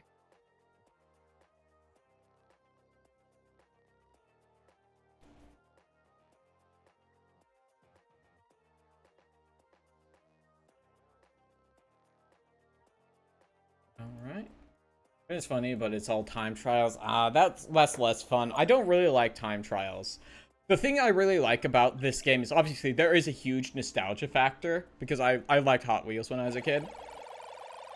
And it's really nice to see like some of that stuff. Like clearly, like obviously this isn't like wrapped in the wrapper of like a game for kids, but this is definitely actually nostalgia bait for like fucking old millennials or older young millennials or very old zoomers.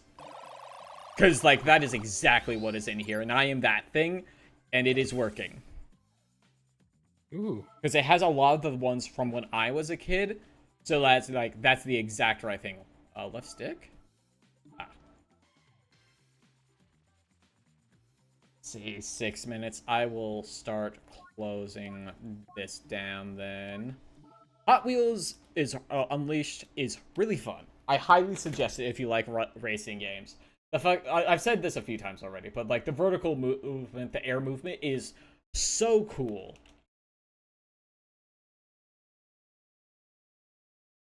I do kind of want to play the new Forza, but that's a BDS protest target, and I'm not.